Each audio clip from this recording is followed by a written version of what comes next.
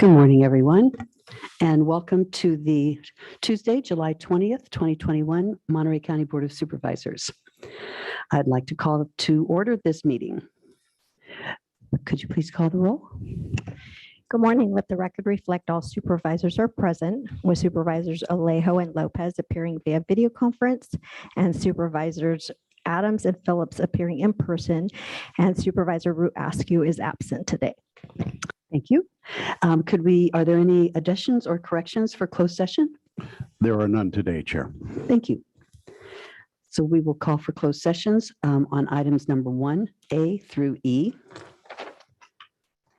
And now I'd like to see if there's any member of the public that would like to comment on anything that is on closed session today. Good morning, and you'll have no more than 3 minutes per person to speak. Okay, thank you. Thank you. My name is David Rosen. I am the Vice President of the Monterey County chapter. You've heard from me before. I'm here to talk to you a little bit about some of the things that have happened in negotiations. Our membership is very concerned. If you notice, compared to last week, we don't have everyone here. We have them on Zoom. We're worried about the fact that we have a spike in the Delta variant. We're worried about the fact that our tuberculosis cases are rising. And the fact is our vaccination rates are not where they're supposed to be. And on top of that, our concern is compounded by the fact that your county bargaining team is trying to once again put the cost of insurance onto the workers. The fact is that we do not know what the provider network will be next year. The fact is that you cannot expect such a severe change to our health insurance in the middle of a pandemic. That is absolutely intolerable. The fact is that we were here every day for this pandemic. Our bargaining units include 911, your clinics, most of your hospital, CPS, other protective services, the sheriff's department, members in the jail. We cannot not have our protection of our healthcare. Our healthcare has been our shining beacon for decades. It has been something that we have been used to attract other people to come and work for this county. Having this in a time of such uncertainty, in times of chaos, changing our healthcare is not acceptable. This is something that our community is behind and our membership is rallying around. We're requesting that you and the Board of Supervisors, each of the 5 of you, direct your county bargaining team to allow us to have status quo on healthcare for at least a year so we can figure out what's going to be happening in the future. Making decisions about our healthcare without knowing what the outcome is going to be a very bad decision, and it is something that we are going to be willing to strike over. Thank you for your time. Thank you for your comments. Is there anyone else in the chamber that would like to address this any issue on closed session today? Seeing none, then I will go to Zoom and see if there is anyone on Zoom with their hand raised. If you would like to participate by Zoom, please raise your hand by pressing *9. Okay, thank you very much. I see that there are no hands raised. Thank you for that. And now there's someone raising their hand. Good. Cynthia Manitas, if you would please start if you can unmute yourself by pressing *6, then we'll go ahead and take your comment up to 3 minutes. And Cynthia, we're ready for you whenever you are. Yes, good morning. My name is Cynthia Benitez.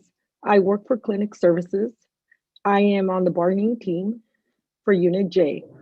I am here to represent all my colleagues that have worked all through this pandemic. We were open here from the start. I feel that it is not right that you guys would put our healthcare in predicament. You will not even looking at our wages. Also, to include us in even giving us anything on hazard pay. I think that this is very unacceptable. We are having our other wave on the Delta variants. We have TB, tuberculosis outbreak. And from the very beginning, all we hear is rejection. I feel that this is very uncalled for. This is a matter that shouldn't even be negotiable on certain of the items. I feel that our lives matter. Thank you. Thank you for your comments, Cynthia. Is there anyone else who has their hand raised? Olivia Martinez. Thank you. Olivia, if you could please press *6 to unmute yourself, and your 3 minutes begin when you start speaking. Thank you. Can you guys hear me? Yes. Hi, my name is Olivia Martinez. I'm the Region 2 Director for SEA Local 521. I'm very concerned with what's happening in negotiation and my experience in negotiating with other counties. The fact that we don't have the CEO at the table or department heads at the table make it impossible for us to do negotiations. We've had 30 of our proposals be rejected by your bargaining team.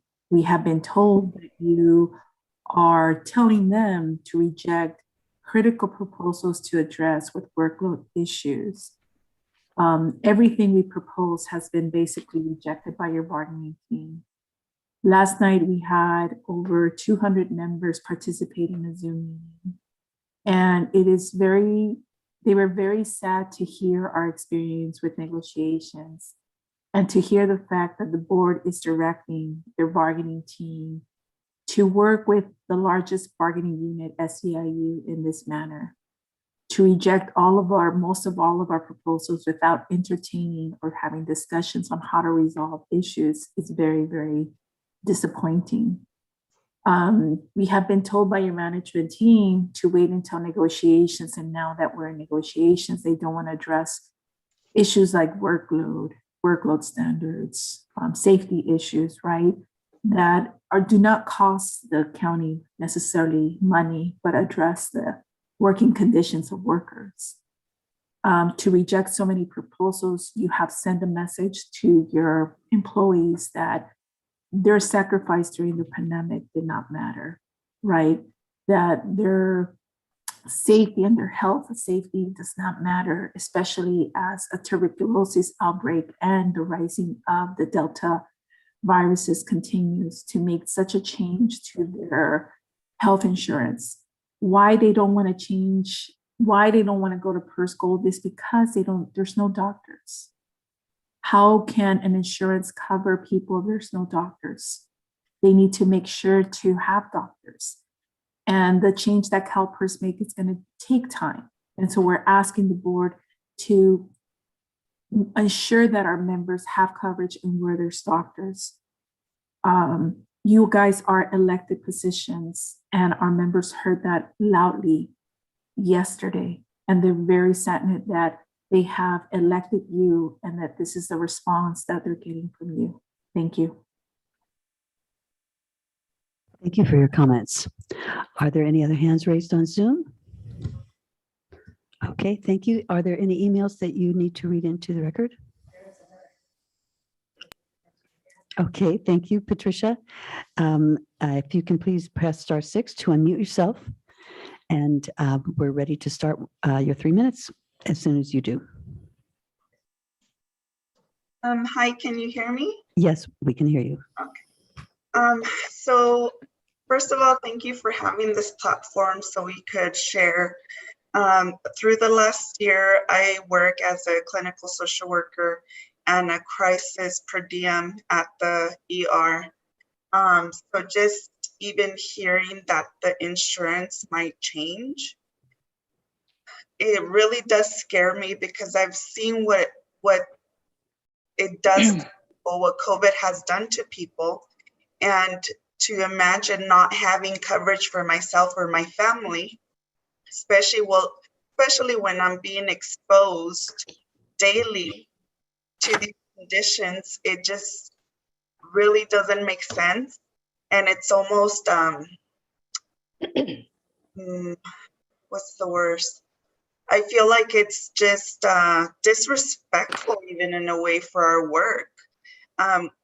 we're a lot of people that are working because we love our community, we love to serve. And then in return, the board members are saying, well, you know, you still need to work with all your huge caseloads. You still need to provide services even in hazardous situations. And we're going to take your insurance or make you pay more. So to me, that doesn't, if you listen to that, it doesn't sound right. We're supposed to be here for the community, but our employer should be here for us too, in order for us to be able to provide those services. And our job is hard. And one of the benefits is the insurance. That's why a lot of people stay here. But if you take that away, then we're going to be even more short-staffed than we already are. Our workloads are already big enough. And if people leave because of the insurance, then we're really going to be unable to come back afloat. And I just really want you to consider and put yourself in our shoes that have been in the ER, that have been in the field daily since the pandemic, and question yourself, is this something that I feel I would want for myself, for my family? And anyways, thank you for your time. And I hope you guys make the right decision. Thank you for your comments, Patricia. Is there anyone else with their hands raised? I don't see anybody with their hands raised, but I do see a few emails if you want me to read. Okay, thank you very much. We see no more Zoom messages, so we do have a couple of emails that we'll read into the record. Thank you. This one's from Maria Dela Luz Gomez. Dear BOS, first, I thank you for taking the time to read this. As a SW for emergency response and CPS, I have worked an average of over 60 plus hours a week, more often than not. Due to this, and despite me begging to remain at work, I was sidelined by my physician due to high levels of stress, which led to implications on my blood pressure and sugar levels, giving me full-blown diabetes. I now have to take a cocktail of medications, and my health plan can't be something that the county is trying to change for the worst. I beg that you recognize that this is the only benefit that I can say makes it worth it, besides my genuine want to continue to help families in our community. Help me and the rest of our Monterey County workers be able to continue to serve our community. Sincerely, Mary Lou Gomez. Thank you. There's another one from Rachel Robledo. It is shameful that during this pandemic, when we county employees have worked so hard for the community, you want to take that away from us. Pay into insurance, you say we are important, yet your actions show we are not. Actions speak louder than words. And then hers continues, please be fair, we are human beings and also part of the pandemic. Thank you. The next one's from Carmen Galindo. Dear Board of Supervisors, Monterey County cost of living is rising. Nationwide cost of living is rising. Show appreciation for your fellow Monterey County employees by acknowledging their contract request. In the middle of a pandemic, we continue to work, and many frontline employees created innovative ways to work in their unsafe work conditions and unrealistic worksite expectations. The pandemic is not over. Many employees continue to be in the front line, providing direct customer service to fellow residents. Reminder that some of the frontline employees are local Monterey residents. Thank you, Carmen Galindo. Thank you. There's another one from Luz Ruiz. And Tess, this one's quite lengthy, so maybe you can tell me when to stop. Okay. I have worked with the county since October 2019, and I have been a social worker with the Family and Children's Service since 2014. I was born with hip dysplasia and needed surgery at a very young age. My mother fought very hard for me to get health care as I was undocumented. I was so lucky I was able to qualify for special programs that covered my medical costs, and I was able to undergo surgery and therapy twice. This allowed me to have a semi-normal life growing up. I was able to grow, learn, and walk. This may sound so small and common, but when you are unable to move and do it for yourself, small everyday things are are all you strive for. I also had the privilege to become a legal permanent resident and later a U.S. citizen and was able to obtain more medical coverage. Unfortunately, in my early 20s, I was no longer eligible for health coverage under special programs. This meant I couldn't go to the doctor or continue to see a specialist for my hips. A few days before I graduated with my AA, I fell, hurt my wrist, and had no medical coverage. I was in pain and had no clue how I would pay for medical care. Luckily, I was able to borrow money to help me pay for the costs while I was reimbursed for medical expenses. It was the first time I realized I needed medical care because life happens. I quickly found out I couldn't afford medical care without a full-time job. So I started looking for a job. And luckily, I found one with full benefits with Monterey County as an eligibility worker. It felt amazing to be able to provide basic everyday assistance and health coverage to those that needed it, just like I did. Fast forward a few years, I started working as a social worker for FCS. I started experiencing pain in my hips. After seeing a specialist, I was told I was going to need 2 hip replacements. I had a lot of planning to do. I was still working and I was in so much pain, but was able to continue receiving medical coverage. I finally made the decision to have my surgery and was able to find a great local doctor. My doctor explained the procedure, met with my family, and made me feel so comfortable. The medical office requested authorization for my insurance and it was approved. I felt concerned but happy I was going to get a second chance at life. I made plans with my employer and HR for my leave. I was unable to get my first surgery and therapy needed after. Yes, my medical plan didn't cover all my costs, but it covered a big part of them. Unfortunately, I was unable to return to work when I had planned because I needed my second surgery as soon as possible. I went through the entire process all over again, and I didn't have to worry that I would not receive the treatment I needed. I am 1 year post-operation. Although I'm finally walking without assistance, I'm still recovering and I need to take it slow because I have. Thank you. And thank you so much for reading those into the record. If we find that there are other emails that we have, we will simply ensure that all of the Board of Supervisors get to read them, and we will enter them into the record as well. Thank you so much. And now with that, seeing no more further public comment, we will close public comment and the board will recess into closed session for the agenda items in Monterey County Board of Supervisors. Thank you very much for this morning.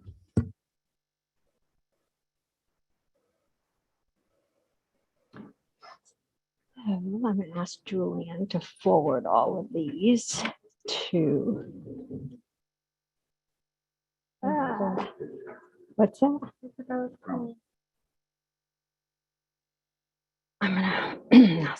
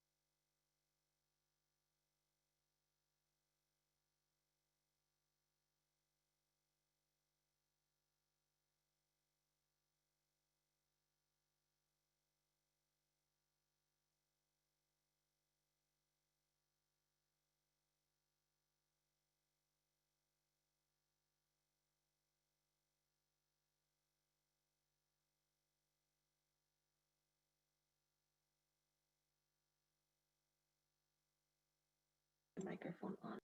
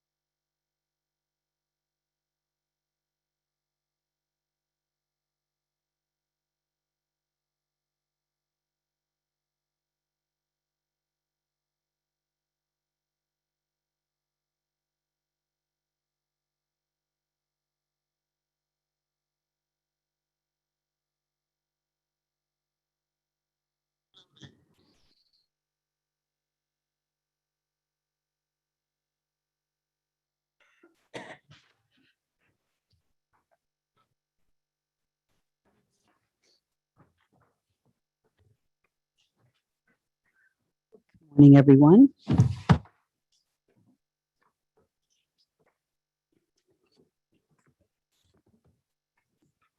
Thank you for being with us today. And now I would like to open the Board of Supervisors of the Monterey County Water Resources Agency for today, July 20th, 2021. Madam Clerk, could you call board? Good morning. Let the record reflect all supervisors are present, with Supervisor Alejo appearing via video conference and Supervisors Adams, Phillips, and Lopez appearing in person, and Supervisor Root Askew absent today. Thank you very much. And now if we could call for the announcement of the Spanish interpreter. If we could please announce the Spanish interpretation that is available in Zoom by selecting the globe icon at the bottom of the screens from a desktop or from their smartphones. At this time, the service is not available for those who call into the meeting. Buenos días. Mi nombre es Héctor. Estoy nomás dejándoles saber que la interpretación simultánea en Zoom por ahorita no está disponible para los que quieran participar. Thank you very much. And now I'm hoping that you will join me in the Pledge of Allegiance, which will be delivered today by Stephanie Rosario, who is a representative from the Salinas Valley Food and Wine Festival. Stephanie is the Director of Ticketing and Registration for the festival, and she'll lead us in the pledge today. Ms. Rosario is a United States veteran, and having served for more than 5 years with the Law Enforcement Command at Fort Ord, she chose to make Monterey County her permanent home.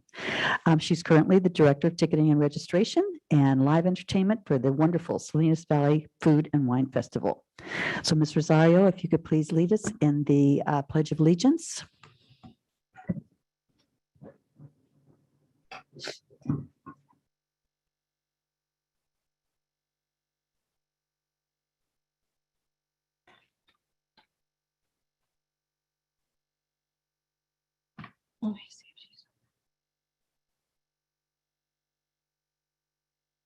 Okay.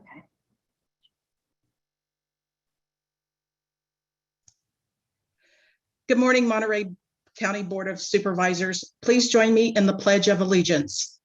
I pledge allegiance to the flag of the United States of America and to the republic for which it stands, one nation, under God, indivisible, with liberty and justice for all. Thank you, Ms. Rosario. And now I will call for any additions and corrections on the public agenda. There are no additions and corrections. And is there any member of the public that would like to comment on anything that is not on the agenda for the Monterey County Board of Supervisors of the Water Resources Agency? I see no one in chambers. Is there anyone on Zoom? Okay, thank you very much. And then we have one item for the Water Resources Agency, and that is a consent item. Is there any Board of Supervisors that would like to comment on the item? If I could have a motion to accept or approve the item. Move approval. Second. Thank you. So we have a motion by Phillips, a second by Lopez. All in favor? We need to have a roll call vote. Thank you very much for reminding me. Oh, and I thought we asked for public comment. You can see the understudy is really trying to get it straight here today. Is there any member of the public that would like to comment on the consent item? Very good. Seeing none, nothing on Zoom. Very good. Thank you. So we have a motion on the floor. If we could please have a roll call vote. Supervisor Alejo? Aye. Supervisor Phillips? Aye. Supervisor Lopez? Aye. Vice Chair Supervisor Adams?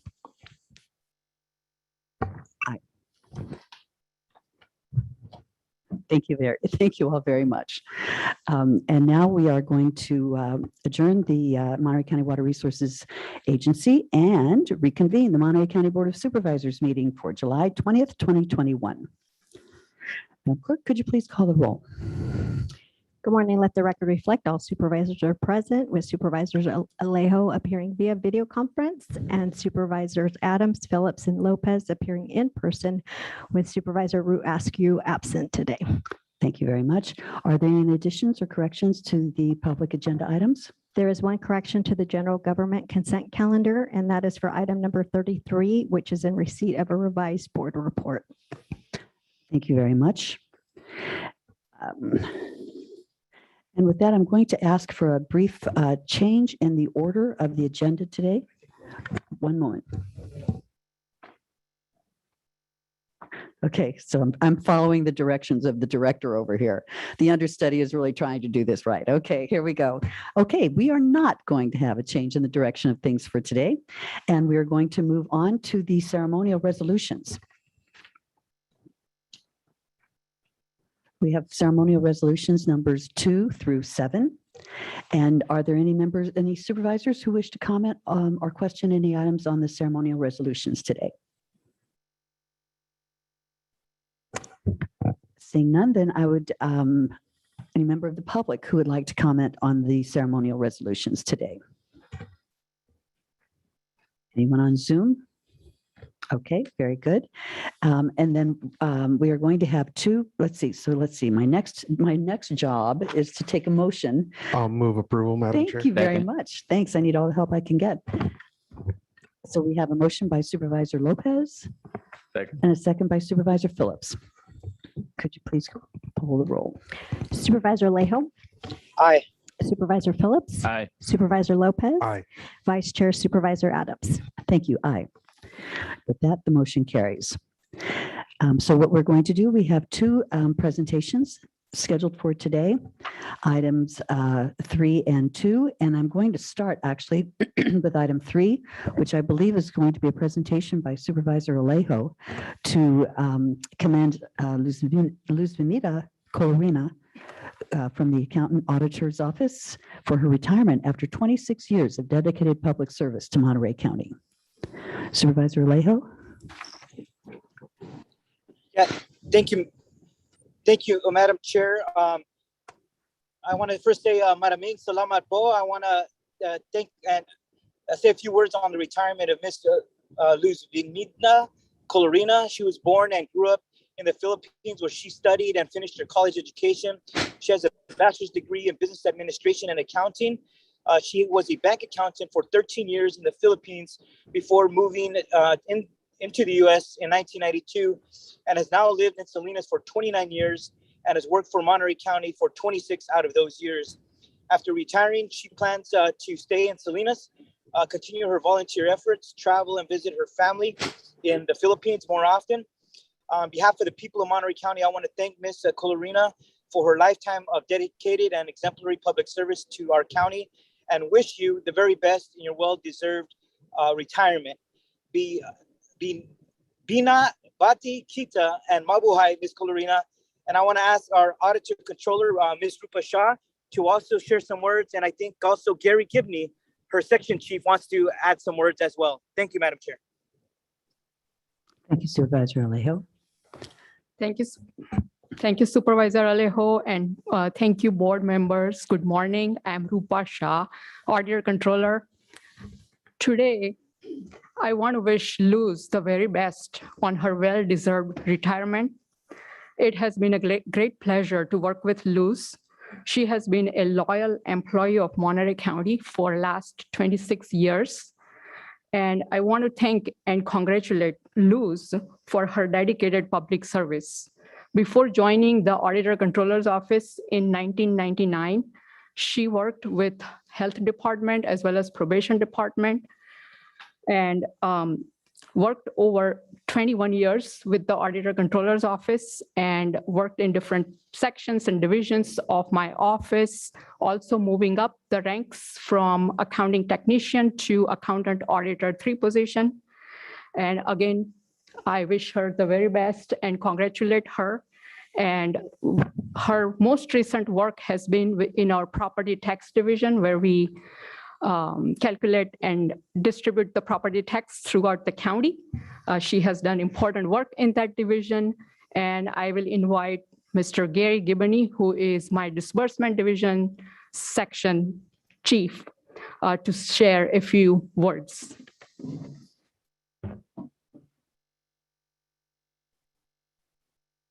Thank you, Supervisor Leo and board members. Gary Gibney. It is my honor to introduce Luz Colorina, who I got to meet the first day I started working for the County of Monterey in July of 2000. She had already been with the county since 1994 or 6 years prior to that. Her full name is Luz Viminda, short for the Three Island Group in the Philippines, Luzon, Visayas, and Mindanao. But she's normally called only by Luz, and most of us every day know that, except for her mother, who used to call her the full name when she was in trouble.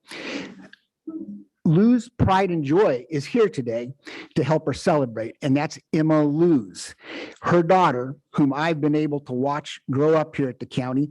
And I understand here shortly, as Luz retires, will be coming to work for the county as a temporary employee in this next month. Emma is working on her master's degree at the Middlebury International School and is the pride of Luz Colorina. Luz is a very dedicated to providing community service and is a well-known as a loving and caring member of our ACO team. She is a regular volunteer at Dorothy's Kitchen, helping to feed the hungry, a leader in the Filipino Women's Club of Salinas in their community activities, and she has long played a leadership role in overseeing 120 members of 11 groups of the lay ministry function at Madonna Church. Luz started as an account clerk at the health department in 1994, was promoted to the probation department, but has served in the auditor controller's department since 1999.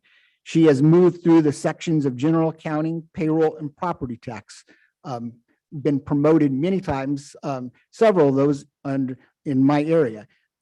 Luz has served most recently as the accountant auditor 3 in the property tax section since 2007. It is my honor to have the opportunity to know and work with Luz for much of the last 21 years of her 26 years of public service. I know that Luz will continue her lifetime of public service and has provided a great example for her daughter. Thank you. Thank you, Mr. Gibney.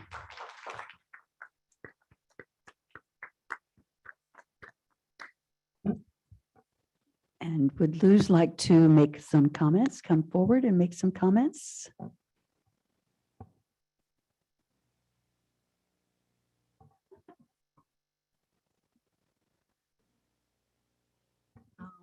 I would like to thank everybody who's here witnessing this, and especially those who really give me the opportunity to work for the county.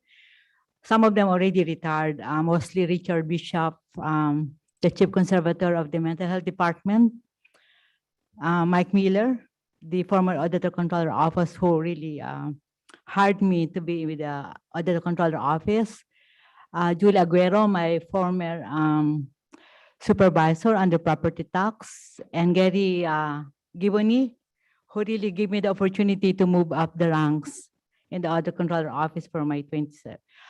And also I want to acknowledge my property tax family, led by my great and energetic young supervisor, and also my 2 teammates, Jennifer, Roger, who are all young, so giving me kind of thing that I'm really have to go because of these young members of my team. And of course, my colleagues, friends, and co-workers which I stayed with for 25 years in other controller office headed by Rupa Shah, and also for of course, the County of Monterey, who gave me the opportunity to use my education and professional skills which I learned in the Philippines to be utilized here.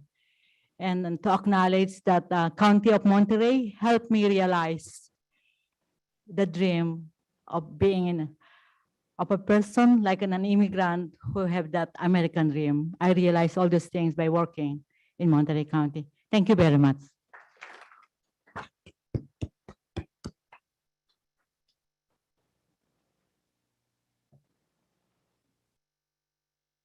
Congratulations. Thank you.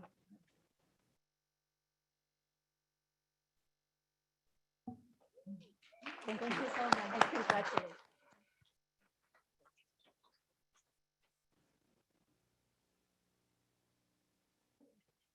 Am I on? I am. So we have another resolution that we're going to be presenting today. And, sometimes you get people on the staff who just, they're good, they're okay. And then sometimes there's somebody who really just sort of stands out. And it's a pleasure and an honor to present a resolution on behalf of the entire county of Monterey to Mike Durr. I was going to make a comment about, he'll never have to wear a tie again, but he's not wearing a tie today. So what are we going to say? But Mike, why don't you come on up? And I'm hopeful that we have, I think Dwayne might be on Zoom for us today, but I'll just get to stand here and say a lot of laudatory things about you, which will be my personal pleasure. Mike has served in public service and management roles for 21 years here in Monterey County and conducted himself with the highest degree of public servitude during the course of his career in Monterey County. He joined the County General Services Department in December of 2000 and spent the first 5 years on the career on probation. It says a lot about him, right? No, because he had these successive promotions. Mike Durr began his career as a buyer with the Contracts Purchasing Division, was promoted to Management Analyst 1 and then 2, and then Management Analyst 3. He was this project manager. In January of 2005, he became the interim printing services mail operations manager, and by December, he was already assigned as the interim fleet manager. I don't know how you kept the business cards going here. I mean, we must have spent a fortune on that. I could continue on here. But in the procurement field, Mike has been an instrumental leader in various procurement associations and has served on the board of the California Association of Public Procurement Officials and the National Procurement Institute for more than 10 years. He currently serves as the immediate past president of both those organizations. My husband always said that was the best position that you had because you still get the big sweets, but you don't have any responsibilities. Mike is very active in his community as well. He's been involved with the Pony Baseball League and has been the athletic coach for a number of local high schools for 2 decades and currently serves as the West Zone Coast Region Pony Baseball Softball Director. On September 20th, 2020, Mike deployed to Butte County along with his team members in response to an emergency management mutual aid request in response to the North Complex fire, providing logistical leadership and support. Mike has provided logistics leadership during the Sobranes fire, during COVID-19, the Carmel River and Dolan fires, the 2021 winter storms, and other county emergencies. During the COVID pandemic, Mike has procured and obtained critical PPE supplies for the county through a bunch of really funny letters, but primarily the EMS programs to serve the community and ensure a safe work environment for all county departments. Since March of 2020, Mike has provided logistical support of various alternate housing sites, test sites, evacuation centers, and vaccine sites throughout the county of Monterey and the city of Salinas. Now, therefore, be it resolved that the Monterey County Board of Supervisors, on behalf of the county and all the residents thereof, hereby acknowledges, commends, and offers sincere gratitude to Contracts Purchasing Officer, Mail Operations Courier Manager, Records Retention Manager, and Logistics Section Chief, Mike Durr, for his dedicated service to the County of Monterey from 2000 till 2021. Thank you so much, Mike.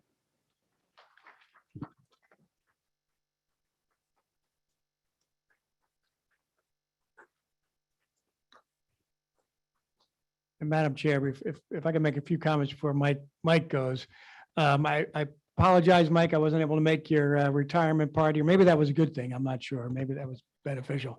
I'm going to be short here. I think that what everybody knows is that if you want to get a project off the ground, get it going, Mike is the guy to make it happen. And that just says it all. You kind of, whatever the project is, you don't say no, you just say, okay, I got it. And suddenly it's off the ground and up and running. And we appreciate that. And you will always be remembered for that skill. And it's something that has served Monterey County well and will serve you going forward, I think. Thanks, Mike. And I just wanted to say the Supervisor Lopez and I were both at the retirement, and to see how well liked Mike is by all his staff and everybody else around. That wasn't one of the things they said about me when I retired from the county back then. But as our CAO has said, he's the guy that you go to when you want to get something done. And it never is, well, it's not my job, or it can't be done, or I need more resources. It's always, when can I do it? And the operation that he set up, it's been 4 or 5 years since I've been out to your facility out there, and what you've done and built up, and what you've created is an amazing. And as I mentioned, I saw logistically what you did when you set up the Monterey Fairgrounds for an entire city, and you did that in about a week. And I've never seen anybody that put something together like that. So it's been a pleasure working with you all these years. I look forward to your retirement. Not yet, Mike. Not yet. Keep that mic down. I'm proud to call you a friend, and I just, sitting here today, wanted to take the opportunity again to thank you, not just for what you've done, but the way you're leaving us, which is on top with an incredible team behind you that you built. Looking at all the things that you manage, it's not one of those things alone could be a challenge for any person, but that entire brick of things that you manage for us as a county, and the fact that your team is so cohesive. And as I shared during the retirement party, most of them have been here longer than I have. When I got my first county credit card, it was your staff. When I got my first badge, it was your staff. And they're still here as your team members. And that speaks to your leadership. Lastly, I just, want to say thank you to your family. Mary, I see you back there, and I know that it takes more than just you. As we know, those stressful things that you carry home. And we heard that, she was that partner for you that you needed for so long. So Mary, thank you for your service alongside Mike. We really appreciate you. And lastly, we're starting to GoFundMe to buy you a shredder, because we understand that's the way you like therapy, is to shred documents. So that GoFundMe will be active. Thank you, Mike. And Mike, before we pass it to you, on behalf of my constituents in Salinas, we want to really thank you for your lifetime of service. When you look back at your career, you really are one of our finest examples of somebody who rose through the ranks, rose to top leadership in our county, and really served the community with the utmost respect for everyone in our county, and just always a top professional. So I've had a chance to see you at work for the last 5 years, and I really want to just say thank you. And I think you could be proud of your career accomplishments and all the contributions you made to the people of Monterey County. So thank you and your wife, and happy retirement. Thank you. Thank you so much. It was a very hard decision to make, working here for 21 years, and the friendships that have been made. And I just want to thank the Board of Supervisors, the administration, past Board of Supervisor members that I knew personally as well before they became supervisors. I lived in this county all my life, and I've grown to come to know a lot of people and make a lot of friends. And I just want to thank you all for the opportunity to really step up and serve the residents of Monterey County. I'm a true believer that you are to serve and not be served. And that's just how I've lived my life. One of the things I remember first coming to work here in Monterey County and walking into the Lowell Yard under the direction of Charlene Wiseman, the General Services Director, there was a sign that said, "Can do people work here?" And that was stuck with me and through my entire career. And the friendships and things I've made will last a lifetime. Even though I'm retiring, I'm not leaving the area. I'll be around, but I am changing my phone number. I won't miss those late evening calls or early morning calls during a disaster. Mike, we're having flooding. Mike, we need this. I won't miss that, but I will miss all of you and all the people and friends that I've made. So thank you so much. And I do want to thank my wife, who has stuck by me and who was my sounding board a lot of times when I came home angry or upset. I didn't show it at work. I try not to show my staff that. And it just happened when I got home, it came out. And I want to thank my wife for sticking by. And now I get to go spend time with my 7 grandchildren and enjoy life. So thank you very much.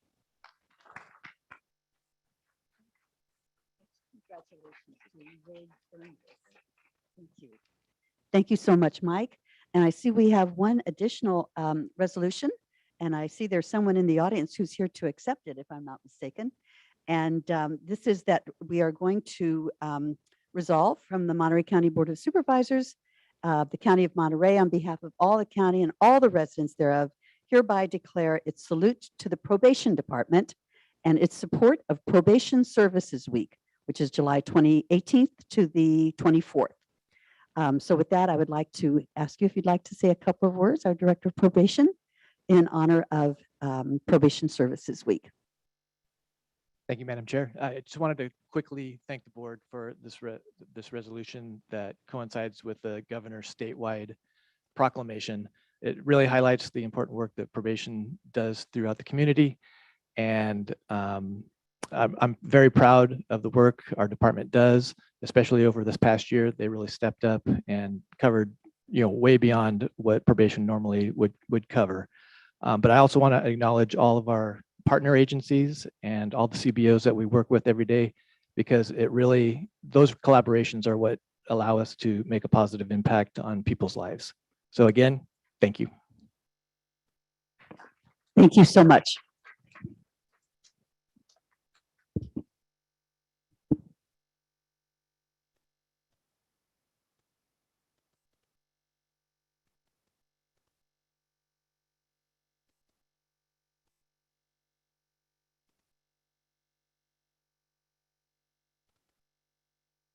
Well, thank you, everyone.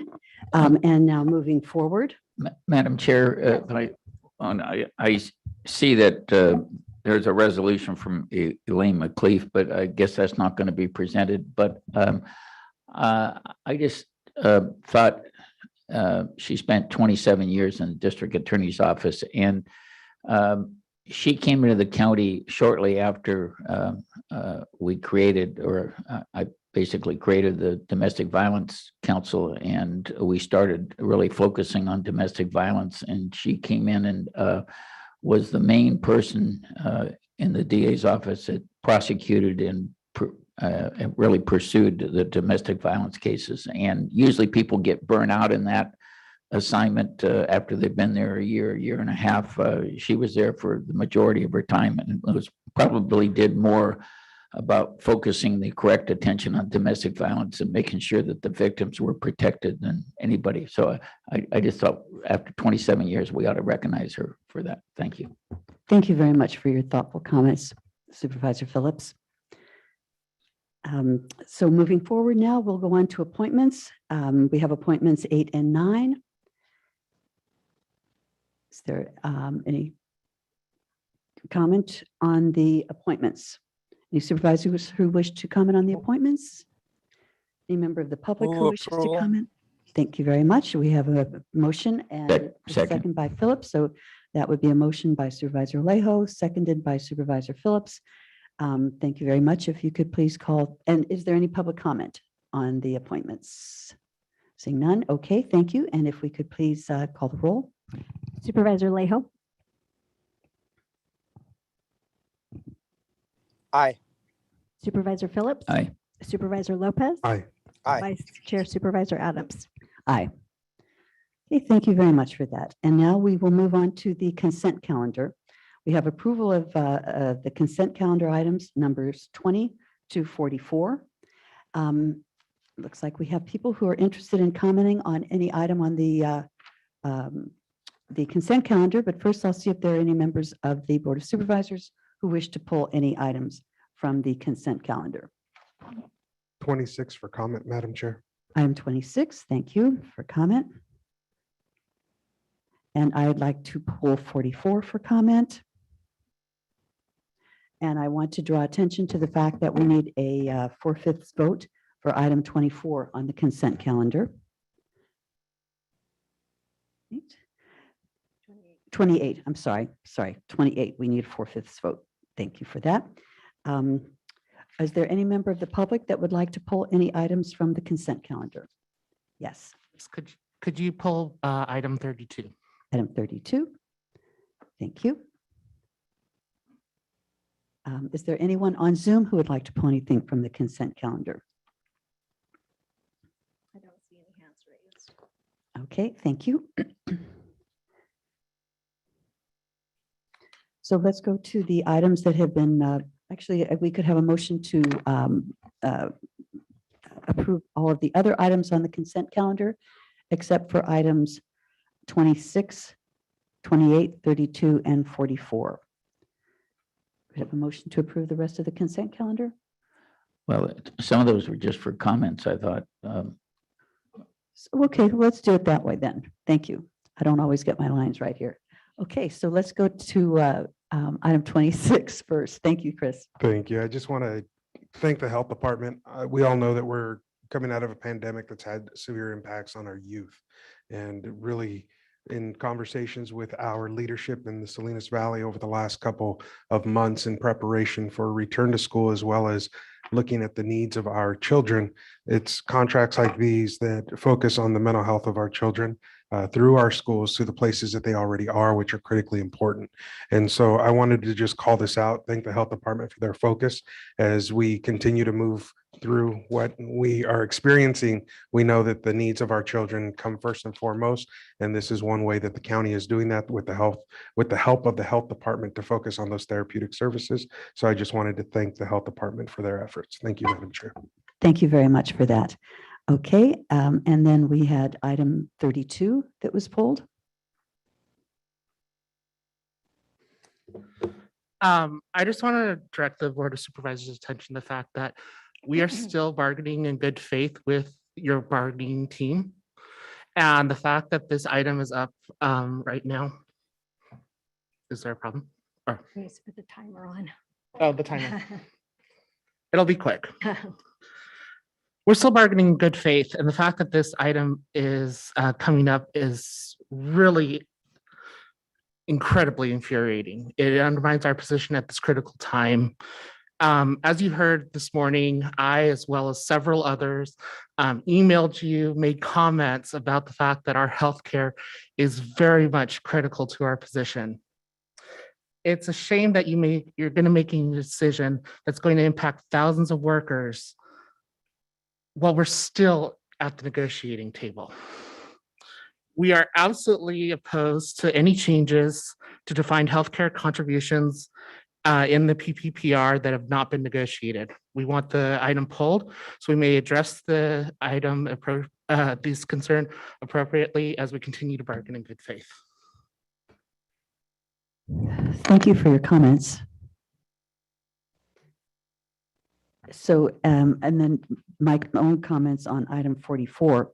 I just want to draw the board's attention to the fact that as we look at the special, the county service areas that we have, there are a lot of different ones that are active within my district. Some of you may not have many CSAs in your area, but there are a lot of different problems that are starting to rise up within the community service areas due to frustrations over the CSA's escalating costs due to lack of maintenance over time.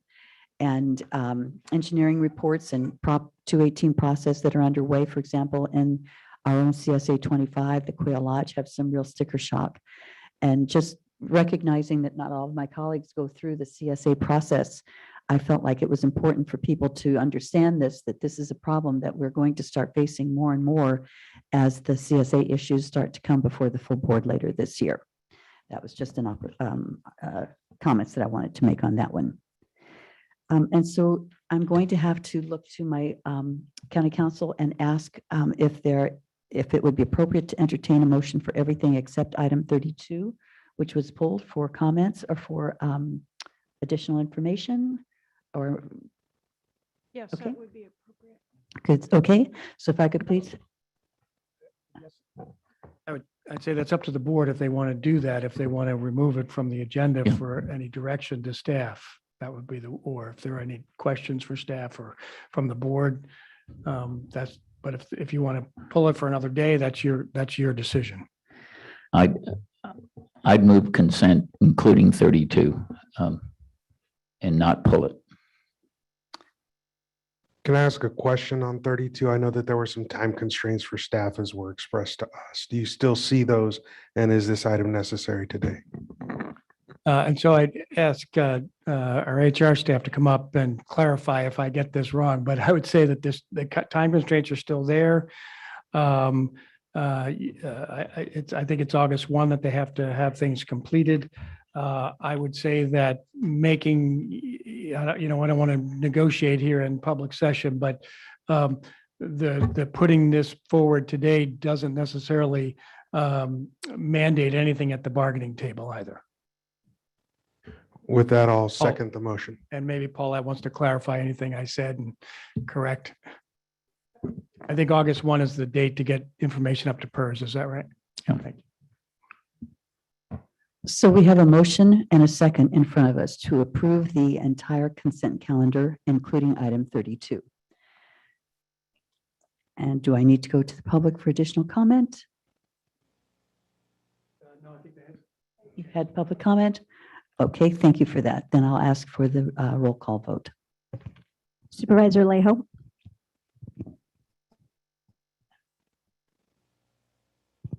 Supervisor Phillips, Aye. Supervisor Lopez, Aye. Vice Chair Supervisor Adams. Aye. And are we going back to Supervisor Leho?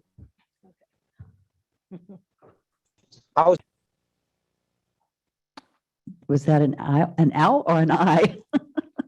Okay, thank you very much. Aye, please. Thank you very much. So the motion carries. And just to let everybody know, I know Supervisor Alejo has an engagement to speak at this morning, so he may be logging off soon and then coming back later to a press conference with the governor. So I think it's kind of important on broadband. Thank you. Okay, moving forward from the consent calendar, we have now we're going to board comments. Are there any members of the board that wish to make comments at this time? Supervisor Phillips? Just starting Saturday and Sunday, Artichoke Festival, and as most people know, it's been a year since we've had it, but we moved it to the Monterey Fairgrounds, and so it's going to be a nice event Saturday and Sunday. They're going to have demonstrations, cooking demonstrations, and I got the head chef from Rancho Cielo to be one of the participants to show some of the creative ways, recipes you can have with artichokes. So encourage everybody to come out and enjoy the hopefully better weather and celebrate Castroville's #1 vegetable. So Sounds like a thorny event. Thank you. Supervisor Lopez? Thank you, Madam Chair. We had a grand opening on Friday of our new office in Greenfield. And I want to thank Supervisor Phillips for having Monica Hale down in Greenfield to celebrate her birthday. No better location on her birthday, but we had a great turnout from the community who came out to help us celebrate the fact that our office is now in the geographic center of our district. And so for the first time in about, I think 16 to 20 years, the office is in the district, but not only that, we're right in the center. It was very neat to see. I had my son out there, so it was awesome to see everybody coming together. And I also want to shout out our art contest winners. When you move into a new space, you need a lot of art to decorate the space that you're moving into. We had an art competition amongst the community with 150 entries. We selected 15 winners, and the vision that they provided in terms of what South County meant to them, that was the prompt for the competition, was incredibly beautiful. And so I want to thank everybody who submitted a piece of artwork. It really defines the space as belonging to the community and really being in South County. And so I want to thank the community for all that they did there. I especially want to thank the city of Greenfield for creating that space within City Hall for me and my team. It's not a satellite office. It is our full-time office. All 4 staff members are now in Greenfield every single day. So just excited to announce that. And again, thank my colleagues for their support in terms of that contract that we signed a while back. It finally went through, but we're in place now and happy to be there. So thank you, Madam Chair. Thank you, Supervisor Lopez. My understanding is that Supervisor Leho is off the call at this point. Okay, thank you. I'll just make my own comments then. I'm pleased to have chaired the Economic Opportunity Committee this past week with Vice Chair Supervisor Phillips. We're looking forward to getting this important committee back together again and ready to address the reopening of Monterey County's economy. It was also my turn to speak with the Monterey County Business Council and the Supervisor Series event, and it was a really good conversation that we had as we initiate some new efforts for the economic recovery. And then finally, I was able to attend the Paulo Corona Regional Park celebration this past week, which was really wonderful to get to see the new trails that are going to be opening. And they had a concept alley where you could kind of look at the concept that you wanted to vote for that will be taking place at that wonderful new park with the Monterey Regional Park District.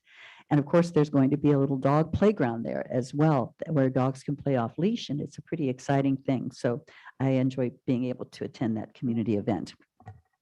Are there any members of the public that wish to comment on board comments? Seeing nothing. Okay. Anyone in chambers or anyone on Zoom that wish to comment on board comments? Seeing no further comment, then we will close public comment and we will go to the County Administrative Officer for comments and referrals. Thank you, Madam Chair. We don't have any new referrals this week. However, my comment this week is to recognize some of the new department heads that we have here at Monterey County. We've lost some good talent, and that is certainly an impact. But we brought in through our ranks. We've promoted from our ranks here in, which is always a good thing to promote from within and build our own. Over the last couple of months, some really stellar county employees and leaders. First we had Randall Ishii, who's now everybody knows the Public Works, Parks and Facilities, or Facilities and Parks leader, and Eric Lundquist leading the Housing and Community Development. And very pleased to have announced recently the appointment of Gina Martinez as the new Registrar of Voters. And Gina comes with a wealth of experience in the elections department. And she's fully aware of all the things going on in Castroville, including the Artichoke Festival. I'm sure, Supervisor Phillips, you bringing somebody who's familiar, local, and a longtime resident of Castroville to lead the elections department, the first Latina to lead the Registrar of Voters, be the Registrar of Voters for Monterey County. Really happy to have her on board. And I just wanted to give an opportunity for Gina to say hello to the community and the board, and to just give her a quick time to explain elections and her background a little bit. So if you could have Gina be available. I think she's there. Gina? Yes, good morning. Thank you, CAO McKee, Chair Adams, members of the board, members of the community. I am honored and humbled at the opportunity to serve the County of Monterey as a Registrar of Voters. And I'd like to thank those members of the community who reached out to me and offered their support over the last week. I would also like to acknowledge the Monterey County elections team for their dedication and professionalism in administering free and fair elections. It's because of their efforts that we're able to continue the exceptional work that our county is used to. I would also like to state that we are just 55 days away from the September 14th California gubernatorial recall election. I would encourage anyone who is interested in learning more about this election, including how to sign up to volunteer, to contact the Monterey County Elections Office. Thank you. Thank you very much, and definitely welcome to your new leadership role. It'll be wonderful to work with you again. Is there any member of the public that wishes to comment on the County Administrative Officer's comments and referrals? Anyone in chambers, anyone on Zoom? Seeing no further public comment, then we'll go close public comment on the supervisors, on the CAO's comments. And now we'll go to item 12, which is general public comment. And this is time for the general public to comment on any issues that are not on today's agenda. Public comment is limited by statute to no more than 3 minutes, but because we have a full agenda today, we're going to limit public comments to 90 seconds. California's open meeting laws require elected bodies to conduct their business in open public meetings and limits the discussion items included on the posted agenda for a meeting. This means that the board may not be able to respond directly to your public comments. Is there anyone in chambers who wishes to comment on anything that is not on today's agenda? I have someone coming forward. Thank you. You can state your name and then we will have 90 seconds for your comments. My name's Angie Ortega. Good morning, Board of Supervisors. It's an honor to be here. 1993, I lost my daughter in a very brutal crime. She was murdered. And thanks to Honorable Phillips, who walked me through this journey, I was able to survive and become the victim advocate that I've been for 28 years. I reached out on April 3rd, to Supervisor Lopez about the condition of the cemetery in Soledad. I didn't hear from him until the end of May, at which time he offered his assistance, and I went on from there. July 3rd, I went to visit my daughter's grave for her birthday, and the grass around my daughter's area was completely dry. So I reached out to him again. Him and I had a conversation on the 16th, which I found for him to be very disrespectful to the people that are in that area and are dead, and to myself. I do not stand for that. He did, however, reached out to the board of the Soledad Cemetery, who have reached out to me, and I will be attending those board meetings. But today I'm here because I have a voice, and I'm here for every person that's buried in that cemetery that's unkept, and then I get disrespected, and I don't stand for that. And I noticed how friendly and educated you've been speaking here, and it's a great honor to hear you speak. But the way you spoke to me on Friday, which unleashed things that out of my mouth that I should have been careful with, should not have taken place. And with that, I tell you, Supervisor Lopez, you do not talk to me in that manner, ever. Thank you. Thank you. Your comments are received. Is there any other person in the audience that wishes to make a comment on items that are not on today's agenda? And is there anyone on Zoom who would like to make comments that are not on today's agenda? If so, please press *9 to raise your hand. Thank you very much. Okay, seeing none, we'll close public comment. Thank you for your remarks. And we will move on today to our 10:30 scheduled matters. We have one item this morning, and we're going to receive the annual 2020 Monterey County Crop and Livestock Report from the Agricultural Commissioner. So we have I think it's a 15-minute presentation by Henry Gonzalez, who is the Ag Commissioner. Thank you for being with us today. I hope that you're feeling well.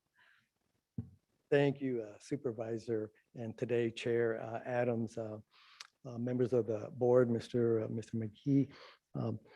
Henry Gonzalez here, your Ag Commissioner, here to present the 2020 crop report. And so I have a PowerPoint presentation that I'm going to go through to share some of the highlights of the report. Each year we try to come up with a theme for the report, something that'll help us enhance what otherwise would be nothing but a bunch of numbers. And so since it's the report for 2020, we thought that resilience and adversity, to talk about the pandemic, and to talk about the fires, and to talk about the response of so many here in county government, as well as the ag industry and farm worker advocates to address the challenges. We felt that that was an appropriate theme and title to this report. So the title, Resilience in Adversity. I want to point out something else that we've done here. It's always been the Monterey County Crop Report, but this year we inserted livestock in there to recognize our livestock industry. Monterey County has 1 million acres of rangeland on which the cattle roam. And so I think it's appropriate that they be recognized, because they've always been a part of the crop and livestock report, but now they are called out in name. Next slide, please. So I'm missing a big part of what I need to acknowledge, and that is all of the work that goes into the creation of this crop report. Thank you very much to the ag industry for providing us with their data that we gather and share here. But really, it's the effort of our Agricultural Commissioner's Office staff that They put so many hours into this crop report to get the numbers, to get the artwork, the design. So much goes into this report. It's a really phenomenal effort. And if that weren't enough, this year I asked them to produce the same thing, but in Spanish. Talk a little louder. Yes. Thank you. Sorry about that. Very good. Yes. We thought it was appropriate that we always have an English version. You have all of these workers, and in looking at what happened in 2020, really the focus was on the recognition that we've always had that farm workers are important to agriculture, but we really saw that in 2020, they are essential not only to agriculture, but to the security of the nation. And so we wanted to honor them in many ways. And another way was to have the crop report in Spanish, have a Spanish version so that the farm workers that work so hard every day to produce the bounty of agriculture here in Monterey County, they should be able to read about it in their native tongue, if Spanish is their native tongue. So this is why, in part, we came up with a Spanish version of the report. And again, it was much more work for staff, of course. Next slide, please. So we included 6 short stories in here written by various authors that I think you will recognize. This is one that I penned, but all of those 6 short stories are various perspectives of what happened in 2020, and in particular with regards to the resilience of the local community, the ag industry, and for the protection of workers. And you'll see that throughout from different perspectives. This is what's in here. Let's see, I'll try to remember all 6 authors. Supervisor Luis Alejo, Executive Director of the Farm Bureau, Norm Groot, Rick Tomlinson from the California Strawberry Commission, Kim Stemler from the Monterey County Vintners and Growers Association, one of our staff who worked extensively on the distribution of the personal protective equipment, Patrick Rodriguez, he also penned an article. And I hope I'm not forgetting any, but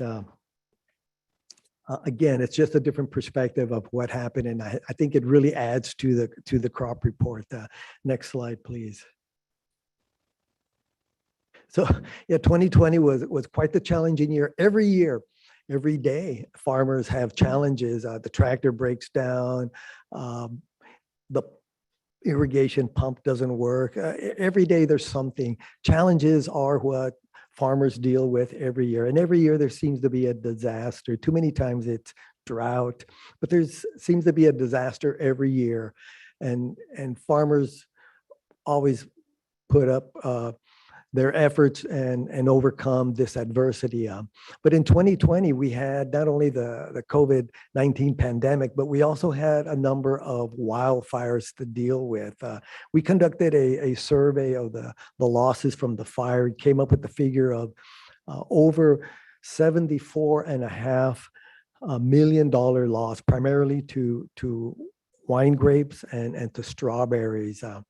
And in this report, we're going to show what the losses were from the COVID, but also there was other issues that we deal with almost on an annual basis. For instance, the impatiens necrotic spot virus took a toll on many leafy green crops this year. Every year, the ag industry deals with pests of all different sorts. A number of them are viruses like the lettuce mosaic virus. And I just mentioned the impatiens necrotic spot virus. And really the industry used some of the same mitigations that are used with plant pests, with plant viruses to combat the COVID-19. Sanitation, quarantine, Those were some of the mitigations that were used by the industry to protect the farm workers that are same as mitigations used to protect plants from other viruses. Next slide, please.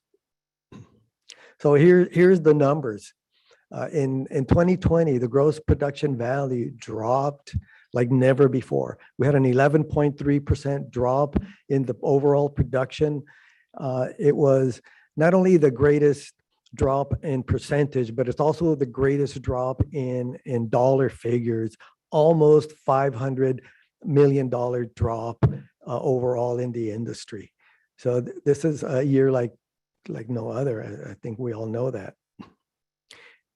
But there were some highlights. There were some outstanding highlights, and I'm going to review them in more so in a moment. But on this slide here, we can see some of the crop categories, and you'll see that the fruits and nuts category actually grew in 2020 from 2019. Next slide, please. And it's like a little bit small, a little hard to see, but we have a new number one crop. Strawberries overtook leaf lettuce for the first time since 2013. Not only did strawberries overtake leaf lettuce as the number one crop, but also it was the best year dollar-wise ever for strawberries, producing, as it says here, $922 million plus, almost approaching $1 billion for one crop. Monterey County is the number one strawberry producing county in the nation. And this is really shows how and why. And there were other commodities that actually went up in value. And you can see here, celery is one of them. Celery was not even in the top 10 last year. It moved into the 9th position with an increase in value. Livestock and poultry also were not in the top 10 and moved into the top 10 to the 10th spot, but also increased slightly in value. And spinach as well also increased in value and moved up from 10 to 6th. So there were some highlights. I believe Brussels sprouts also was one of the commodities that have become very popular of recent years and also moved up in value. All the others went down in value, but throughout all of the crops that we have, because this is only the top 10 of the many crops that we have, there was many that did increase in value in 2020. Next slide, please. Organic, here's another highlight that we had in 2020. Total acres went up from over 88,000 acres to 132,000 plus acres. And then the total value, gross value, went up from $702,000 all the way up to $757,887,000. Quite the increase, and this is a trend that's been in this way, this upward trajectory for now decades now. So good things for organic production. Next slide, please. This slide shows our exports to various countries. Our top trading partners are the same trading partners we've had for a number of years. The commodities that we ship are the same commodities we've been shipping for many years. But I do want to draw your attention to the bottom, the bottom line there. And you can see in 2019, we shipped 327,494,000 pounds of produce. And that went up in 2020 to 371,262,000 pounds. We always wonder, well, why this go up, why that go down? In the case of exports, what we've heard anecdotally is that because of the COVID and the loss of local markets here in the state and in the nation, that some folks were able to divert their crops to other countries. And so we did see this early on last year, and it continued. And this slide shows that. Thank you. And next slide. Hemp Hemp, the highlight about hemp is that it made money for the first for the first time. This is only the second year that we've had hemp production here in the county. In this slide, you can see we had 11 growers, 457.5 acres registered for production. Only 33 were harvested for a total of 6,600 pounds of hemp.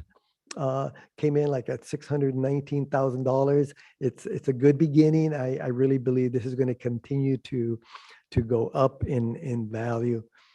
Next slide, please. And again, cannabis went up in value already near the $500 million mark all by itself. Had a 7.6% increase in value. It's a $34.4 million increase. I'll point out that we still do not include cannabis production values within the body of our crop report with all of the other traditional non-cannabis crops. It is not included. There's still, at the federal level, cannabis is still considered a Schedule I drug. So we're keeping it out sort of, but it's in there as we attempt to normalize this crop with all the others. If things change at the federal level, I think we'll be able to start adding it to the overall value of our crops here in Monterey County. Next slide, please. Oh, that was the last slide. If anybody has any questions, if not, I'll just mention briefly before the questions is that we did a press release earlier today, had a great panel of experts to help talk about 2020 and what went well and what we expect for next year was actually one of the questions. But without further ado, I'll take your questions. Thank you so much, Commissioner Gonzalez. This was a very interesting report. Are there any supervisors who wish to make comments or ask questions? I'll start over at this end then. Supervisor Lopez. I've got a couple for you, Henry. The first is when you look at the top 10 slide that you put up, 2 crops fell off the list. What fell out of the top 10? Do you remember? I don't remember, and I'm perhaps Jose can look that up while we're answering or we're trying to answer another question. All right. So question number 2, in terms of 2020 with the pandemic, could you point to any impact, specifically what crops or value added that took a severe hit due to the pandemic itself?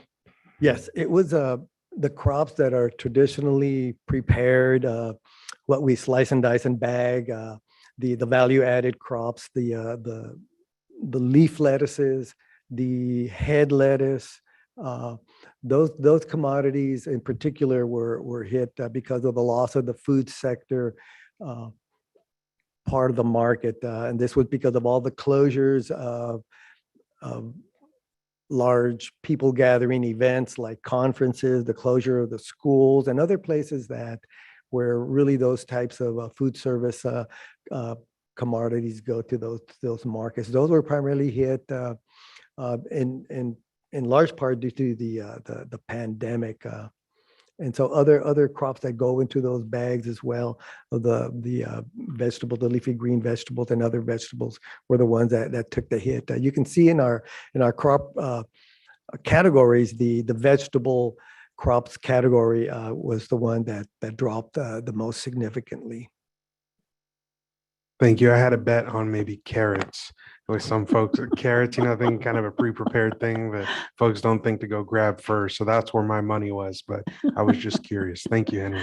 Thank you. Thank you, Supervisor Lopez. Supervisor Phillips? Yeah, it kind of interesting. And I knew that strawberries did well during the pandemic, but I didn't realize they did that well. And I knew where we were with lettuce. The big concern was the wine grapes and the hit they took. Apparently, a lot of that was due to the smoke damage that we had during the fires. Is that right, Henry? Yes. We conducted a survey that we submitted to the USDA to help them decide on their various assistance programs. And in that survey, we found that there was $74.5 million loss overall but the primary crops that lost was grapes. Grapes lost almost $70 million, and that was in part due to the ash on the strawberries and the taint from the smoke from the wildfires impacting the sellability of those grapes. So it was close to it was significant. It was close to 50% loss for wine grapes in 2020. It was very significant. The other commodity that took a large hit with the wildfires and the ash and the smoke was strawberries as well. For the same reason, the ash gets on the fruit, can't take it off very easily, and then it absorbs the smoke. The other one, not necessarily on the report, but I saw some recent news reports about livestock and the trouble they were having, especially with the drought coming on and with feed and water and the cost of transportation. These days, they're having trouble getting truck drivers. What's this? Can you comment on the status of livestock now during the drought? So livestock and poultry actually did a little better than they did in 2019. I believe it was primarily due to prices for that they received, but they did do a little better, even though they went through the pandemic and through the fires. But with the pandemic, it really impacted more the commodities that have a need for lots of hand labor. So with cattle, that's not so much the case. There's not that much hand labor. You don't need that many cowboys out there. But with like strawberries, lettuce, pretty much all of the vegetables and fruit crops, they demand a lot of hand labor. And so the hand labor is what was greatly impacted by the pandemic. So they had a lot of issues. The livestock and poultry is one of the other highlights and why it moved up into the top 10 with a small increase.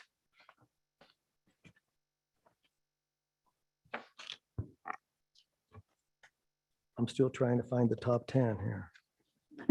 Well, Supervisor Phillips? Here it is. So dropping out of the top 10 were mixed vegetables and wine grapes. Interesting. And wine grapes. That's the other commodity that dropped out of the top 10. Looks like you lost your bet, Chris. I do have some questions and some comments. And the first, I just want to thank you for the beautiful report. I mean, it's really, it's interesting, it's well put together, and it's very comprehensive. Thank you for it. And additionally, thank you so much for your sensitivity in ensuring that it's printed in Spanish, so the people who make this a possibility at all have the opportunity to read it. I really value the respect that you showed in that regard. So thank you for that as well. Just a couple of quick questions that I had, noting that the strawberries just moved up to number 1 compared to lettuce. Was that primarily because of the comments that you made about the bagged vegetables essentially not being as robust because I believe that the strawberries would have moved up just all kind of by on their own? themselves based on their own value.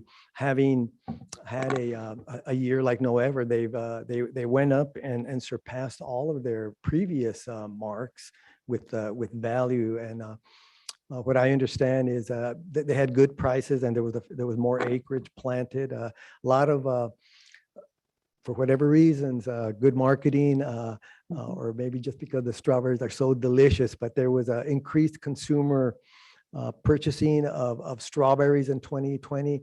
And so we hope that continues and that we continue to see strawberries up as high as they are. Thank you. I was wondering why you felt that way, and now I see why. A combination of many different things. And then I also noted that we shipped twice as much lettuce to our international partners as we did strawberries.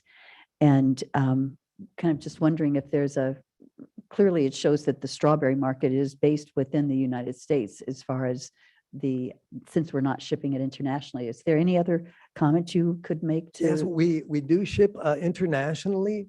We ship to Mexico and Japan, specialized strawberries, and we've only recently broken into the China market, and we're still developing that because they're very picky units as to how they will accept strawberries. They want special packaging. They're very sensitive to any pests. So it really occupies a lot of our time and the growers' time to make sure that there's no pests. And it's not just insect pests, it's also bacterial pests they don't want. And so, but we have broken into that market. One of the issues with strawberries is that if you ship to like China or Taiwan or Hong Kong, it's by plane. And so it's much more expensive than shipping on ocean freight. So that's one of the challenges with shipping strawberries. But we're happy that in the United States, there's a lot of strawberry consumption. Thank you very much. The favorite ice cream of everyone. And then I was just going to ask you, I know that cannabis was not included in the overall report, understandably, since it's not an accepted federal commodity at this point, but was hemp included in the report? I'm sorry? Was hemp? Yes. Included in the Yes, report, hemp, so it was. hemp is now included in the overall totals. Great, good. So my hope, though, regarding going back to the wine grapes and the $70 million in grapes that was lost is a very serious issue, especially when you look at the pandemic and everyone seemed to be increasing their consumption of wine. So perhaps when we look at the 2020 compared to the 2021 report, we'll see a change in, at least in some of the results surrounding wine grapes. I certainly hope so. Any other members of the board with other comments, questions? If not, I'll take it out to the public and see if there's any member of the public that would like to make a comment or a question about the item scheduled 13, the 2020 annual Monterey County Crop and Livestock Report. Excellent. No one's in chambers, but we do have Norm Group from the Farm Bureau on Zoom. So Mr. Groot, if you could please unmute yourself by *6, and you'll have, I'll give you a minute and a half to make your comments. Okay, thank you, Madam Chair. This is Norm Groot for Farm Bureau Monterey, and I participated earlier today with our Ag Commissioner in the media press release. I just wanted to take a couple of minutes here to highlight publicly and thank the partnership that we had getting through the pandemic and the wildfires this past year. It was great to be able to work with Supervisors Alejo and Lopez in partnership with not only the Farm Bureau, but the Grower Shipper Association, the Vintners and Growers Association, the California Strawberry Commission, the Coastal Growers Association, and the Monterey County Cannabis Association, and our Ag Commissioner. We came together and really worked really hard to get through both the pandemic and the wildfires and all the impacts that were put there. The response to COVID included the advisory for farm worker protection that we issued on the third day of the shelter in place last March in 2020, and the housing effort that was done by the Grower Shipper Association to make sure that we could isolate our farm workers as they were diagnosed. So we achieved a phenomenal 72% of vaccination rates amongst our farm workers through this cooperative effort. And just real quick to address Supervisor Phillips' questions about cattle and rangeland. Yes, there is a shortage of drivers all the way around, not just in that particular sector. There's a lot of low forage capacity right now because of the lack of rainfall and the feed expense.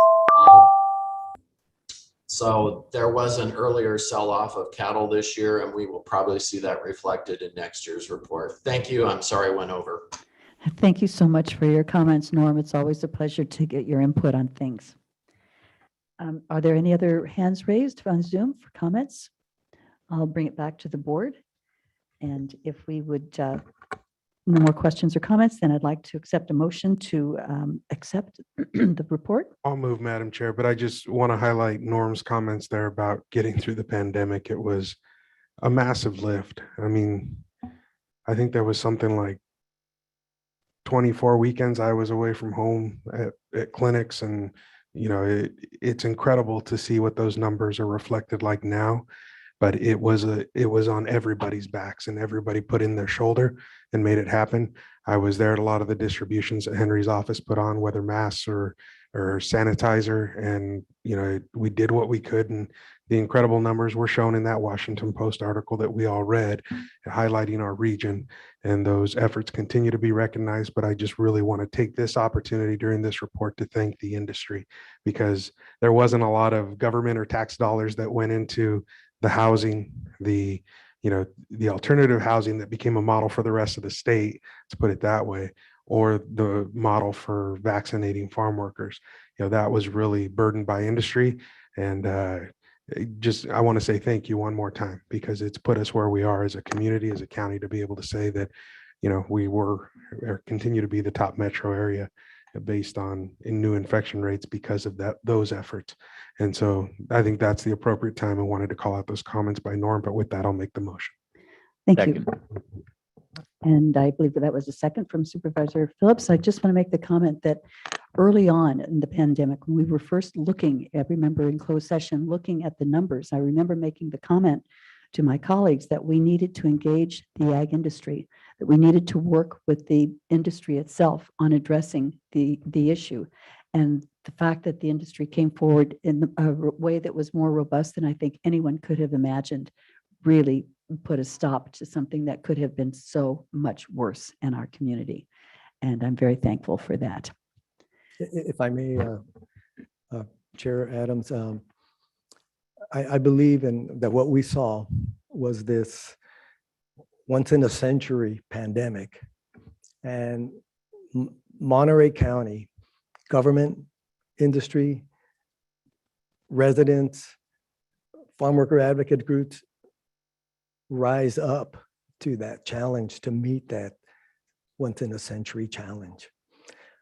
I also want to mention that we have revamped our website specifically to be able to highlight our crop report. So I invite you to our website. Thanks to Eddie Urena from IT for putting this website improvements together for us.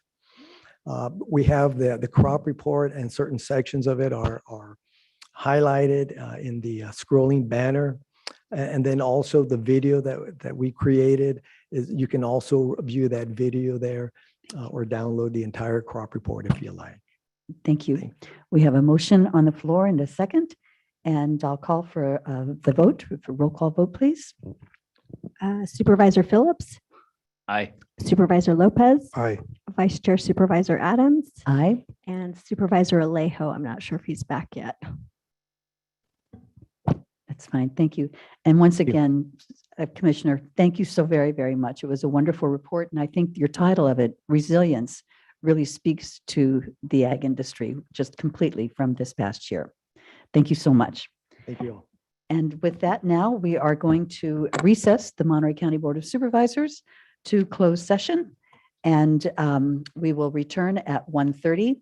And we will return at 1:30 as the Pajaro County Sanitation District. So thank you very much. And we will go into closed session now. Thanks.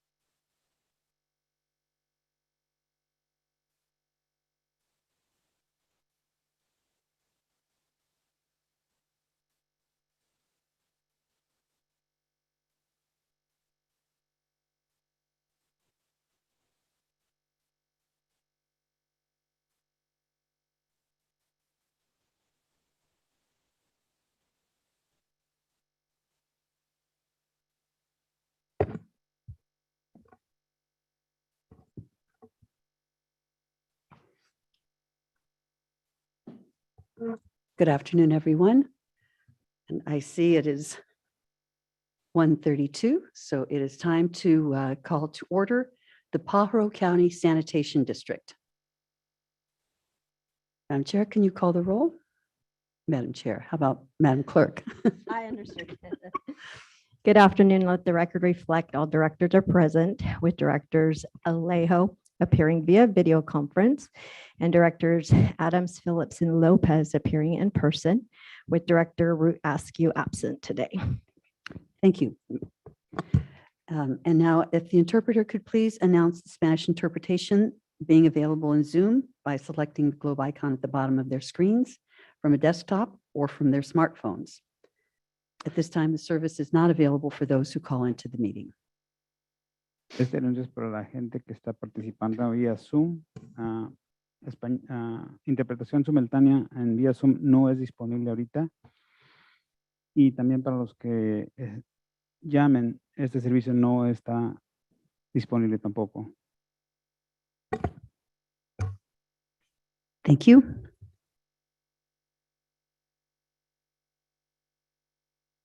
And I will ask the clerk if there are any additions or corrections on the public agenda items. There are no additions and corrections. Thank you. And now I will call for public comments for items that are not on the agenda of the Pajaro County Sanitation District. Is there anyone in the chambers who wishes to speak to the sanitation district items? Is there anyone on Zoom who would like to speak to these? No. Thank you very much. Seeing none, then we will go ahead and call the 1:30 scheduled matter.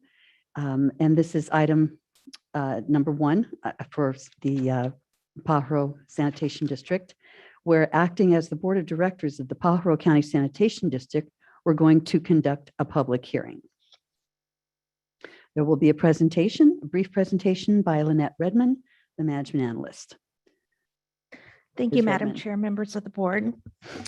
This public hearing addresses delinquent Pajaro County Sanitation District sewer customer accounts for calendar year 2020. In 1999, the Board of Supervisors adopted ordinances removing sanitation service charges from the tax roll and provided for a monthly billing system. In 2007, the board adopted an ordinance establishing the current procedure for collection of delinquent fees for the sanitation district. The procedures include holding an annual public hearing to hear the report of delinquent fees and objections by property owners liable to be assessed for the fees. Monterey One Water provides sewer billing services and submits account data to county staff that is used to prepare the delinquent sewer reports. Account information on delinquent accounts was updated yesterday afternoon, July 19th, 2021, and you should have an updated report. At the time this report was written, there were unpaid balances for calendar year 2020 on accounts for 93 parcels despite multiple billing notices. 56 of the 93 accounts have been paid, leaving 37 accounts with outstanding balances. The total outstanding amount is $22,227.40 plus $2,220 in processing fees for a total amount due of $24,424.40. And this is fairly consistent with previous year's amounts. On May 28th and June 25th, 2021, affected property owners were notified by letter that they have past due amounts as of December 31st, 2020, and are subject to collection through a lien on their property. Notices of this public hearing were mailed not less than 10 days prior to the hearing and was also published in the Monterey County Weekly. Staff receives a small number of calls related to delinquent notices during the notification process. However, no calls were received contesting any of these delinquent fees.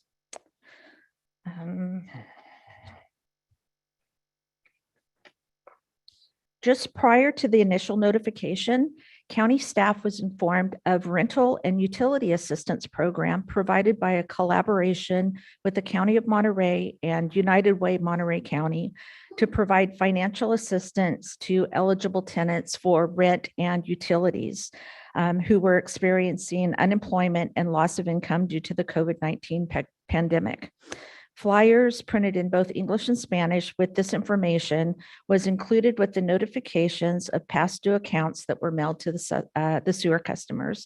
I haven't received any feedback on if any of the customers were able to take advantage of this, but hopefully if there were those in need, they were able to get some assistance. If there are no questions, county staff is ready to open the public hearing. Thank you, Ms. Redmond. Are there any questions from the board?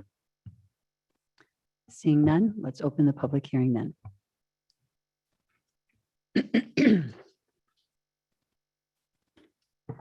And actually, I do have a question, sorry.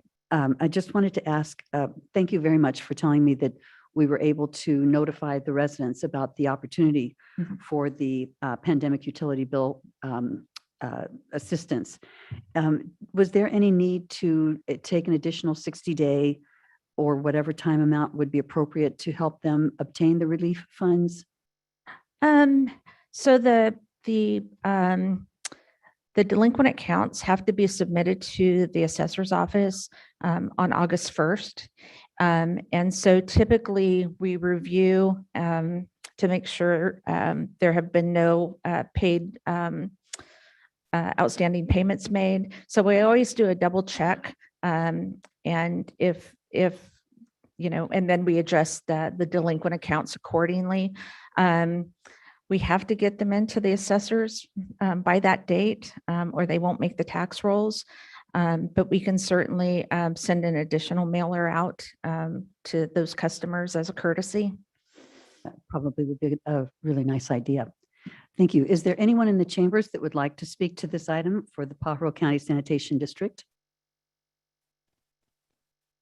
Is there anyone on Zoom who would like to speak to this item? Seeing no hands raised, any email comments will be put into the record.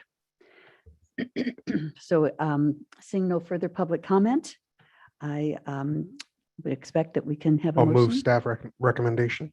Thank you very much. Is there a Second. second? Thank you. We have a motion by Lopez, a second by Phillips to receive the report and accept the staff recommendation. Can we have a roll call vote, please? Director Alejo, Aye. Director Phillips, Aye. Director Lopez, Aye. Vice Chair Director Adams. Aye. Thank you. The motion carries. And with that, we will adjourn the Pajaro County Sanitation District meeting. Thank you very much. And now it is my pleasure to reconvene the Monterey County Board of Supervisors for its July 20th, 2021 meeting. Madam Clerk, could you please call the roll? Let the record reflect all supervisors are present, with Supervisors Alejo appearing via video conference and Supervisors Adams, Phillips, and Lopez appearing in person, with Supervisor Root Askew absent today. Thank you. And with this, we are going to go to item 14, which is to conduct another public hearing, this time to accept the report of delinquent sanitation fees for 22 parcels totaling $32,912 to $2.11, including late penalties. And we will have a presentation again by Lynette Redmond. This is Delinquent County Service Area 75 Chular sewer customer accounts for calendar year 2020. In 1999, the Board of Supervisors adopted ordinances removing sanitation services from the tax rolls and provided for a monthly billing system. In 2004, the board adopted an ordinance establishing the current procedure for collection of delinquent fees for CSA 75. The procedure includes holding an annual public hearing to hear the report of delinquent fees and objections by property owners liable to be assessed for delinquent fees. Monterey One Water provides sewer billing services and submits account data to county staff that is used to prepare the delinquent sewer reports. And this account information was updated yesterday afternoon, July 19th. So at the time of this report was written, there were unpaid balances for calendar year 2020 on accounts for 24 parcels despite multiple billing notices. To date, 7 accounts have been paid in full, leaving 17 accounts with outstanding balances. The current outstanding past due amount, including penalty fees, is $29,940.61. Of the 172 CSA 75 Chular sanitation customer, this reflects 10% of the customer base, and that's consistent with previous year's delinquent accounts. However, the amount past due is nearly 3 times that amount of previous delinquent accounts, and this is attributed to the economic impact of COVID-19.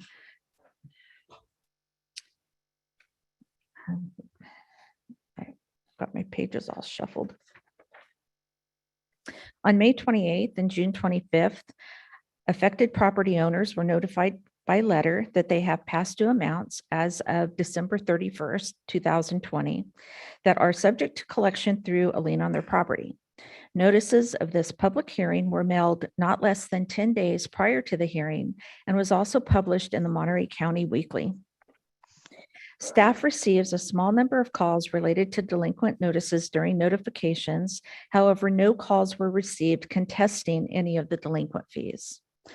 And again, just prior to the initial notification, county staff distributed information on financial assistance to eligible tenants, as we did for Pajaro County Sanitation District. And again, I don't have any feedback on if anyone was successful with that system. So if there are no questions, county staff is ready to open the public hearing. Thank you, Ms. Redmond. Are there any supervisors who have? Madam Chair, I do have one question for staff, which is, will you be updating your resolution then to update the numbers and the number of accounts? Yes, it will be updated. Thank you. Thank you for that. Are there any supervisors who wish to comment or have questions on this item? Are there any members of the public who wish to comment on this item or have questions? Anyone in chambers? Seeing none. No members on Zoom who wish to speak. Okay, with that then, seeing no further comments, we'll close public comment and bring it back to the board for further discussion and action. Move approval, staff recommendation. Thank you. Second. Thank you. We have a motion by Phillips and a second by Lopez. Madam Clerk, could you please call the roll? Supervisor Alejo? Aye. Supervisor Phillips? Aye. Supervisor Lopez? Aye. Vice Chair Supervisor Adams? Aye. Thank you very much. The motion carries. And now we will go to item number 15, which is to consider options to provide funding for research into agricultural pests affecting the Salinas Valley ag industry in response to referral number 2021.10 and provide appropriate direction to staff. There will be a brief presentation by a familiar face, County Counsel Les Gerard. Thank you very much, Honorable Chair and members of the board. As mentioned last May, Supervisor Lopez submitted referral 2021.10 requesting an analysis of financing mechanisms available from the private sector, the agricultural industry, to fund studies into invasive pests that are affecting agriculture in Monterey County. The referral was limited to fundraising from the private sector. This does not involve public sector monies or contributions from the county. As set forth in the analysis, there really are basically 3 methods of raising funds for this purpose. One is a tax, which requires a vote of the electorate. Another is a benefit assessment, which again requires a vote of the affected properties that would be assessed. The third, which does not require any type of vote, is a regulatory fee implemented through a regulatory program. And this is the one that I would recommend that the board consider. If you look at the code sections regarding the agricultural commissioner actually oversees a regulatory program in conjunction with the state of California. And it would be appropriate for the board to direct staff to work with creating a regulatory program to replace the program that used to be funded by the state through the University of California and the Cooperative Extension, but for which funding has dried up. And the program would be to study and make recommendations regarding invasive pests that are affecting agriculture in Monterey County. So the work that would need to be required is an assessment of the program. What would the program elements be? What are the costs of that program? Because your fee cannot exceed the cost to run the program, plus a little bit of administrative overhead for the county to administer the regulatory fee. So if the board were interested in doing this, the appropriate direction would be for staff to work with the agricultural commissioner and the budget office, try to determine the extent of the program description, and the costs associated with the program, and then return to the board with an implementation ordinance to implement the program. I'm happy to answer any questions. Thank you, Mr. Gerard. I'll see if there are any supervisors who have questions. I do a little bit, but is this something possibly to be eligible for some grant funding too? Potentially, I don't know the answer to that question. We would have to take a look at all our grant opportunities and see if that was available. If I may, Chair, I neglected to mention that I was provided a pro forma ordinance for consideration by the agriculture industry. I'm told that the industry is behind this because of the significant impact certain invasive pests are currently having on the industry here in Monterey County. The proposed regulatory fee would be imposed on the packers and the shippers as an alternative. That's what has been suggested to me would be the appropriate vehicle rather than on the growers directly. Thank you. Thank you for that. Supervisor Lopez? Thank you, Mr. Gerard. I really appreciate you putting this together and bringing it back. The impacts of INSV are what triggered this current request, and the efforts aren't single pronged. We're also working with Senator Laird, Senator Caballero, as well as Assemblymember Rivas to look at backfilling UC to make sure that that research gets done. But we also recognize that we can't do it alone, right? And local industry wants to make sure that they're pulling their weight in terms of finding a way to fund this research, which is needed to make sure we don't end up with another crop report that shows an 11% loss across the board. And so, I'm really supportive of the options that you brought forward, specifically number 3. And I just want to make sure that the direction that we give today includes that we go back and have that conversation, as you alluded to, that is happening behind the scenes, including industry in those conversations with the Ag Commissioner, so that what we bring forward can have that unified support. But overall, just appreciation for bringing this forward. Thank you, Supervisor Lopez. Supervisor Alejo, have you any questions or comments?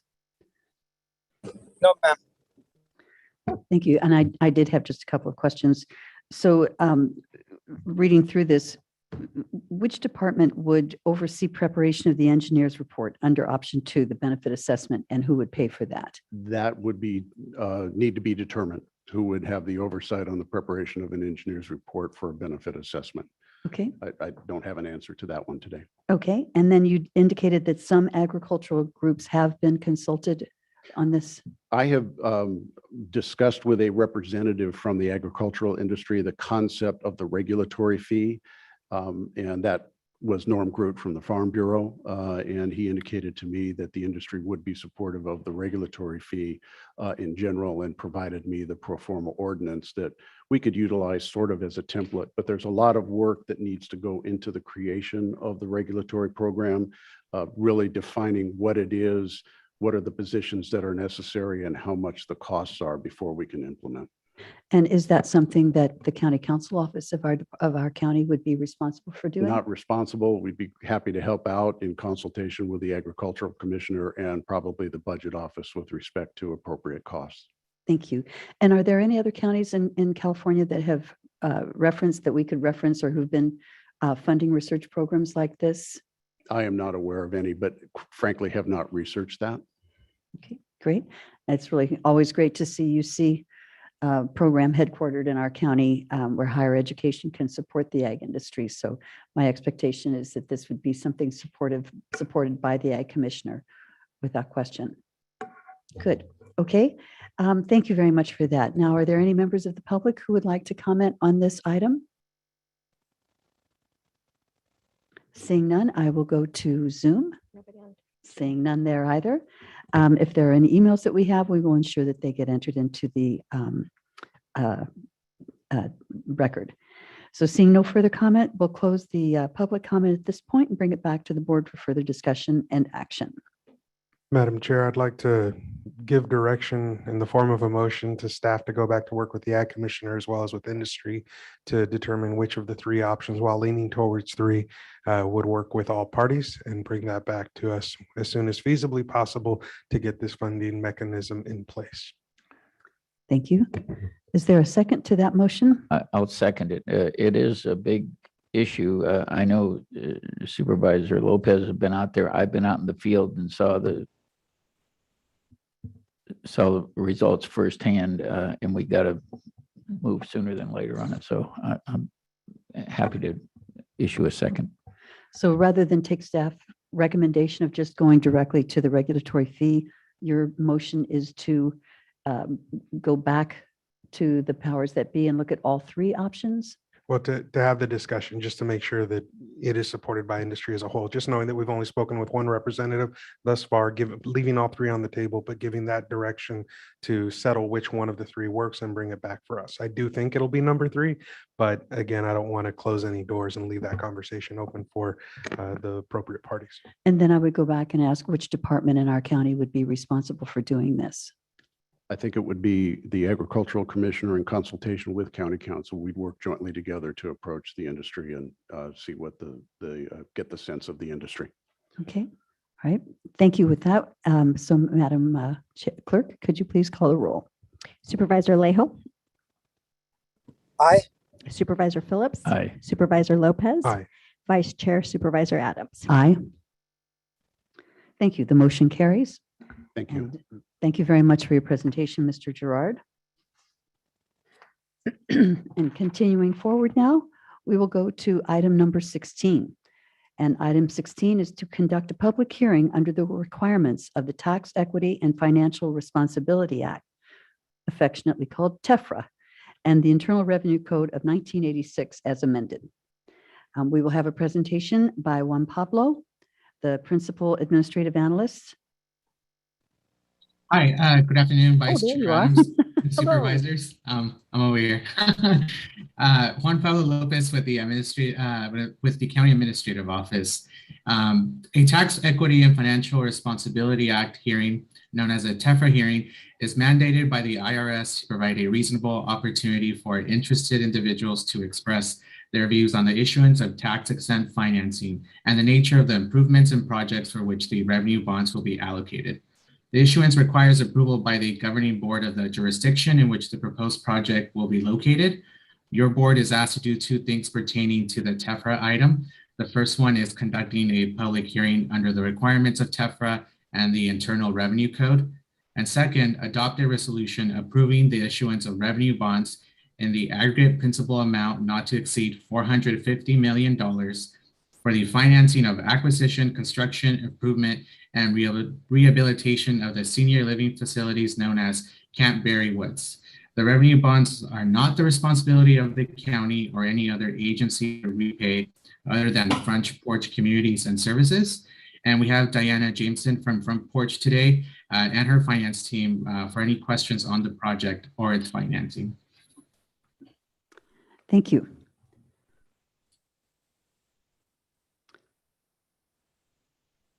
Are there any supervisors who have questions or wish to comment on this item? Are we going to have a presentation from Front Porch? They're available for questions. They're available for questions. Okay, thank you so much for that. So I will go back to my question. Are there any supervisors who have questions or wish to comment on this item? Seeing none, Supervisor Alejo? Hearing none? No, ma'am. Okay, thank you. I do have a couple of questions. I'm just wondering if you could tell us just a little bit more about the California Statewide Communities Development Authority and how they provide the bonds And is this authority part of state government, or is it in another kind of financial entity?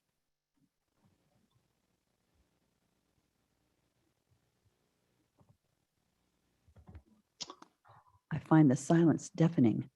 Juan Pablo, is that anything that you could answer? Juan, I'm happy to handle that. Okay, thanks, James. Yeah, this is James Ham. I'm Managing Director with the California Statewide Communities Development Authority.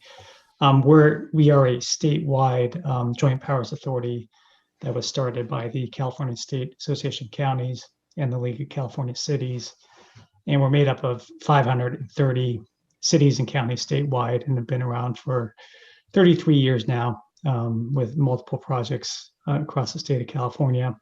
The funding comes from private capital resources, so they are sold by an underwriter to the public markets, and the bonds are sold in that manner. So it's not backed by the state. We are not a state entity, but we are comprised of the membership, including the county itself. Thank you for that. Don't go away. I've got another question for you. This is a really large bond, almost $500 million. And I expect that it would probably be used for all of the housing communities that are managed by the borrower in various locations and states. It's not just for Canterbury Woods, because my understanding is that Canterbury Woods would not be able to exceed $5 million of this $500 million. Is that correct? That is correct. There's 8 other locations across the state of California that are accessing this, including other counties, Sonoma County, San Diego County, Anaheim, and others. They've all done the same TEFRA approvals for the various financings, but it is only for the Canterbury Woods project. That's the only one in our area then? That's correct. Okay, thank you so much for that. Are there any members of the public who wish to comment or ask questions on this item?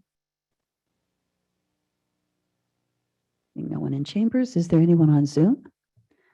Okay, again, if we have emails, we'll ensure that they get put into the record. And seeing no further comment, I think we will close public comment and bring it back to the board for further discussion and action. Move approval, staff recommendation. Second. Thank you. We have a motion by Supervisor Phillips and a second by Supervisor Lopez. Madam Clerk, can you call the roll? Supervisor Alejo? Aye. Supervisor Phillips? Aye. Supervisor Lopez? Aye. Vice Chair Supervisor Adams? Aye. Thank you. With that, the motion carries. Moving forward, we will now go to item 17 on today's agenda.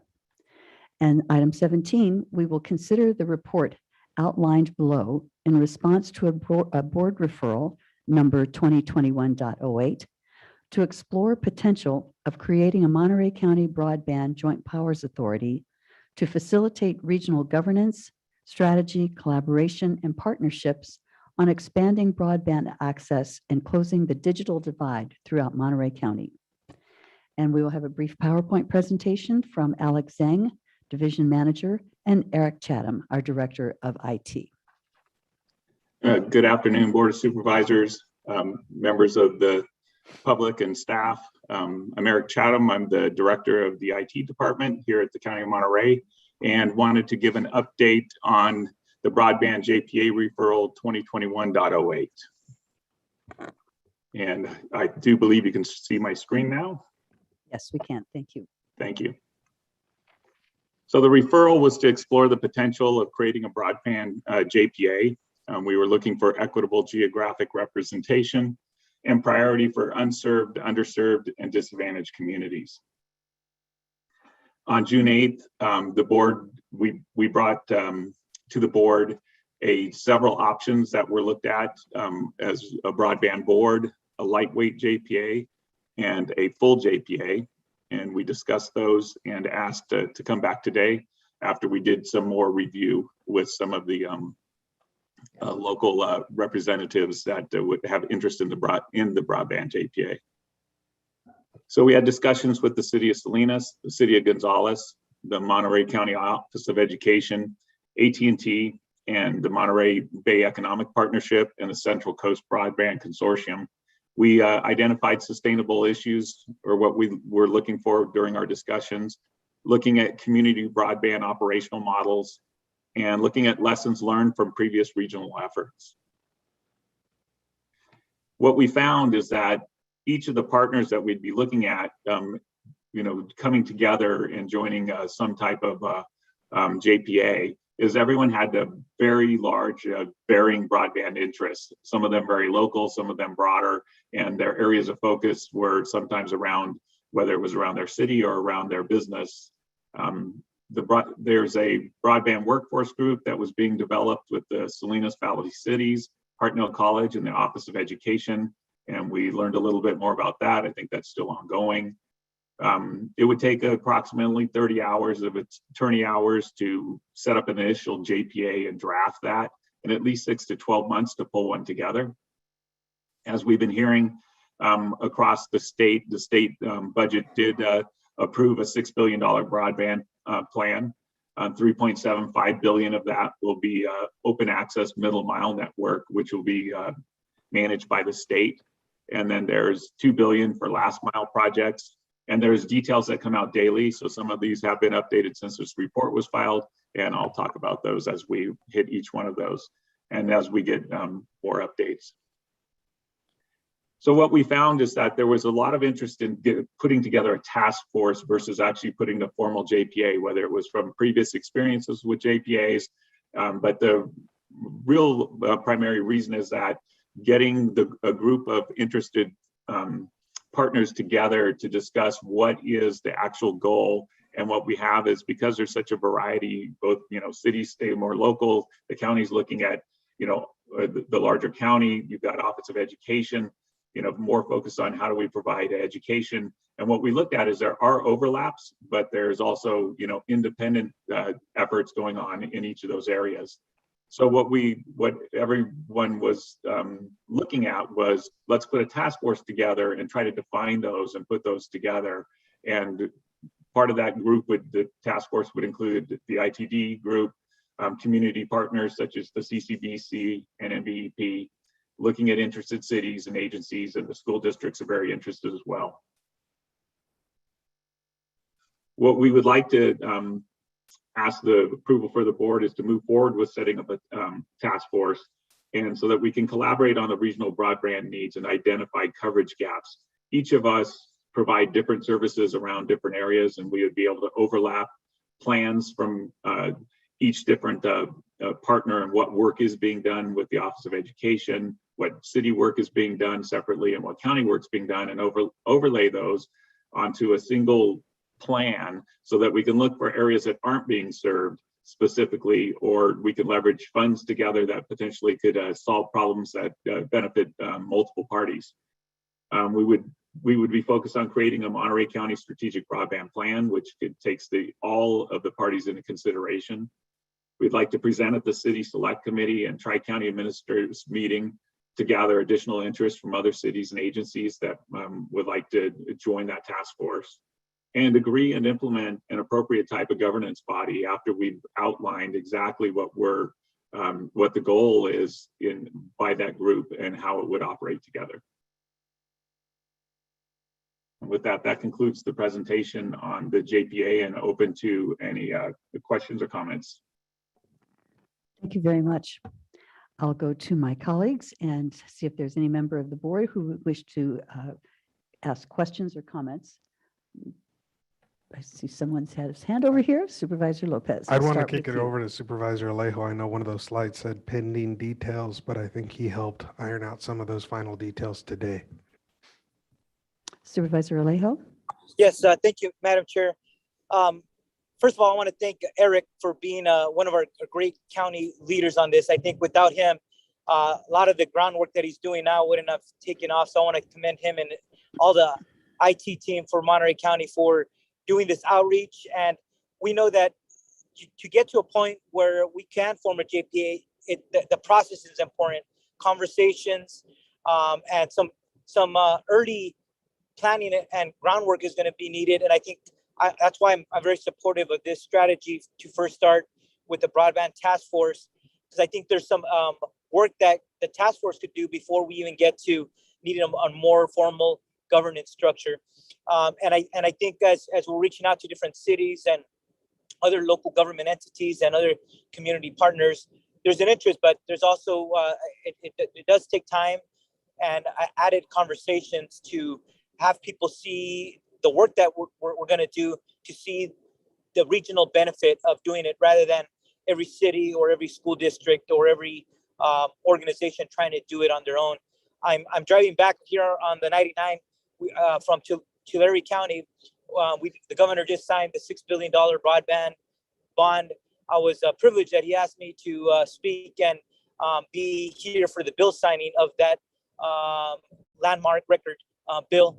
But there is going to be the 3.25 billion for the middle mile, 2 billion more, one for urban areas, one for rural areas, for the last mile.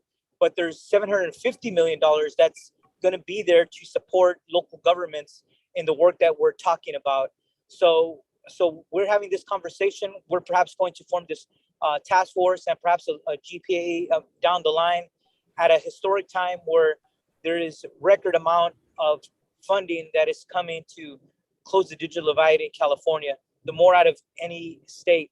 So I'm excited, but I think the governor today recognized that local governments, especially county governments, are key partners to making sure the work gets done right, and that we will be successful in these efforts.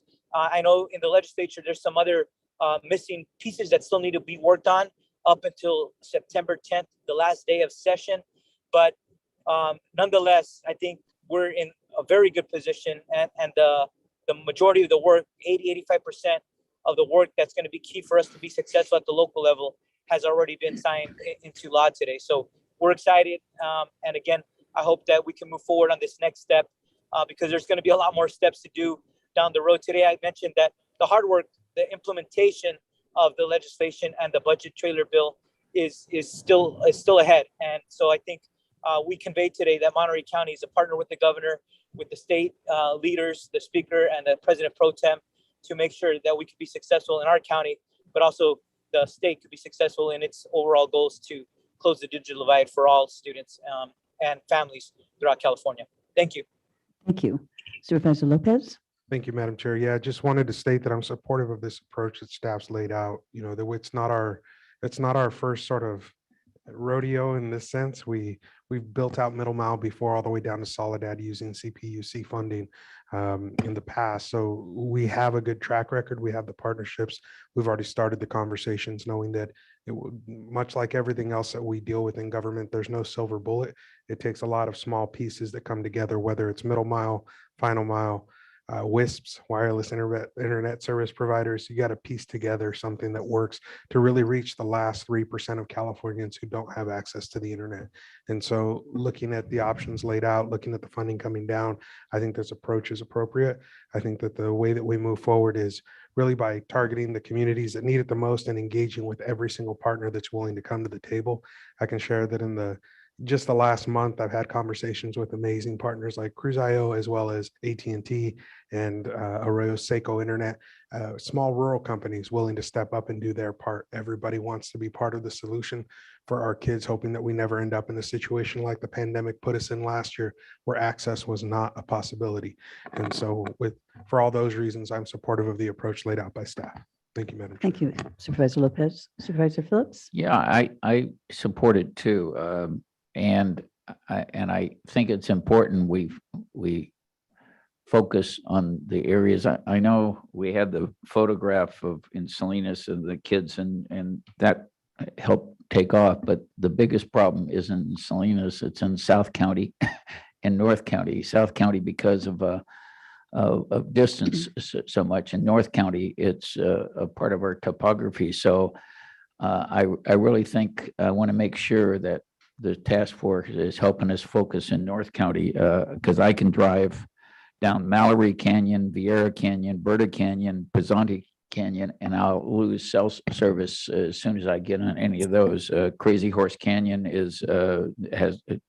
doesn't have cell service. Castro Boulevard, Aromas, it really has problems with cell service as well as Las Lomas, and so North County has a lot of communities. We don't have cities, and so we're about the only voice, and we really did see during the pandemic, the North County Unified School District, my kids teach in that district, and we had real problems of getting access to the internet on so many of the people out there. So I think the task force will help us focus on, like I said, the areas that really need to be focused on in our communities.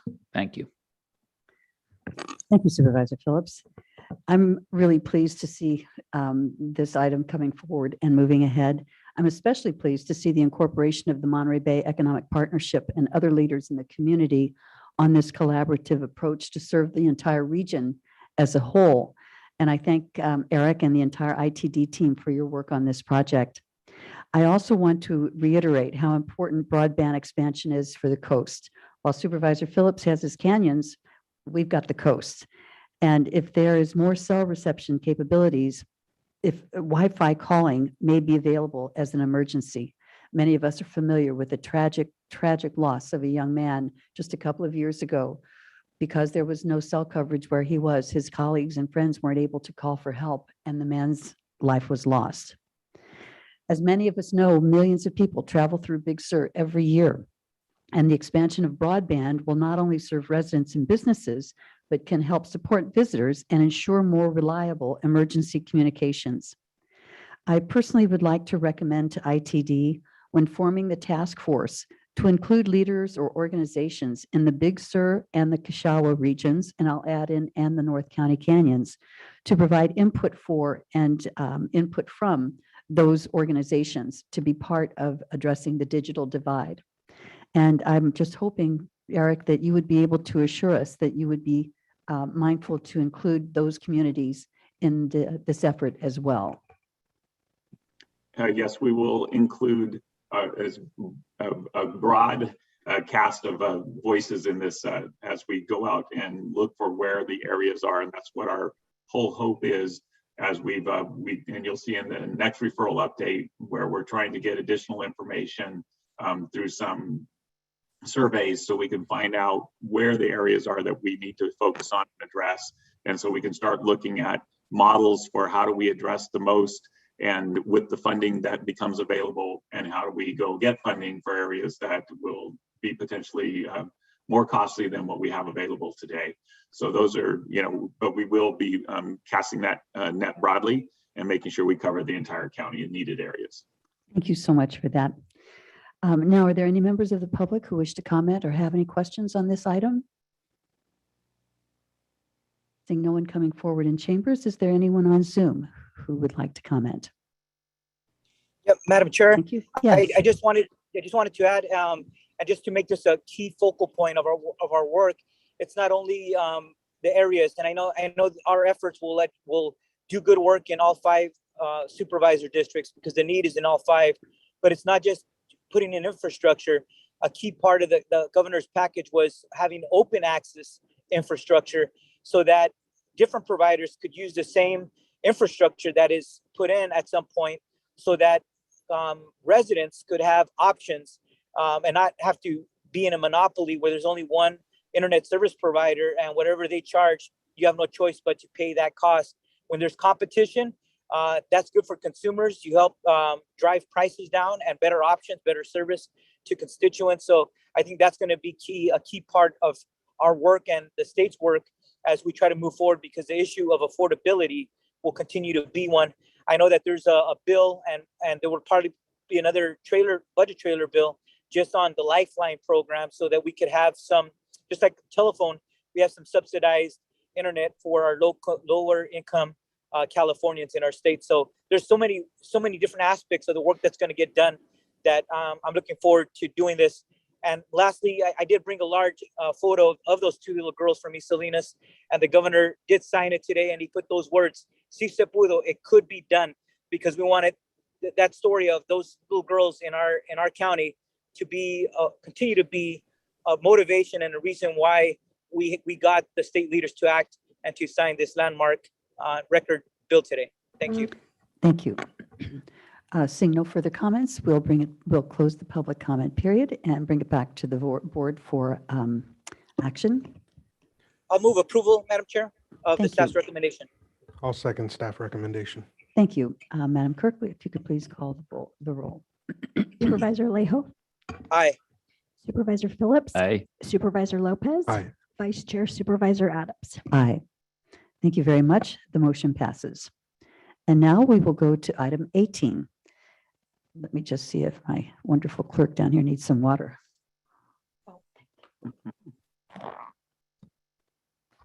Thank you. She does a lot of work, a lot of work.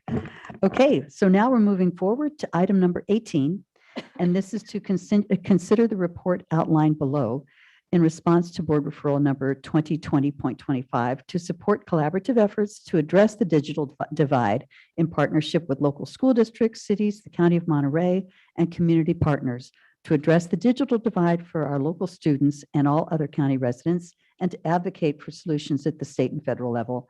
And again, there'll be a brief presentation from Alex Zhang and Eric Chatham. All right. Thank you, Chair and members of the board and the staff and public. I'm Eric Chatham, the Director of the Information Technology Department here at the County of Monterey, and I think my presentation should be up now. Yes, it is. Thank you. Great. So this is another referral, 2020.25, which was addressing the digital divide in Salinas and throughout Monterey County. Part of the referral was to collaborate, create collaborative efforts to address the digital divide with local schools, cities, and community partners, advocate with the FCC to regulate broadband access as a utility, request and sponsor legislation for a universal broadband bond to be placed on the 2022 election ballot, and a countywide community survey on digital divide and affordable internet service. So ITD has began efforts on all of those items, and I'll address them in this presentation. We worked with CCDC and the Monterey Bay Economic Partnership and proposed community broadband projects to the board on June 2nd. The board approved $1.9 million in the ARPA funding for FY 21-22. We've been working with County Council since then to identify the appropriate mechanism to distribute the funds equitably to qualified partners. And we are in the process of completing the RFP, which will be released by the end of this month, so that we can actually start reviewing the RFPs and start distributing the funds for the broadband efforts. We discussed earlier, just on the presentation prior, the regional broadband JPA discussions and where we are with those. And so that has, with direction from the board, we'll be moving forward with a task force on that. We have been looking at public Wi-Fi implementation across the county, of which we began work on 24 county buildings that will be equipped with public Wi-Fi that benefit nearby county residents within 328 feet of the county buildings. Most of our library sites are already completed with external public Wi-Fi.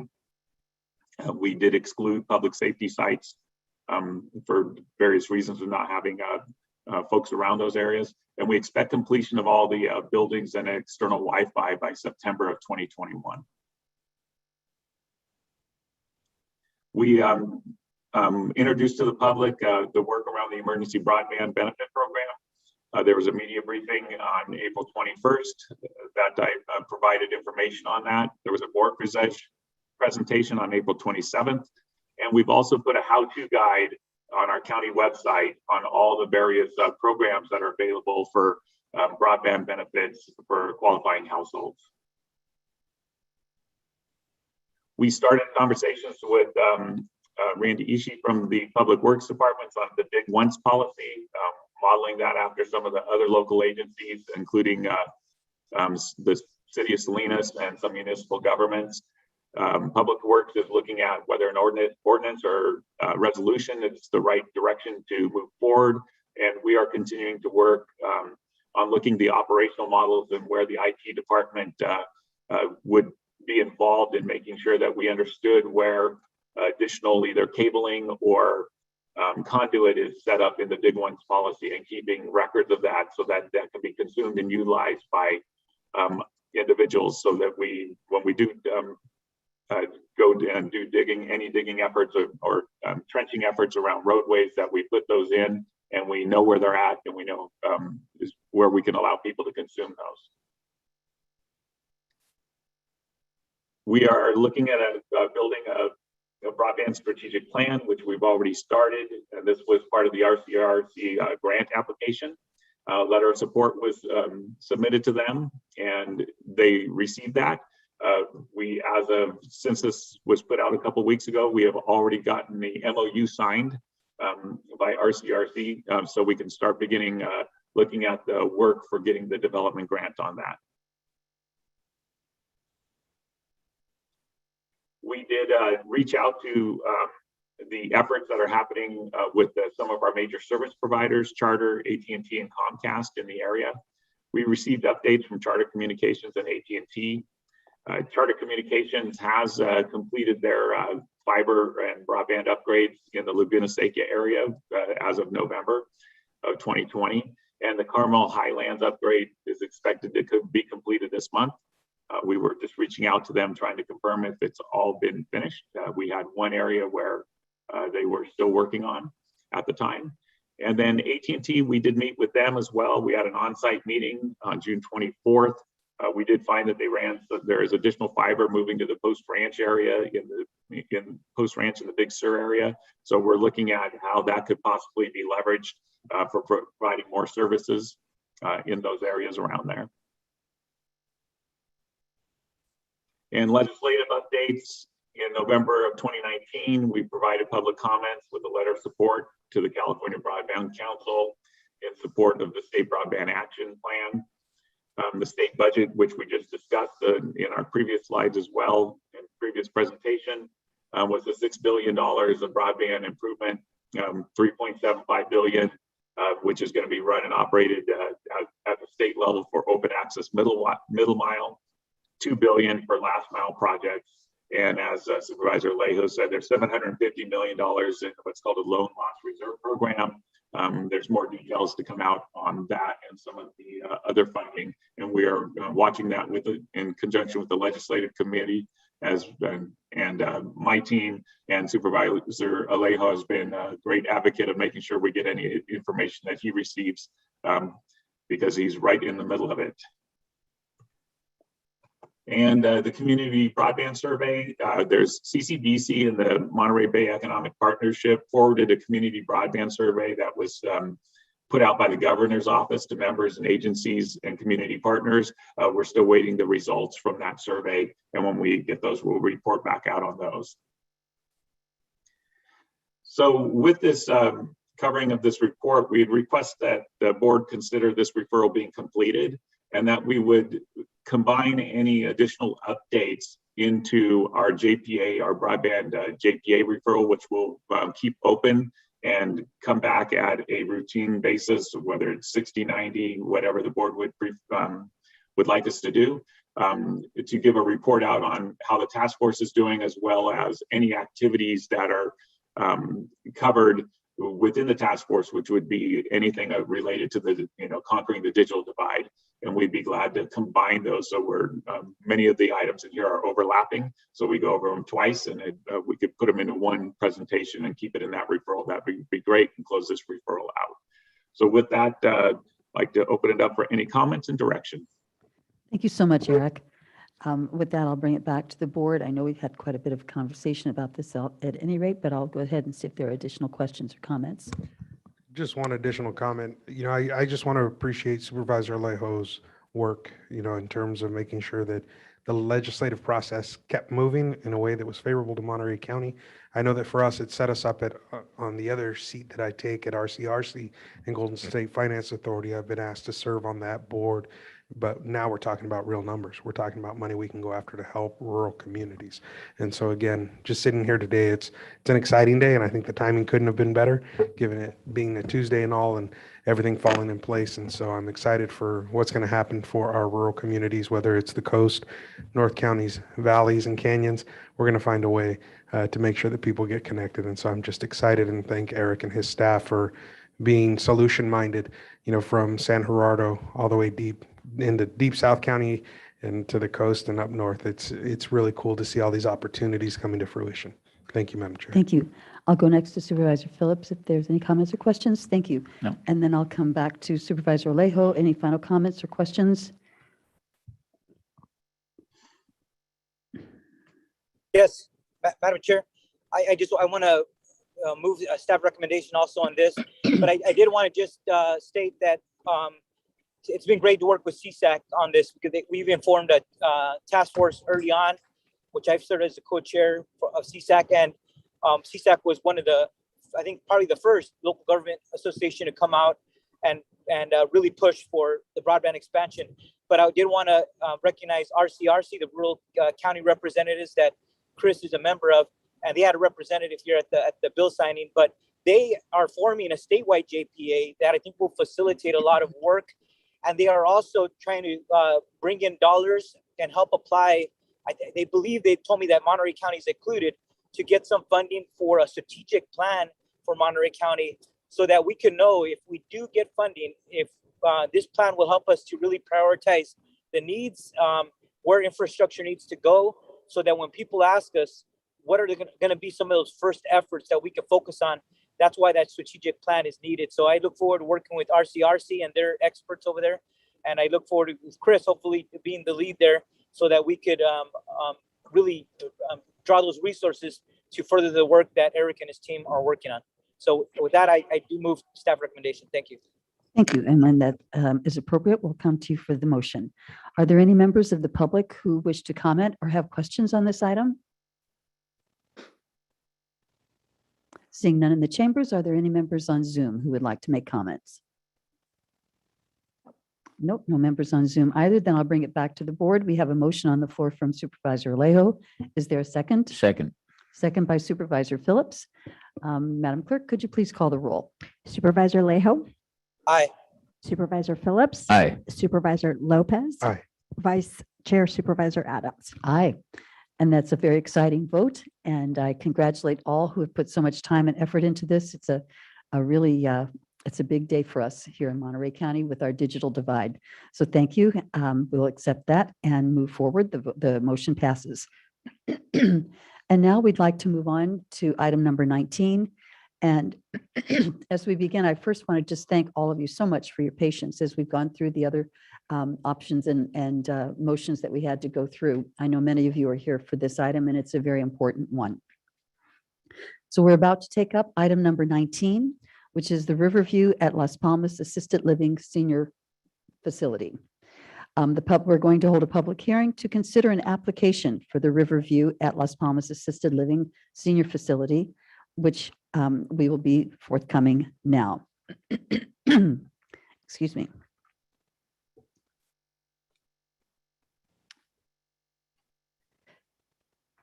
Oh, Madam Chair. Yes, sorry, I was just giving myself another look here for something.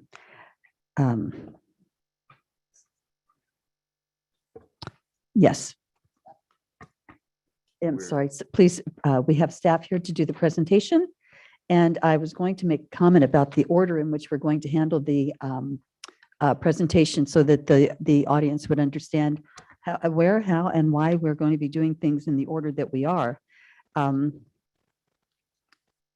sorry, I'm sitting here fussing around. I have managed to lose one of my pages, but that's okay. I think I'm coming back. This is the order of the public hearing that we're going to have today.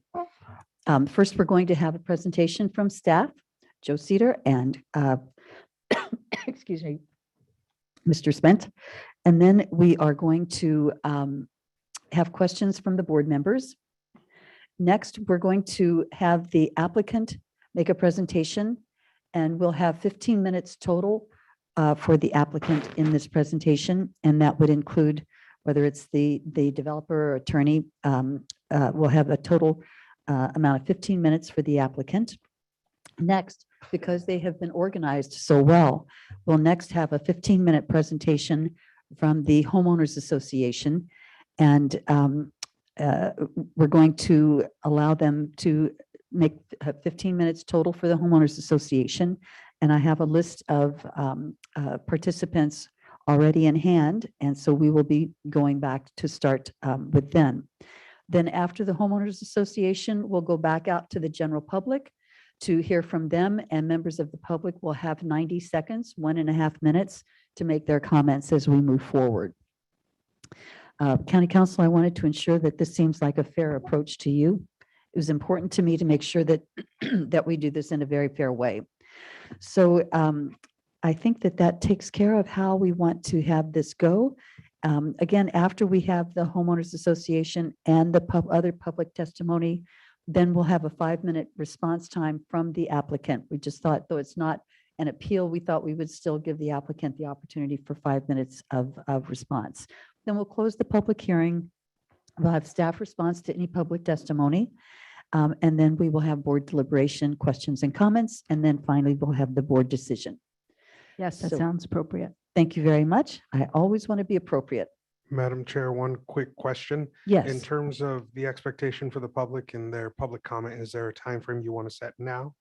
Yes, I did. I said that what we'll be doing, we'll have 15 minutes for the homeowners association and then 90 seconds for each additional member of the public that will be adding additional comment to this. Okay? Yes.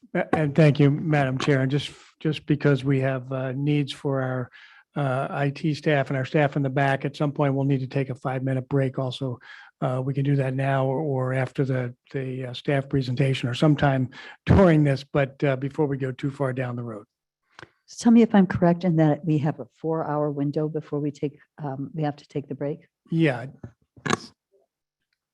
Yeah, so sometime before 4 o'clock. Oh, before 4 o'clock. I thought it was 4 hours. Okay, let's go ahead and start. I think it would be important for us to go ahead and start this. People have been waiting for so long. Let's just go ahead and begin. So with that, I turn it over to our apt staff. Good afternoon, Chair Adams and Supervisors. I'm Joseph Sedor, planner for the Riverview at Las Palmas application, HCD planning file number PLN 150372.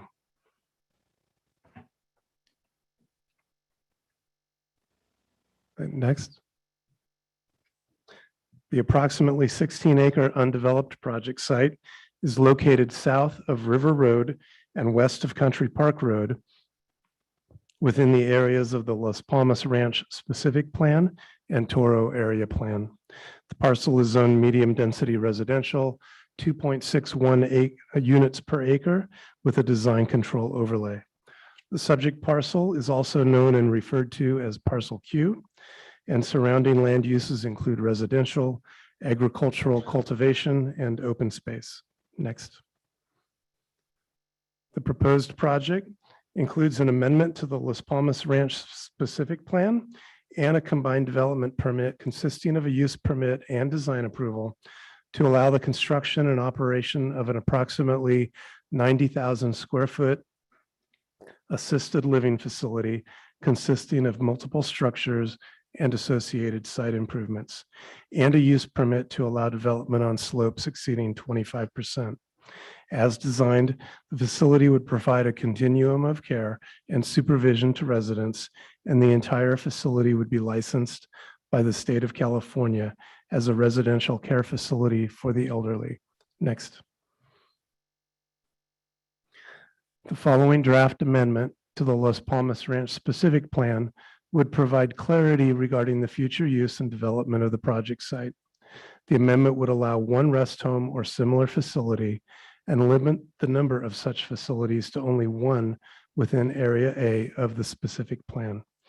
Regarding whether the proposed use is allowed and if the specific plan amendment is necessary for the project to be approved, staff determined the amendment is necessary because the specific plan is silent with respect to the potential for rest homes or continuum of care facilities. Although the zoning identifies the proposed use as an allowed use pursuant to the granting of a use permit, the specific plan does not explicitly allow these types of facilities within the plan area. Therefore, staff recommends the amendment to the specific plan to clarify that the proposed use is allowed within Area A. Additionally, as a licensed care facility, The proposed project would not provide dwelling units that would function as independent residential units.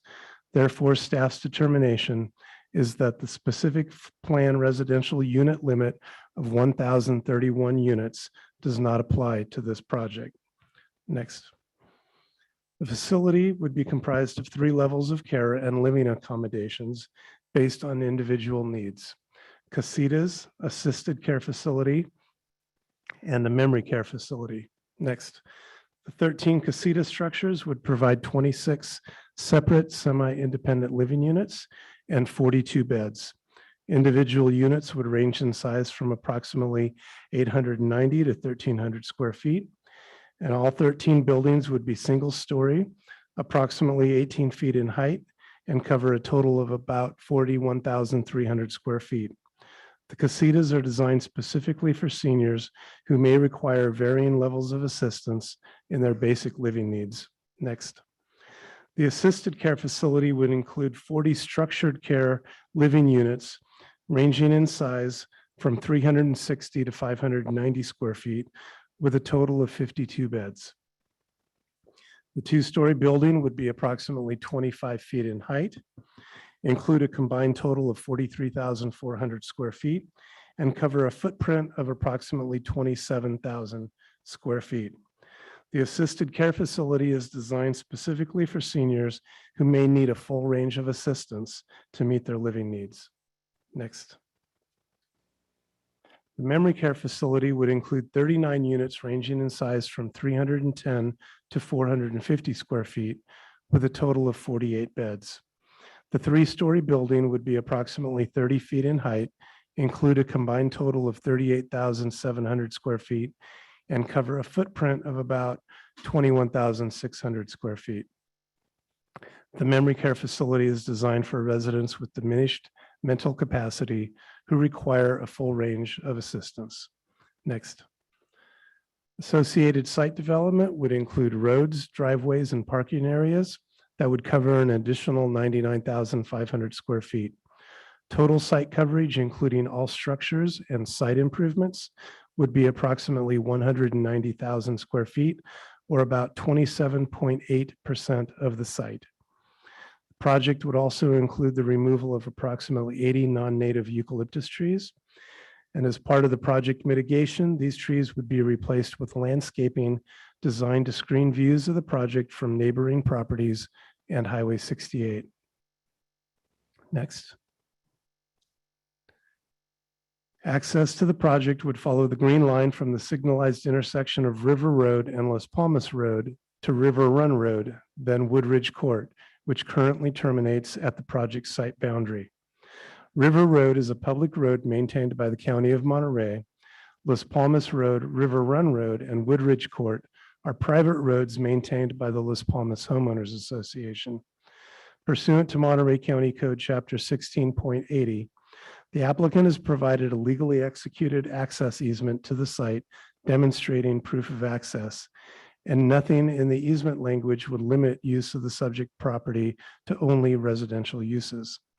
Since the roads used to access the site are privately owned and maintained, and no private road maintenance agreement currently exists between the parties, staff recommends condition number 36 to require a private road agreement between the applicant and the homeowners association for payment of a proportionate share for the use of the roads based on construction impacts and operation of the facility. Regarding emergency evacuation, per county staff consultations with CAL FIRE and Monterey County Regional Fire District, the site's access route is sufficient. County staff also contacted both the owner of Farini Ranch and the Monterey County Ag Land Trust to determine if an emergency access and evacuation route could be constructed over the adjacent Farini Ranch parcel. Neither party responded in the affirmative. Also, the proposed tree removal would help reduce fuel load and the risk of wildfire, and would improve the fire break and firefighting protection for the residential area of the Las Palmas subdivision. And that's per the local fire district. Next. During subsequent environmental review of the project, the county received 118 comment letters on the draft subsequent EIR or SEIR. This slide shows a listing of the topical or master response subjects in the final SEIR. The final SEIR also included revisions to the draft SEIR to clarify and amplify specific analysis in the draft SEIR. The revisions serve to clarify and strengthen the content of the draft SEIR and do not introduce significant new information. Staff will highlight two of the most commented upon topics: visual resources and traffic. Next. Numerous commenters asserted the project would impact scenic views, including Highway 68, a scenic highway beginning at the Salinas River Bridge. This slide shows a projected visual simulation of the project site from Highway 68. Next. The project site is also visible from portions of Reservation Road as shown in this visual simulation. Next. The project site is adjacent to River Road, but is minimally visible from this road due to topography and vegetation, which will be further supplemented by landscaping. Next. The Las Palmas Ranch Specific Plan EIR, certified in 1982, anticipated that views from River Road would become more urbanized and the development would be visible from Highway 68. The Specific Plan EIR established mitigation measures to reduce the aesthetic impacts associated with development of the specific plan area. Those measures have been incorporated into the plans for the proposed project, and the subsequent EIR prepared for the project also includes additional mitigation measures to ensure that the project mitigates impacts consistent with the 1982 Specific Plan EIR. The measures require landscape screening, earth-toned building colors, and unobtrusive lighting. Although visible from several common public viewing areas, the project would not constitute ridgeline development and does not create a visual impact that has not been previously analyzed and found to be less than significant. Next. The SEIR identified significant unavoidable impacts to transportation because the project will add trips to Highway 68. Although the increase in traffic volumes would be minimal, the project would contribute to existing unacceptable peak hour traffic conditions on the highway. Mitigations have been applied to minimize impacts to the extent feasible by requiring the applicant to pay the Monterey County and TAMC development impact fees to help mitigate the project's contribution to traffic impacts. Also, because of this significant unavoidable impact, the board's actions include adopting a statement of overriding considerations. Commenters also expressed concerns regarding potential impacts to subdivision streets. The traffic impact analysis prepared for the project estimates that all affected streets would continue to operate within acceptable traffic volumes for residential streets, and no mitigation would be required. Regarding potential queuing at the entry to the subdivision, mitigation measures would require employee shift changes to occur outside of peak traffic hours and require a shuttle service plan for residents and staff. Next.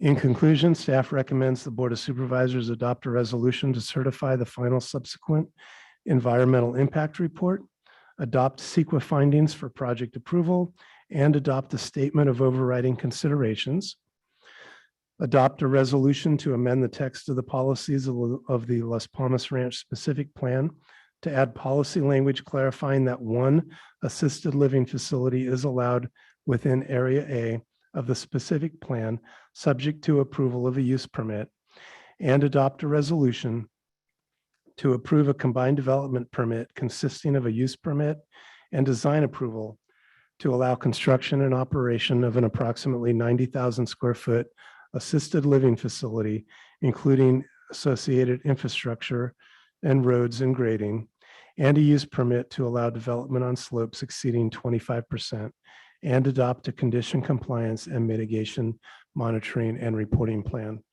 This concludes staff's presentation, and staff is available for questions. Thank you, Mr. Cedar. First, I will go to my colleagues on the board to see if there are any questions before we go out to the public. Okay. There, Supervisor Alejo. Okay, hearing no comment, we'll take it back out and follow the presentation lineup that I sort of have. And I see we have number one coming forward. And I appreciate your being here today. And we will have 15 minutes for you and or your colleagues, however you choose, for a presentation. Thank you. Thank you. Can we put up, there we go. Thank you, Chair Adams, members of the board. Anthony Lombardo, I hope to be far under 15. We're here representing the applicants who are sitting behind me, Andrea and Gary, who started this process when the property was acquired in the year 2011, 10 years ago. The application was filed in 2013, 8 years ago. Before they acquired this property, they investigated the zoning and land use general plan designation for the property, which was medium density residential, which would allow 42 homes to be built on this site. There was no restriction whatsoever in the general plan that would prohibit this application or prohibit the development of this property either from county or private planning documents. Next slide, please. The site plan we've seen already that staff put up.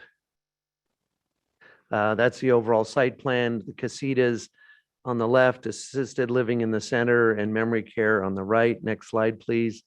The casitas are effectively small duplexes, which allow a less dependent living opportunity for seniors who are capable of handling most of their everyday tasks, but have available to them housekeeping or food service through the facility.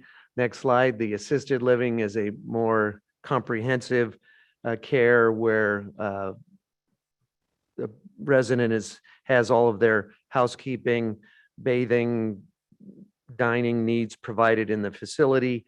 And then finally, the memory care, next slide, which of course, as we know, are facilities where individuals who require more complete care reside. Next slide, please.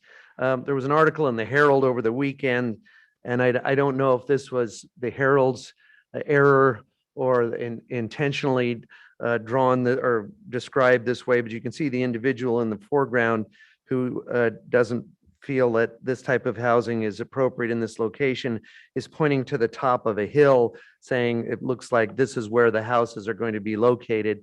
Next slide. That is not in fact where the houses and the facility will be located.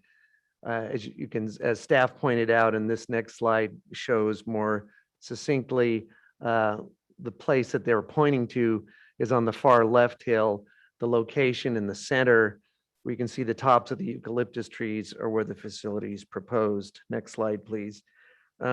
Probably comes as no surprise, especially to those of us who fit this category, that we are in an ever increasing demographic for our county and our state. Next slide, please.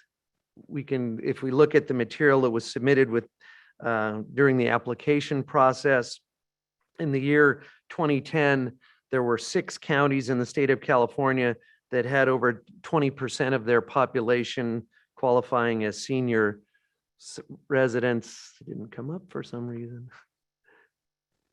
Okay.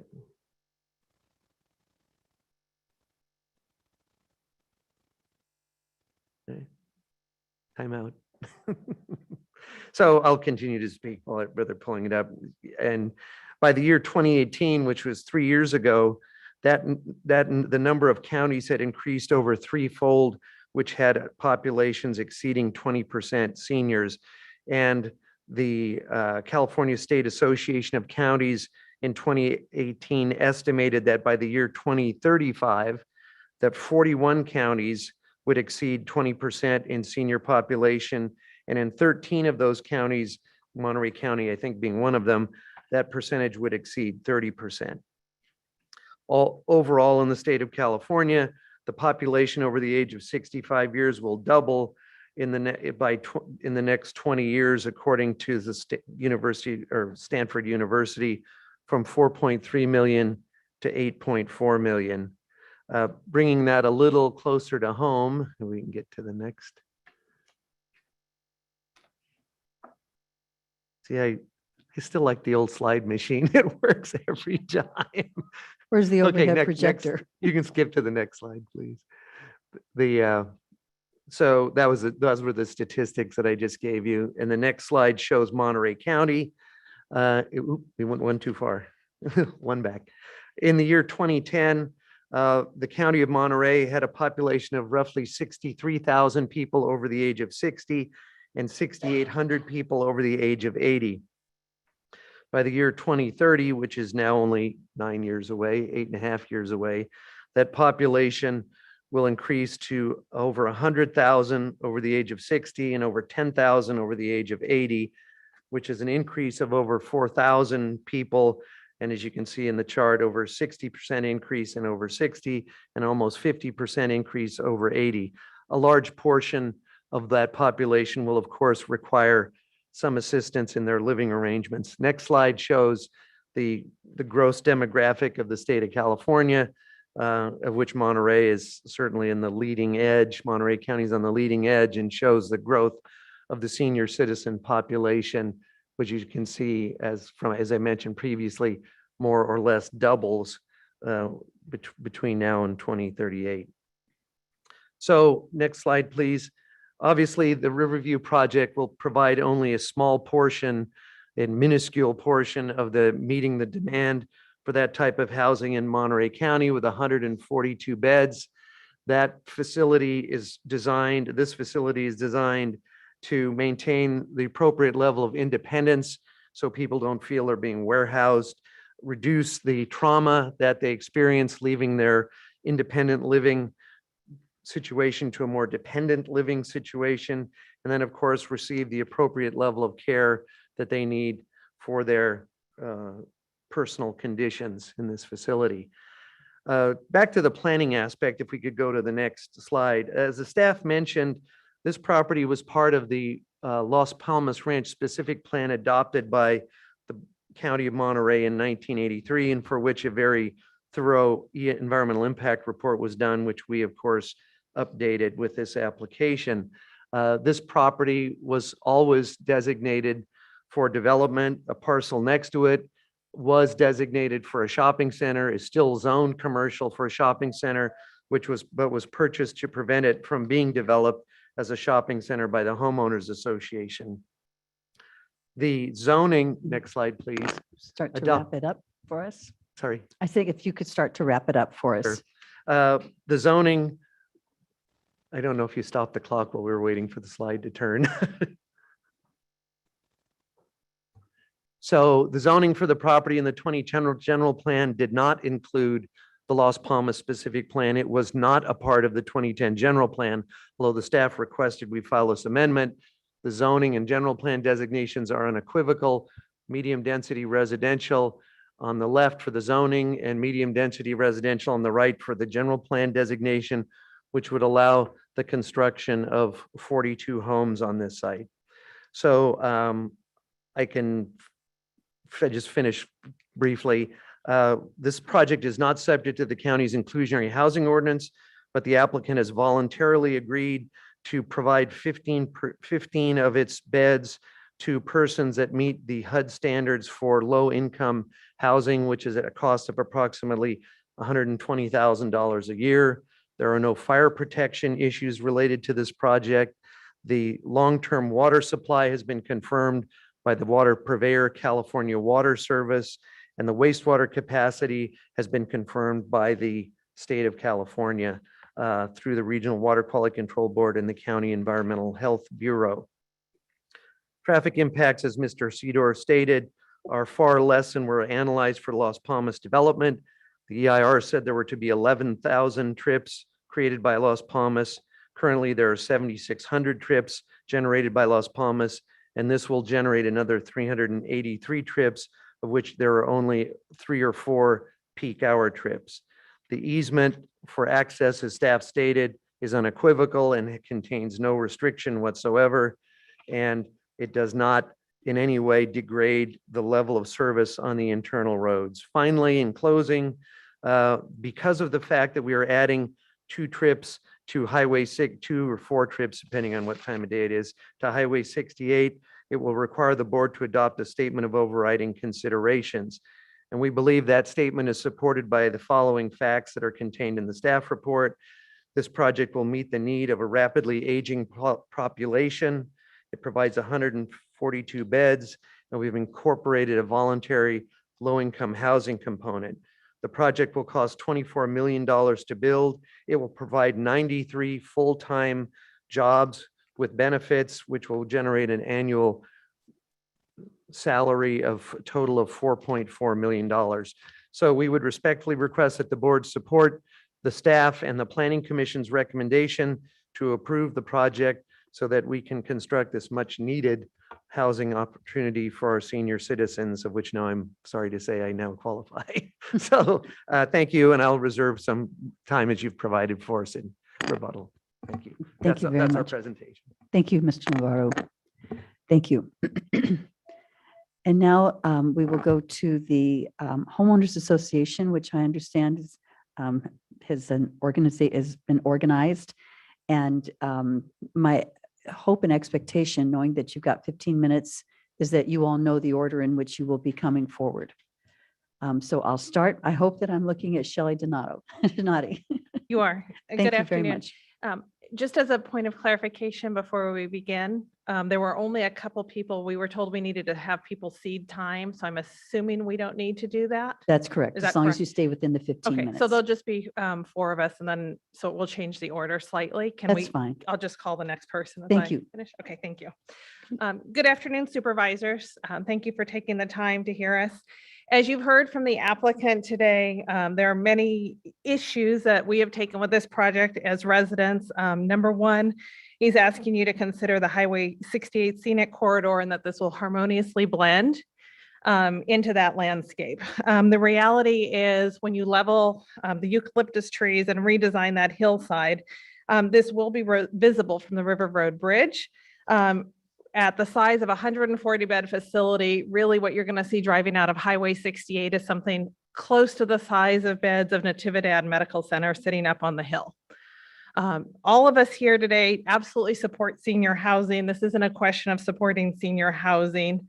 However, 500 random community members have said, yes, they do support senior housing. There are over 200 residents that have concerns about the construction based on CEQA violations and also affordability. Our biggest concern really is the Las Palmas specific plan integrity.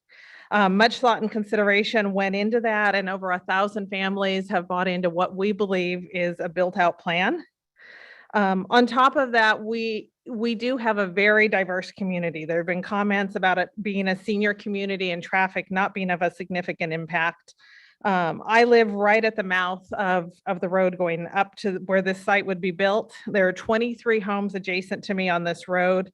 Out of those 23 homes, only 4 of them house retired individuals.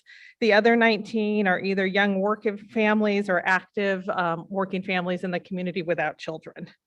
And our biggest concern is the heartburn that all of us are still feeling from the Riverview fires. Last year, it really was like a scene from Armageddon during the evacuation, and the fear of safety and loss of life when you add 140 clients and the support staff to safely evacuate them are huge concerns. So we ask today that you honor the commitment to the integrity of the plan that was passed in 1983, and this remain a residential community where there are 3 homes left to be built in Las Palmas. So with that, I'll ask Christine Kemp to follow me. Thank you, Ms. Donati. Good afternoon. A couple of logistic questions that I'd hope we're not taking our time up for. I was told that I needed to have someone in my office zoom in my PowerPoint presentation, so I need to have them have Jeff put up the PowerPoint slide. And Jeff, could you run the slide rather than put up the slideshow? Thank you. Also, housekeeping. We had 12 people on that list, which within 15 minutes is really less, almost just a minute for each of those folks. So what we'd like to do is we have four key people. One was Shelley, one was myself, Bill Avalis, Pam Silkwood, and Bruce Clark, who are our key speakers. If we've used up our 15 minutes, the rest of the folks will fall under the 90-second discussion. because That's we fine. really can't get adequate everybody in under that 15 minutes. So, and they all are well prepared, and I don't think you'll find people talking just endlessly about the same thing, that they have a very well organized presentation. So thank you. My name is Christine Kemp, and I am here on behalf of officially on behalf of the Las Palmas Ranch Master Association. We ask that you deny the project. Next slide. And I hope there's some time frame for the delay in getting slides. And we request that you deny the project. Next slide, please. I also submitted a letter on July 12th, and I submitted an access memo on June 28th, which hopefully you've all seen as well, because that makes more elaborate points than my PowerPoint. The majority of the homeowners in Las Palmas strongly object to this project, and you'll hear that today. You've seen petitions that have come to your board. There's a strong opposition to the project. The owners purchased their homes in reliance on the policies of the 1983 specific plan, and let's not lose sight of that today. These owners should not be subjected to a major land use change at that date, at this late date, after Las Palmas has been completely built out. Next slide, please. Under the specific plan, it was never envisioned that this site would be commercial. It was always designated residential. And under the specific plan capacity, there is a cap of 1031 homes. And they reference that in the staff report. It's in the specific plan. And it is a cap on residential units, of which parcel Q is included as an MDR designation. Next plan. The Toro Advisory Committee, this gets a little goofed up in your findings, talking about the Toro Advisory Committee. I want to make it clear that the Toro Advisory Committee, actually, Jeff, go back a slide. The Toro Advisory Committee actually recommended against the project, although it says they are in favor. I want to point out that their recommendation, I want to read it into the record, is that change the project to adhere to the Las Palmas specific plan, which according to county records of housing units already built, will allow 3 single-family dwellings to complete the build-out of Las Palmas. As proposed, this commercial project is inconsistent with a residential neighborhood. So the Toro Advisory Committee did not recommend approval of this project. They recommended an approval of 3 homes on that site, and that's important for your findings. Next slide, please. And also, unlike the Toro Vista plan, there's been a reference that Toro Vista became Farini and it was a whole new plan. Toro Vista, I mean, Las Palmas has been built out, and attachment I that was prepared by Mr. Cedar shows that you have 1,029 homes in Las Palmas. Now there's a cap of 1031. So it's built out. So this is late in the game to be changing a specific plan that's already been implemented, already built out, and people have already purchased their homes in reliance on that plan. The specific plan has done its job. It was a clustered development. It was something new at the time, where you clustered units down on the lower lands and you left the open hillsides open. And as you go down Highway 68, you'll see minimal development on Highway 68 because of this future planning that was done in the early 80s. Next slide, please. This is a picture I took from Blanco Road, and I've circled where that site is. That is a very prominent site anywhere in the Salinas Valley when you look over. Next slide, please. It's a close-up. Those are the 80 eucalyptus trees that are going to be removed. That is from Blanco Road. You look down Highway 68 corridor, it's a scenic corridor, and that was the plan, to keep those areas beautiful. And also under the Toro plan, it talks about visual sensitive areas, that the visual, happens there has to enhance the scenic beauty. That's Toro plan 3, and this is under the 2010 plan. Any development in the sensitive areas in which this area is on the Toro plan figure 16 has to enhance the scenic value of the area. So even under the 2010 Toro plan, it has to enhance the scenic beauty, and taking out that very prominent location is not enhancing the scenic value under the Toro plan. Next slide, please. Parcel Q was created with the 83 plan. It was created under the subdivision that created the same subdivision as Las Palmas 1. And next slide, please. It's immediately to the north. River Road is on the top of your screen. Parcel Q is on the left. And this is Las Palmas 1, a portion of Las Palmas 1 that is adjacent to it. I want to point out that there's only one entrance to Parcel Q, and that River Road is at the north. On the right-hand side of the screen, you'll see River Road, the entrance to Las Palmas. And then you take immediately come down and take a right and go along the edge of the area, which was deemed as a commercial area, but the homeowners association felt so strongly about keeping it a rural character of the neighborhood. They purchased that to keep it as an open space. And then you have to go along the subdivision up to Parcel Q. That is the only access in and out of the subdivision. Next slide, please. Las Palmas specific plan, 1983, very valuable document that's been fully implemented. Also in your findings, they say that the 3 stories of the skilled nursing facility is consistent with the character of the neighborhood because the Corey House is 3 stories. I find that a stretch in consistency of because of the historic Corey House is there. Next slide, please. Again, I'm going to reiterate that there is a cap of 1031 and it was never deemed as commercial. Next slide, please. These 2 figures, D and E, are important to understand. Next slide, please. This is a figure that figure D, which shows how the units are going to be allocated in Las Palmas. And Mr. Slater put together attachment I, which evaluates these planning areas with a number of units that were that have been built out. And there was horse trading. There's no doubt there was horse trading with units back and forth in the various areas. But at the bottom of the end of the day, 1031 was allowed as residential units and 1029 have been built. Parcel Q was a residential unit, residentially zoned property, and it has basically 3 units left to put up there as a residential planning area. Next. And again, you can see this is the accompanying designation. It's hard to see, but there are letters A, B, C, D, and E, and F on that chart. And then there's a code that shows medium density residential, and parcel Q is a medium density residential. So it was envisioned as part of the 1031 residential cap. Next slide, please. The Toro plan had it as medium residential. Next slide, please. And the 2010 plan still has it at medium density residential. There's nothing inconsistent with keeping that property medium residential. That is what was in the specific plan. So to now claim that 40 more units can be built on there just because makes no sense. It has to be consistent with the specific plan. Next slide, please. Again, it's all consistent zoning and it doesn't negate the 1031 cap. Next slide, please. And if you put 40 more units, if they're equivalent, you've really gutted the specific plan, which is really not intended to happen. Next slide, please. It's bad policy to change this already implemented plan at this late date. Please don't amend the plan. The next topic I want to talk about is the access easement. Next slide, please.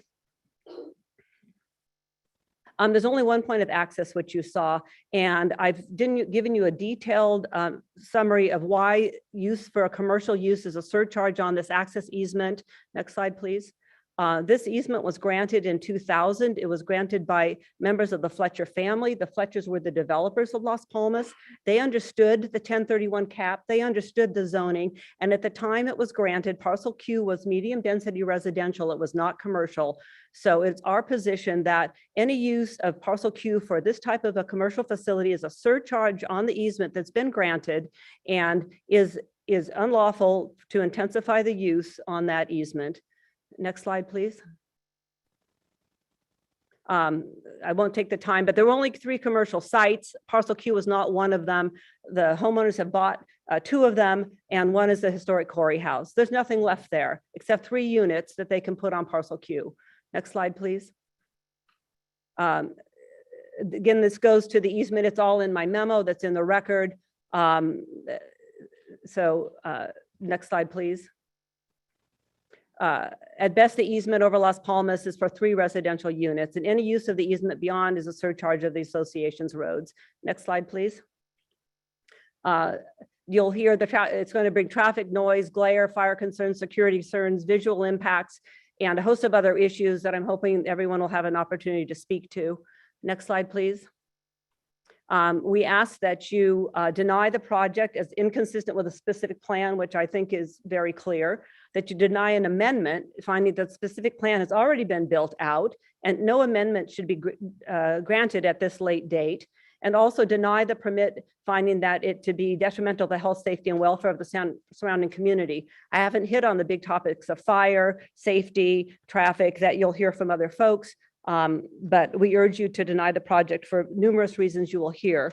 The order that we'd like to bring up next would be Bill Vallis, who is the property manager. He's going to appear on Zoom, so he needs to. Okay, so the next person who would come up would be Pam Silkwood to speak about water rights, and then we have Bruce Clark, who will speak about fire safety. Thank you. Good afternoon, Chair, members of the board. My name is Pam Silkwood, and I'm here representing homeowners in Las Palmas 1. And we're not here to debate the merits of the project. We are here, you are here for a land use decision. And as to sound land use planning, it is clear based on the ask by the applicant, the ask of a legislative change to the specific plan, the ask of finding of overriding consideration, the ask of special findings and evidence needed for development over 25% slopes. Based on these asks, the project does not belong in this particular location. The source of the water to serve the project is the 180-400 subbasin, the state designated critically overdrafted seawater intruded subbasin. The focus should be on decreasing water consumption in the subbasin in order to achieve sustainability, not an incremental increase in permanent use of water proposed by the project. And the project was required to prove long-term sustainable water supply under the general plan policies adopted by this board. Yet somehow a will serve letter and projections by Cal Water, a private water company which makes money by adding customers, are sufficient to proving long-term sustainable water supply for a subbasin deemed to be critically overdrafted.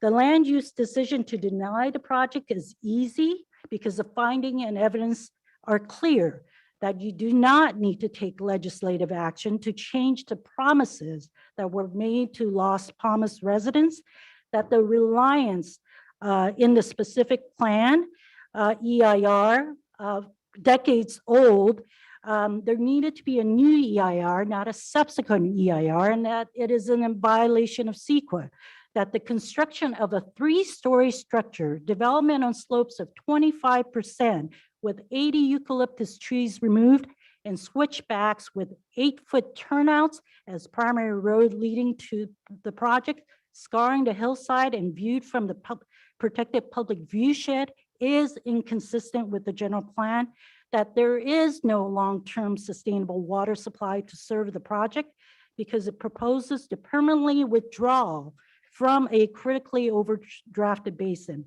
that any measures requiring future agreement with the HOA for primary or secondary access is a farce and will never happen. The HOA made that very clear. We ask you to deny the project based on these findings and evidence and based on good land use planning. Thank you.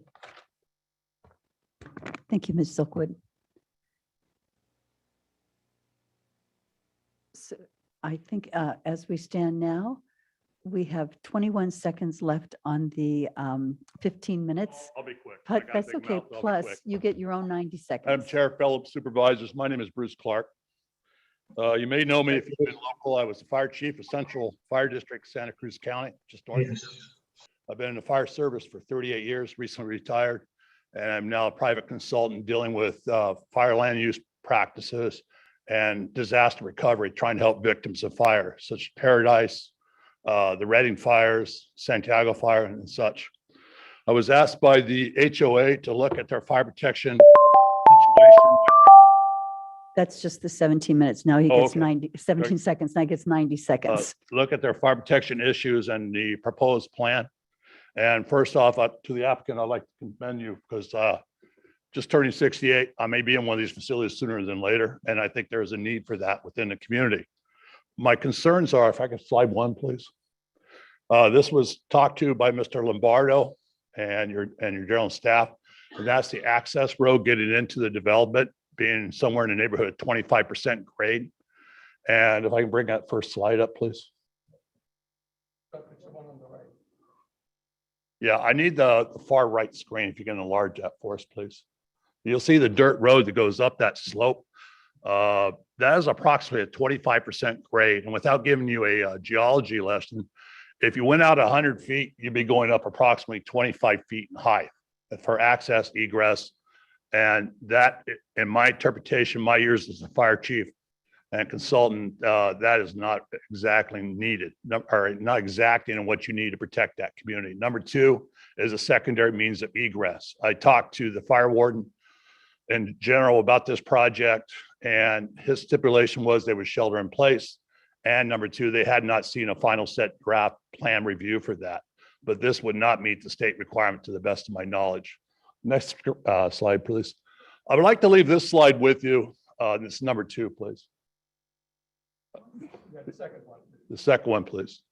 This is a community in 2017 called Santa Rosa. And Santa Rosa is a community much like Salinas in topography, geography, and a wildland interface area to the side. And in what happened in the Tubbs fire in 2017, the fire came out of a wilderness area, went through an urbanized sprawl area, and wiped out a large portion of the city of Santa Rosa, and also killed over 20 people and injured several hundred more.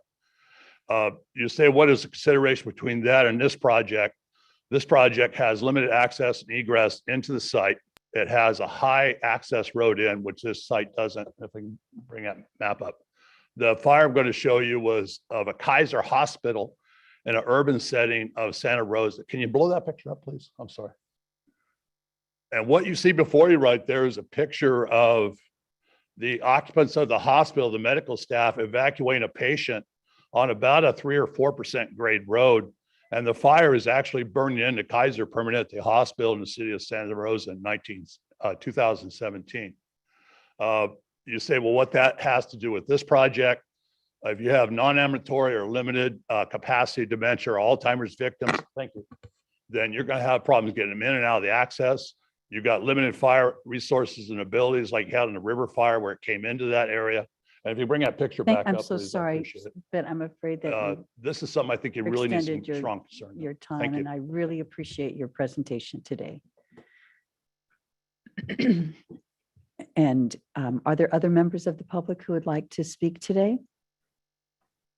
Each speaker will have 90 seconds. If you would please come forward, state your name, and you'll have 90 seconds. Hello, good afternoon. My name is Jeremiah Rutschow. I'm a resident of Las Palmas 1. I'm also a 16-year law enforcement veteran working on the peninsula. For the river fire, I was removed from the peninsula and ordered to come and evacuate the communities of San Venancio, Las Palmas 1, Las Palmas 2. It's kind of frustrating evacuating Las Palmas 2 while calling my wife on the phone and having her get my children out of our own neighborhood. But what I can tell you is this: over hours and hours spent evacuating our adjacent neighborhood, I was so close to that fire, I could feel the heat. And we had a conversation with my peers at one point where we know how much further we could go before we ourselves would have to leave. I can tell you that in the 6 months between August and January, Las Palmas 1 had mandatory evacuation twice, once due to the river fire, once due to flooding.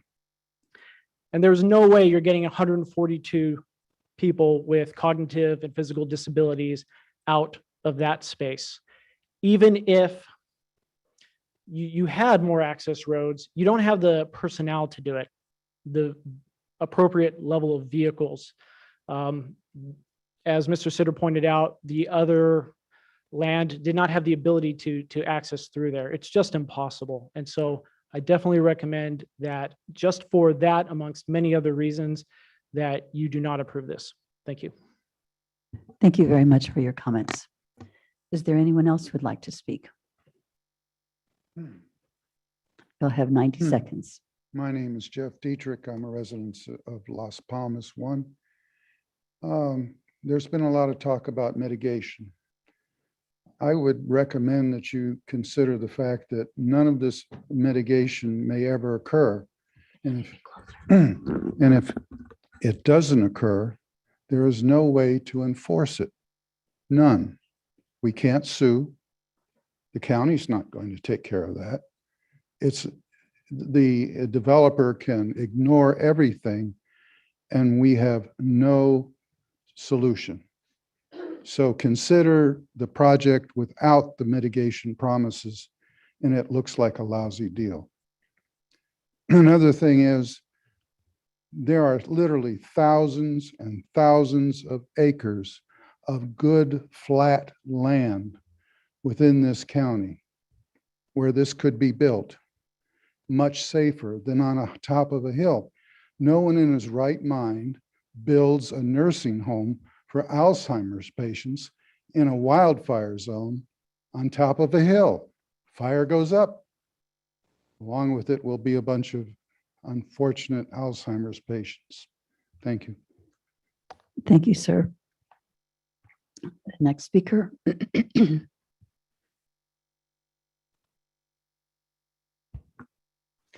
Yes, thank you for your service and for listening to us today. I'd like to speak to 3 objections that we have to the construction of this facility up on the hill. This 3-story, 42-unit, high-end luxury facility. Number 1, affordability. The median income in this county is $70,000 for a family. The average cost of a facility like this is between $7,000 and $10,000 a month.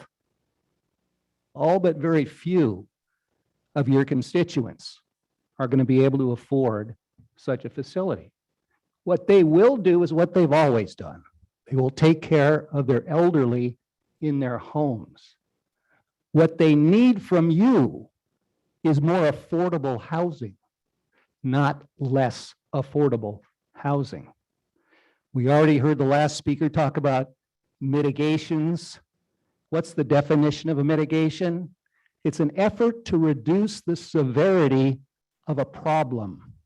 It doesn't necessarily go away. And third, I want to talk about capacity. Think of this development, which is fully capacitated now with the 3 additional units at the top of the hill, like a glass of water.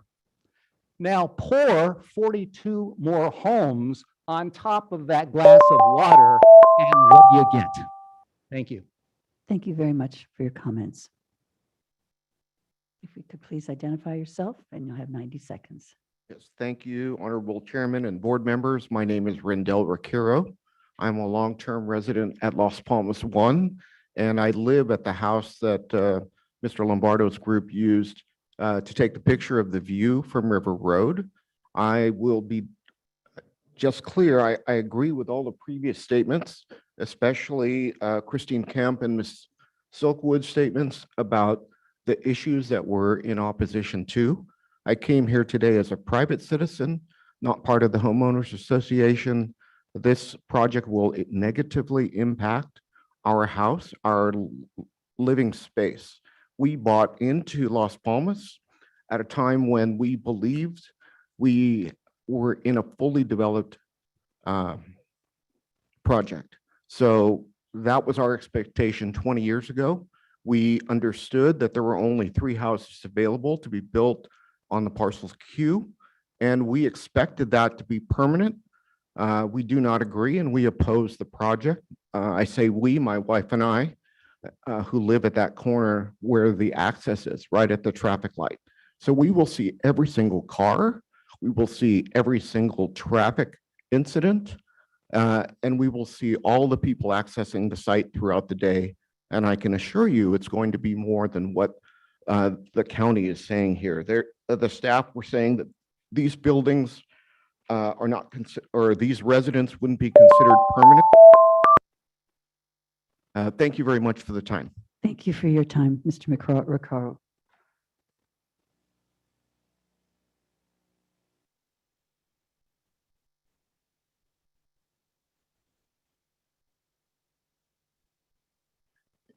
Good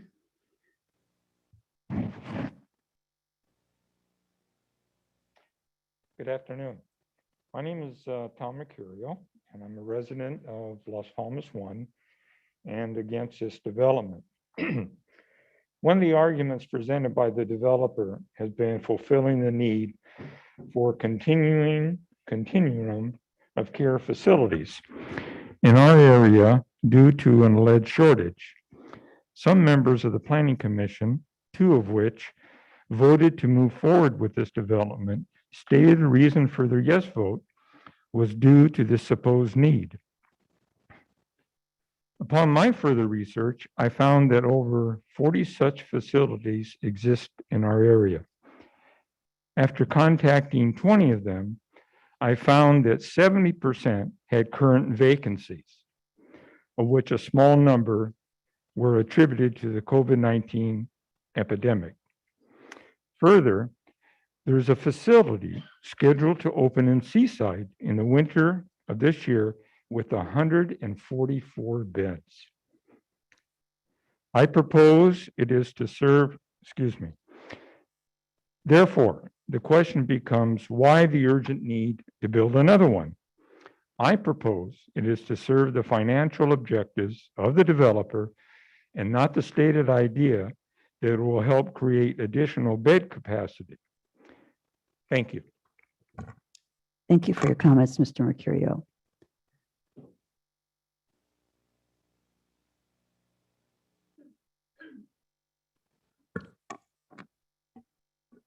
Nancy Iverson.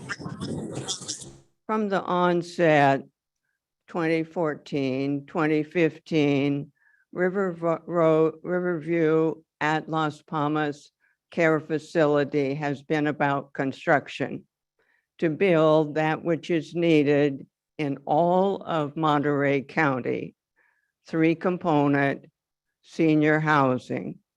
Let's track that. East Garrison, 1,400 homes, and 5 miles from the center, that's Riverview. Then you go southeast to the zoo and the homes and ranches around what's now called Monterey Zoo, Spreckles, city limits, and on out to Corral de Tierra. There are a lot of neighborhoods. There's the Bluffs and Indian Springs and all the places that are opposite Torrey Park off 68. And there's the Meadows. There's the Country Club. There's all the things around San Benicio Middle School and beyond. At the time, now these are all neighborhoods, but at the time that the 3 facilities. Ms. Iverson, I am so That sorry time? that your time is up. Yes. I thank you for your comments I and thank you, but I think it should be approved. thank you. And I thank you for your many beautifully written, handwritten letters that you send us. Next presenter.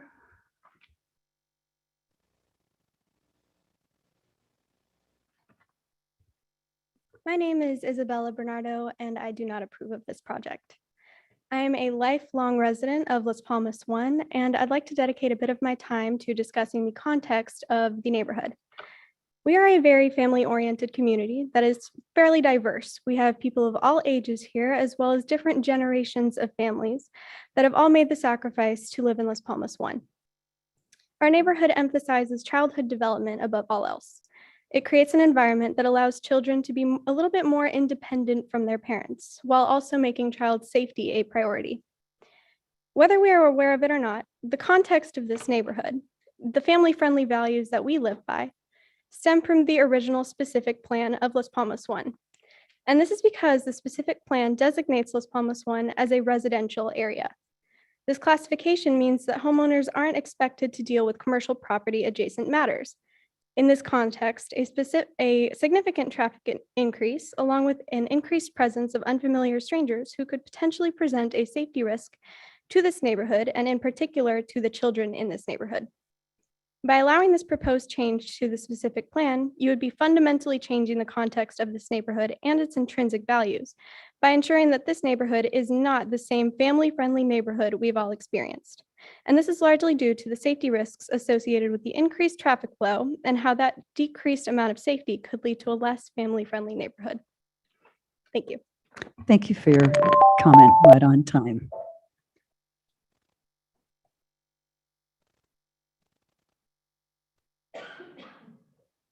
My name is Janie Gracie. Thank you for letting me speak in front of the board. I've lived in Las Palmas 22 years. I bought because it was zoned residential. Residential does not mean a big development. The last time we had this meeting and we spoke, people from water came, from soil came, from the fire district, the police, and I was very surprised that people voted yes. They said that hill was too unstable. We've already had part of a hill go down in Las Palmas. They said there wasn't enough water. The sewers would be overrun. I pay $122 a month for sewer. That's outrageous. But that aside, I ask you, I beg you, for all the reasons other people have spoken about, just turn this project down. And my question to the people who want the project, are you going to be lifelong residents there at this project? Or is this an investment? And then it's going to be sold off to make a profit. Sometimes money is not the objective. People's homes, their livelihoods, their life, that's more important than the almighty cash. Thank you. Thank you very much for your comments.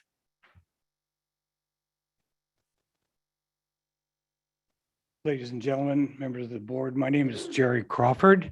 I'm a retired biochemist. I was alluded to the concept of, in these days of COVID-19, we are afflicted with numerous viruses. The one that affects our area specifically is called valley fever. Valley fever is found when you disturb and unturned land. This hill that we're talking about has never been worked. Archaeologists, a study done in SLO indicated that a construction site of virgin grazing land produced 44 cases of valley fever among the workers at approximately a 1.2% rate. At that level, we could potentially have 10 to 20 people contract the same kind of symptoms that killed people with COVID-19. Now, you die with the fluid in your lungs, you drowned. Thank you for your time.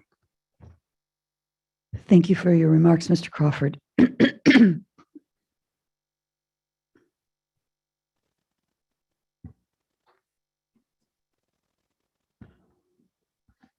Okay.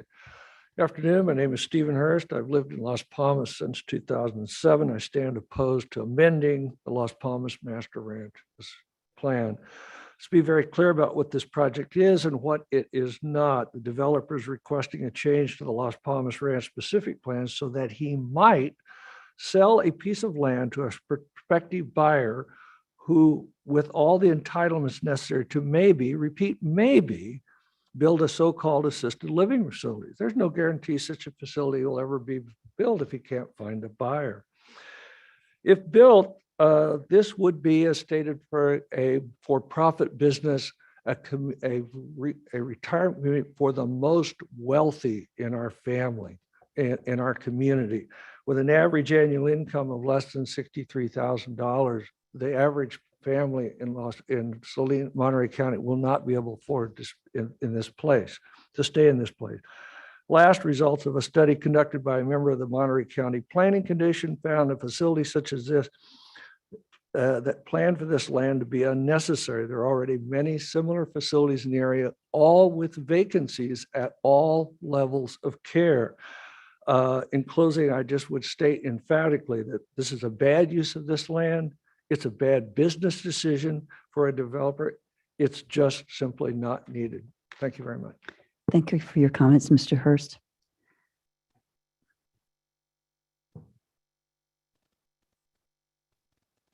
Good afternoon. My name is Otavio Bernardo, and I am a resident of Las Palmas.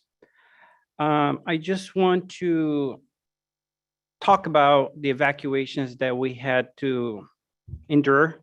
I was present. I decided to shelter in place with another board member in order to watch out for the other properties that were around. And it was extremely scary seeing that fire so close. Another factor that made things very difficult is the smoke inhalation that we had it over there. Now, imagine for a minute, you have this facility up in the hill and there are fires and they say that you're going to shelter in place. What's going to happen with all the patients that's up there with the smoke that's around them? And we were there for a week during the fire and we got to experience all that. The evacuation that took place, it was unplanned. The sheriff didn't know, the fire department didn't know. Everything basically, it was extremely disorganized. So couple that with one entrance, one exit, and ambulances or fire, the apparatus that needs to get up there. And the second part of it was evacuation again for the flood. Same exact procedure, same exact confusion. So I'm asking you to take a minute and think about it. What if it's your parents? What if it was you in our situation? What would you do? Thank you for the time. Thank you for your comments, Mr. Bernardo. Good afternoon, Supervisors. I'm Tom Ward, and I'm the Board of Land Watch. Land Watch vehemently opposes this ill-conceived commercial project and all the concerns that have been raised here today, as well as the many, many comment letters. As stated by Commissioner Martha Deal, she couldn't support this proposal because the social benefit did not outweigh the impacts and noted that the complex would not even be affordable to most people. There has not been such an organized and dedicated community activism since in Monterey County to a commercial project since the wildly unpopular Monterey Downs project. In that case, the Seaside City Council went against the will of the people and voted to approve it. But the fight was not over. A grassroots referendum petition was quickly organized and lawsuits against the city were filed. The developer realized the odds were against him and he raced out of town, leaving a mess behind. There's no doubt that lawsuits will be filed against the county should the Board of Supervisors vote to approve this project. So I urge you to vote against this project, listen to the people most impacted, and keep Las Palmas a quiet residential neighborhood as its homeowners believed it would always be. Thank you. Thank you for your comments, Mr. Ward.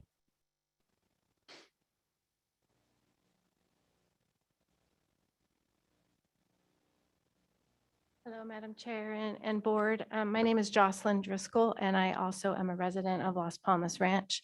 But I come here representing actually a man who cannot speak as he is no longer with us. That is my father, who was an original planner on this project.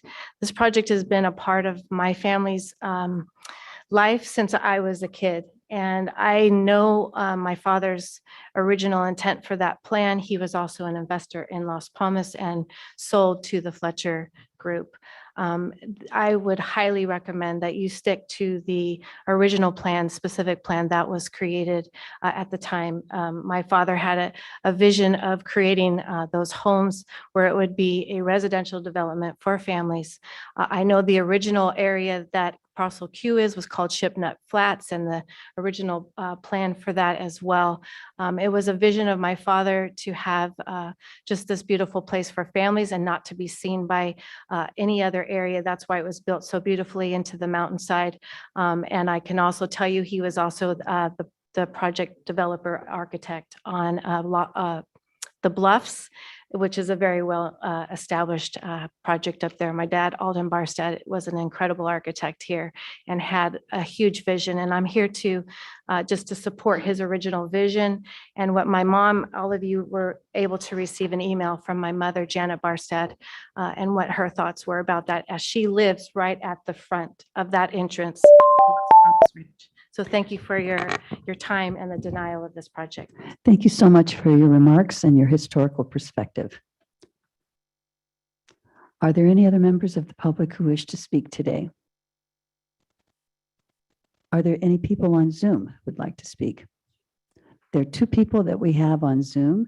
If you would please push *6 to unmute yourself, and you will have 90 seconds to speak. And the first is Linda. Hello, my name is Linda Ipal, and I have respectfully request that the board vote against the proposed amendment to the specific plan. I have lived in Las Palmas 1 for over 31 years. I am an original homeowner. I was presented and there was an expectation of open space. The proposed project goes against that. I also agree with the concerns and comments from the HOA and the experts and my neighbors. The proposed amendment would be and is detrimental to the community. Therefore, again, I request that the board vote against the proposed amendment and any changes to the specific plan. Thank you. Thank you, Ms. Ipal. The next commenter that we have is Bill Baveless. You have 90 seconds. Please push *6 to unmute yourself to begin speaking. Hi, my name is Bill Bavellis, and I'm with the Bridgeport Company, and I manage Las Palmas Homeowners Association. We had received numerous comments and concerns from homeowners, and in doing so, we had spoke with the board, and they supplied us with 2 surveys that had been conducted in 2016 and 2018. The community came through and they were overwhelmingly against this project. And they've been extremely concerned with the effects it's going to have on the property. And we've received so many calls from so many different residents. It's incredible that it's moving forward. Thank you for your time. Thank you, Bill, for your comments. So we have completed our public comments from the public, and there's one more Zoom. Okay, sorry, we have one more Zoomer. And if you can please press *6. And I think this is Karen. You have 90 seconds on the clock as soon as you start speaking. Can you hear me? Yes, we can hear you fine. Okay, thank you. I've heard a lot of speakers today between the attorneys and the planning department. And what I'd like to say is that this matter is not about business. I commend the developer for wanting to build senior housing. I've got a 90-year-old father who has dementia. My brother and I help take care of him in his own home. This is about families. I've only been a resident of Las Palmas for about 8 years, but in that time, I've grown to love the community. There are children riding their bikes. There are people walking their dogs on the trails. There are Easter egg hunts that are planned by volunteers during that time of year. There are Halloween parades with kids. If you put a commercial building up on the ridge, it's going to take away from the family community. It's going to devalue our homes. You're going to have cars, you're going to have staff, you're going to have food services, linen services, you're going to have generators up there, and that's all after construction. Please don't devalue our home. Look at yourself and take the time to think, would any of the supervisors there sitting and listening, would you want this in your backyard? It is a wonderful project, but it does not belong in Las Palmas 1. Thank you. Thank you for your remarks, Karen. Okay, that's it. We'll come back now and we'll have a 5-minute presentation for response from the applicant. Thank you, Chair and members of the board. Anthony Lombardo on behalf of the applicant. Just briefly hitting on the points. We've heard a lot about the specific plan and what it is and isn't. As I mentioned in my initial presentation, the specific plan for Las Palmas is not part of the general plan in 2010, and this property is zoned and general plan designated to allow the use with a use permit that has been proposed here. The visual impact Ms. Kemp showed you was a telephoto picture from Blanco Road. The first one is the telling one, which is in the far distance, you see a dark shape, and that's all you'll see in the far distance without a telephoto lens.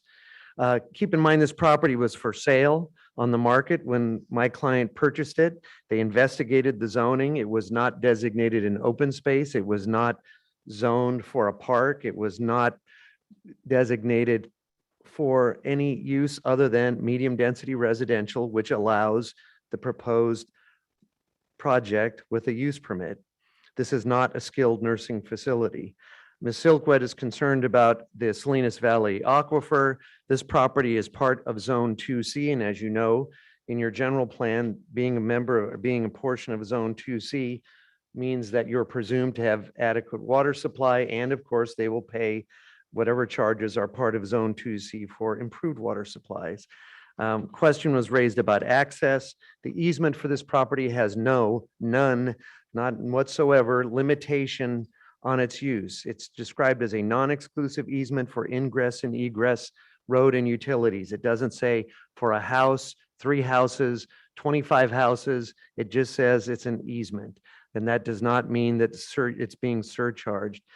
Speaking of which, I will comment, I didn't have time, or I got fouled up on my time in the beginning. There is a condition number 35, which talks to placing and paving stones over a portion of the homeowners association property, which is not owned by, does not part of our easement. That is not necessary to be done. Dorothy Priolo from the fire district reviewed this entire project and all of its components and concluded that that was not necessary. We couldn't do it even if we wanted to, because it's not our property, but it's unnecessary. And so we'd like to ask that that condition be amended to say if necessary, because that's a determination for the fire district, which, by the way, has gone all over the site, all over the project with a fine-tooth comb, and found no hazard to residents of Las Palmas or residents of the facility as a result of this project being built. And of course, we're being built under the most modern fire protection standards, which are different than buildings that may have been built 30, 40, or 50 years ago. And this is and will be a safe shelter-in-place facility with all of the necessary fire protection and air filtration facilities. I'm not sure why the one speaker said that he doubted any of the mitigations would be done. Of course, that's a requirement before you can pull your building permit. And finally, I guess I'm very puzzled by the reference to unfriendly strangers ruining the character of the neighborhood. I'm not certain who that's meant to refer to. I don't think that 142 seniors are unfriendly strangers, and I wouldn't imagine that the people who are going to work in this facility would be unfriendly either. And they're certainly not strangers. They're as much a member of our community as any of the others of us. Water and sewer issues have all been addressed and confirmed by all agencies that water and sewer services are available to this site. And so in closing, I'd like to say this has been a very long and expensive process, 10 years total now to get to this point. We were told we had to amend a specific plan that I don't even think exists as a planning document, part of Monterey County. We attempted many times to meet with the homeowners association and address their concerns to no avail. But we would respectfully request that the board support the planning commission's determination and the staff's recommendation, as well as the planning commission's recommendation to approve this project, which will provide needed housing to a ever growing and maybe the fastest growing segment of our community, who will do and will require housing facilities so they can remain residents of Monterey County. And I would applaud my clients for voluntarily agreeing to provide housing for lower income residents, even though that's not required by the county's ordinances. Thank you very much. Thank you, Mr. Lombardo. What I'm going to propose, we have 10 minutes before we have to take our mandatory break. So what I'd like to do is see if we could get staff's response, if there is staff response to public testimony, and then we will come back for board deliberation and board decision. Would you need more than 10 minutes to do your your response? No, Madam Chair, I think we can finish in just a couple of minutes here. Okay, thank you very much. Why don't you go ahead and start then? So very briefly, again, this is Joe Cedar with HCD Planning. And there was a comment made regarding valley fever. And we do have information from the Monterey County Health Department that indicates that the California Department of Public Health has only confirmed 2 outbreaks of valley fever associated with new construction. The first occurred in the northern region of San Luis Obispo County in 2013, and the second occurred in the southern region of Monterey County in 2017. And the department has not identified any outbreaks of valley fever associated with new construction in Salinas or the areas surrounding Salinas.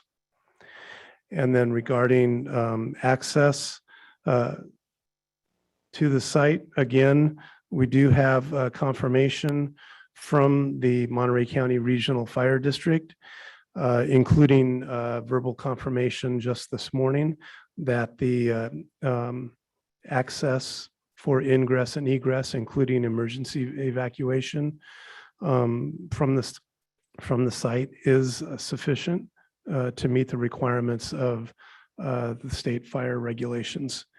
And then I believe, Mr. Lombardo brought up a comment regarding condition number 35.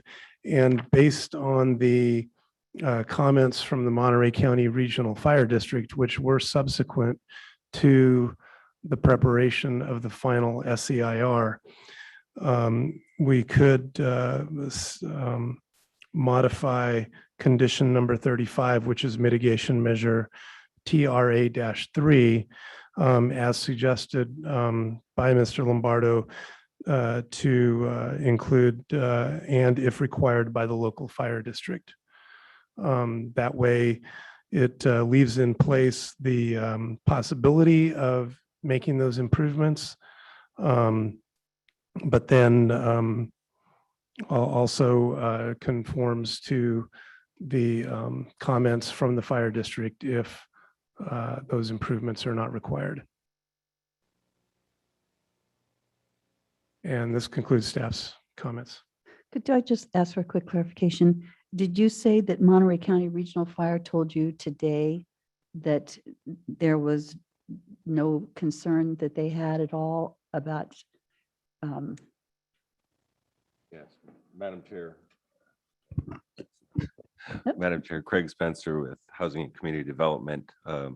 Monterey Regional Fire, Dorothy Perillo provided a letter that we can submit. I believe it was part of the package, but we can also put it on the overhead if need be. That essentially says that the proposal is adequate from their perspective. That was verbally confirmed by phone this morning. And that letter still stands as it's written. Thank you for that.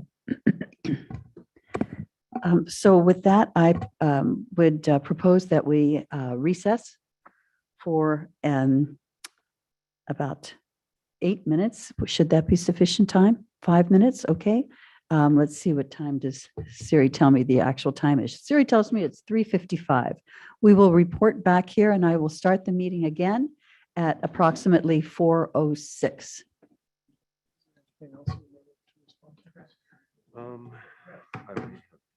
So the two big things, proof of access.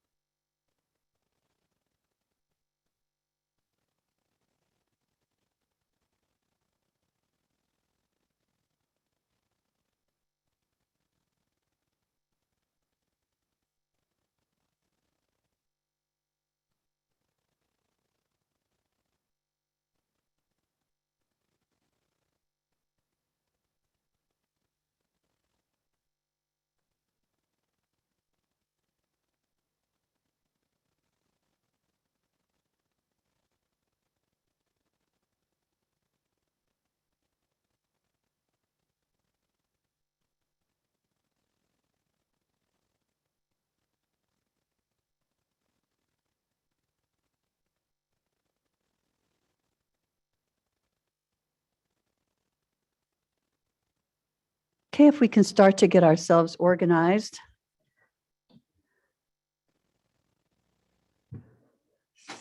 Steve Jobs is telling me that it's only 4:05, but I'd like to be ready at 4:06 to start.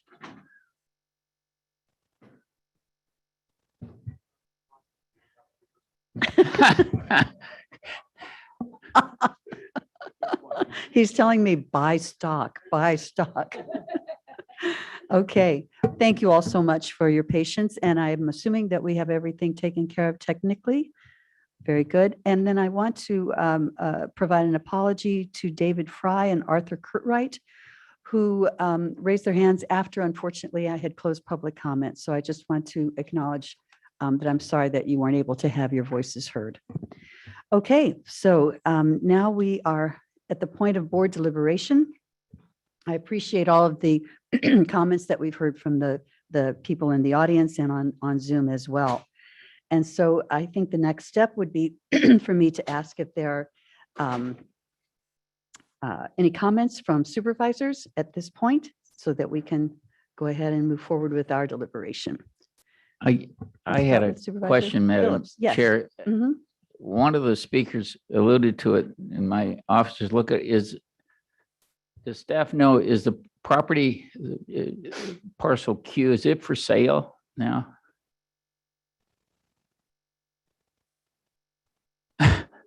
I'm hearing yes from the audience, but I don't know the Mr. answer to that Mr. question. Lombardo, just curious, because that was obviously inconsistent with what I thought we were doing here, so. That the property has been listed for several years when they were despondent over whether they would get through this process, but it is not currently being actively marketed. So that, I hope that answers your question. But it is on the All right, market, all right. though. Thank you. Well, maybe I shouldn't have even asked the question. Thank you. So, yes. So I'd like to make sure that we maintain order here. Thank you so much. We heard a response, and you can take it as it was, which is that it's not being marketed at this point.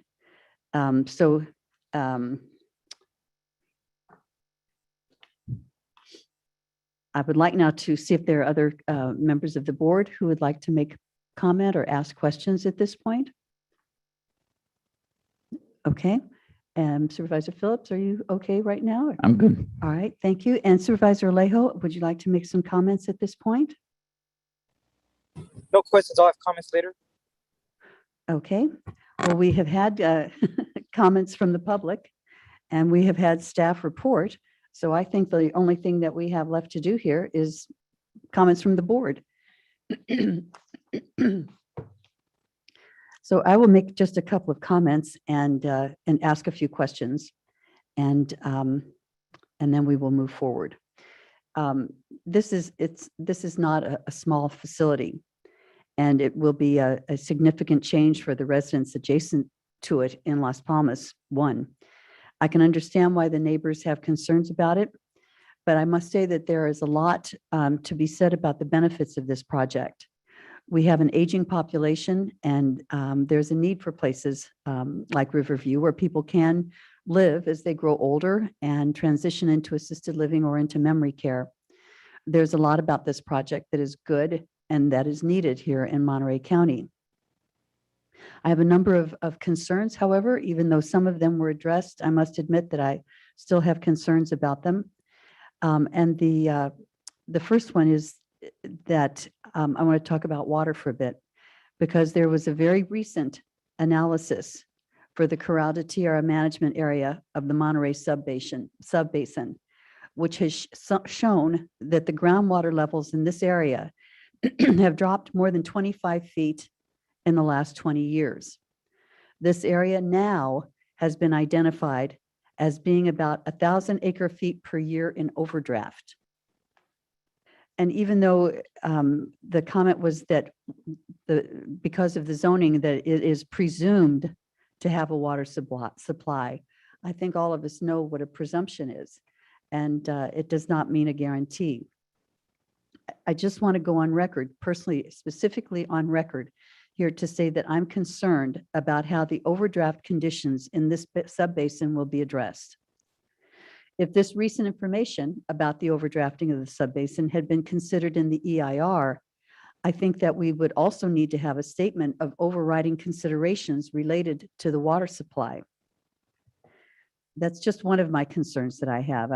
In fact, I have a number of others, but I think what I might do is check with my colleagues and see if they want to share some of their concerns or some of their areas of consideration. So I will go to my right and ask Supervisor Lopez for some comments. Then I'll go to Supervisor Alejo and then to Supervisor Phillips. Happy to jump in, Madam Chair. You know, for me, there was a lot of considerations. I read every document that had been sent into my office.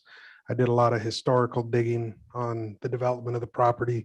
And I have a personal issue with eucalyptus. I'm just going to state that from the get-go. You know, they burn extremely hot, and I've worked to eradicate them in my district, knowing what an issue they can be. There's one last stand right near my house. It is what it is. You know, we'll keep pushing, but looking at the property itself, knowing that we're not going to protect eucalyptus in my mind. So I heard that repeatedly about the eucalyptus on the hill. For me, I'm sorry, but that's not an issue that rings for me. You know, when it comes to the water issue, water is something that I know I've dealt with almost probably every attorney in this room on a water issue over the years. And Zone 2C has certain commitments, yes, and there's overdraft the whole basin in the Salinas Valley anywhere between 8 and 17,000 acre feet a year by whoever's estimate each given year. Those are numbers that we hear and we're working to address with all the big water projects. But looking at the big picture, what the needs are for Monterey County, housing continues to be the most important thing for me.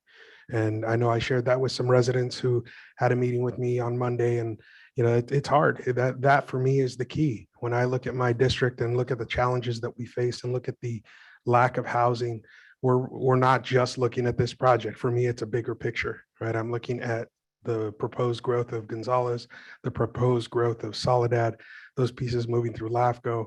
Everybody's doing their part and trying really hard to solve that problem.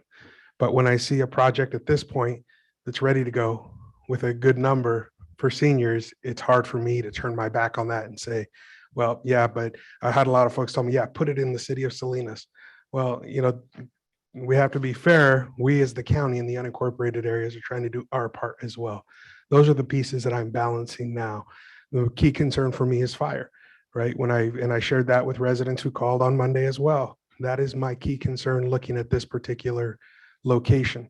There's irrigated farmland on one side of the project, then there's the park, the old commercial zone parcel right below that is now owned by the HOA.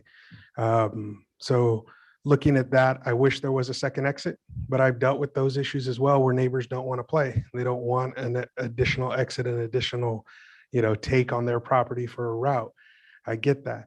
And for me, those are the issues that I'm balancing right now. And having heard everybody's testimony, there wasn't key information pushing me one way or the other, but those were the issues that I'm balancing in my mind at this point. What's winning out for me is the housing piece and the need for housing throughout all of our communities, regardless of income level. You know, I'm not judging somebody for trying to make a dollar either. This is still America, you know, where people have fought for a long time to make their ends meet and try to find new ways to get creative to make, you know, a business work. So I understand everybody's frustration, but for me, those are the things that I'm balancing. And with that, I'm happy to throw it back to you, Madam Chair. Thank you. And now I'll go to Supervisor Alejo. Thank you, Madam Chair.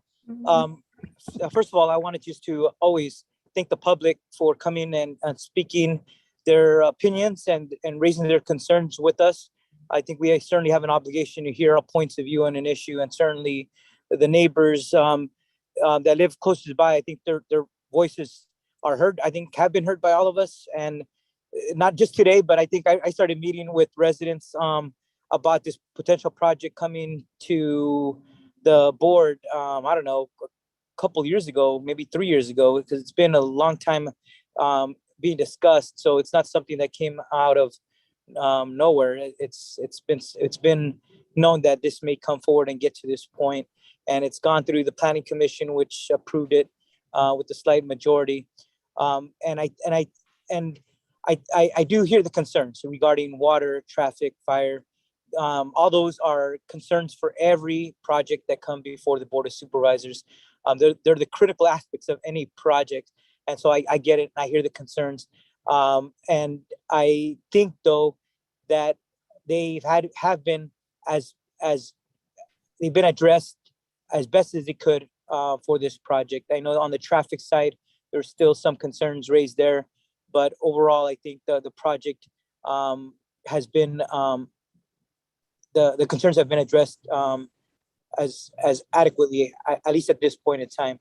So, but every year the Board of Supervisors has an annual report on our aging population in Monterey County, and I think this was raised by the two prior supervisors, the comments of the two prior supervisors, because we know that we have a significant aging boomer,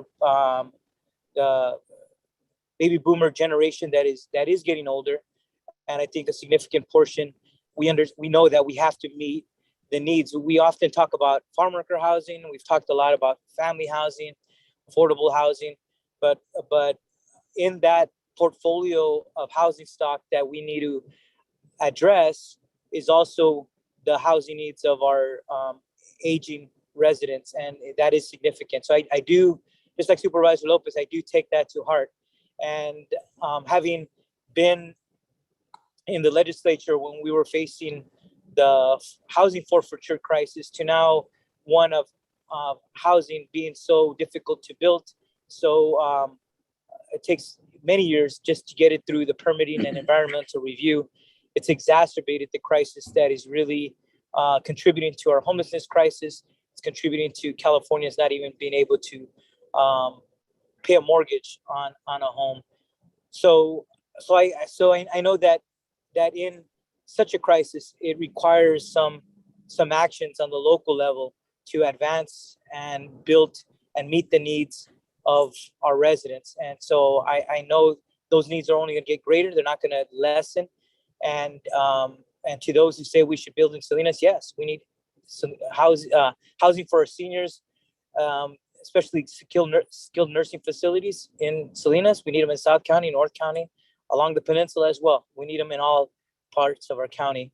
And I, having recently gone through a struggle taking care of my father, looking at skilled nursing facilities, looking at the VA skilled nursing facility, looking at hospice at home, among many options.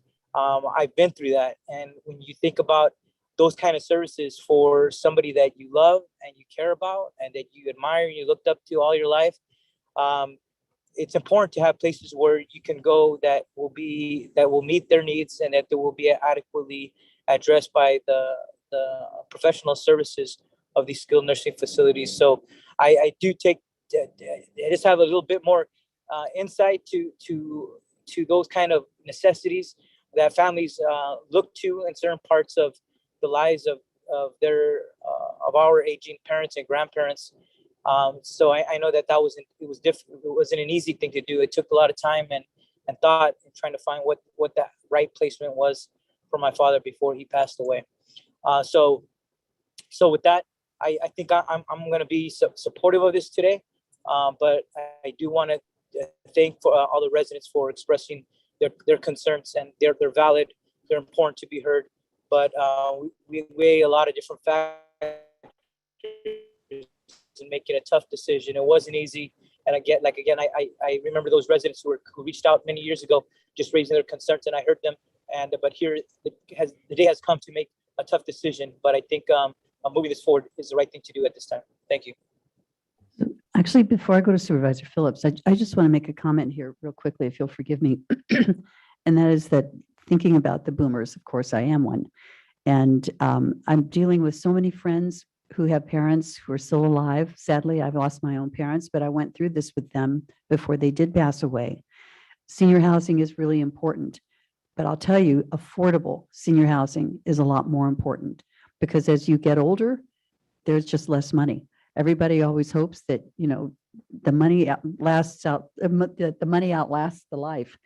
But I can tell you, one of the things that concerns me about projects like this is that you're fortunate enough to get into a place like this, even though it's going to cost an arm and a leg, And then the prices go up while you're there and you have no recourse.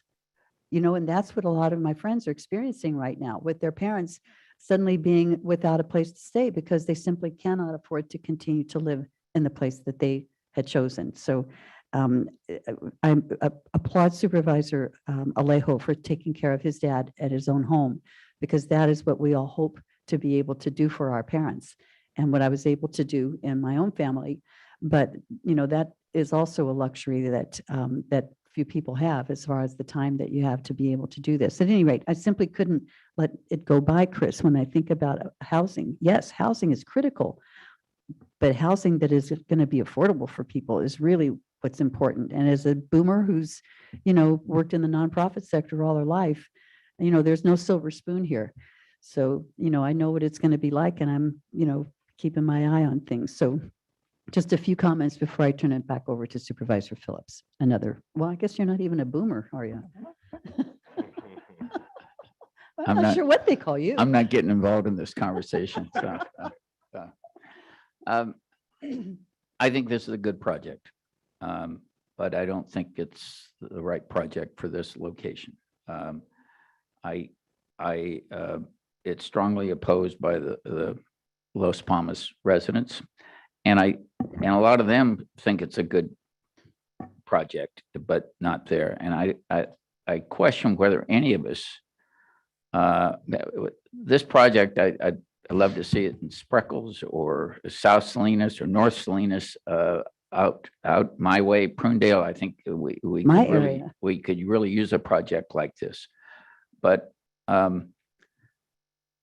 I think any of us, if you had and you bought into a community like this, and when you knew what you were getting into, and then years later, once you develop that community, and you purchase your home and everything, and no matter where it is, and then you relied on the specific plan being what you could rely on. There were some commercial areas, but they traded off those and even bought those out. And then years later, you came and you say, we're going to put a commercial operation right through the middle of your community. I don't think any of us would be supportive of that. Like I mentioned, there are designated commercial areas, the school and the church. But this parcel Q was a medium density residential. And I went out and looked at the homeowners had me out there. I went and walked walked up to the site where the proposal of the project is proposed. And and I don't care if technically a rest home falls within the strict definition of medium density residential. This is a commercial operation. And this was something that was never planned or anticipated. And when I looked at looked at the area, if it had been anticipated, a development like this would have designed it differently. The road coming in, they would have taken and queued the road off before it went into the community. So you'd have a separate road going up to the commercial operation. And that wasn't done. And the problem with this is the road, the people that coming in there and the other ones that I'll mention in a minute are going right through the community, right past the park that they bought to keep it where the kids are playing, where people are walking their dogs. And to me, that's a real concern. As I mentioned, if this is approved, it's equivalent of 35 to 40 residents up there. And looking at the commercial aspect of it that I see, this has more traffic and income and outcome than most of your typical commercial operations. You have 142 beds. You have the family and friends who are visitors there. You have what calculated 10 to 12 ambulances a month. You have 92 employees. You have the gardeners and the maintenance and the deliveries, the food, the linen. There's a lot of activity through a very kind of rural road, and it's incompatible use. The traffic on Highway 68 doesn't bother me that much, but having to find overriding considerations, considering the negatives that I do see of this, as well as the positive, I can't find overlying considerations. And it's going to have an impact. I don't think that the time that the easement was granted, it was ever anticipated it would be used to this extent. This is a gated community with a security booth, and I think that's going to be a mess. It's going to jeopardize the security. The roads access goes past the Corey House and the Corey Park that I think is a problem.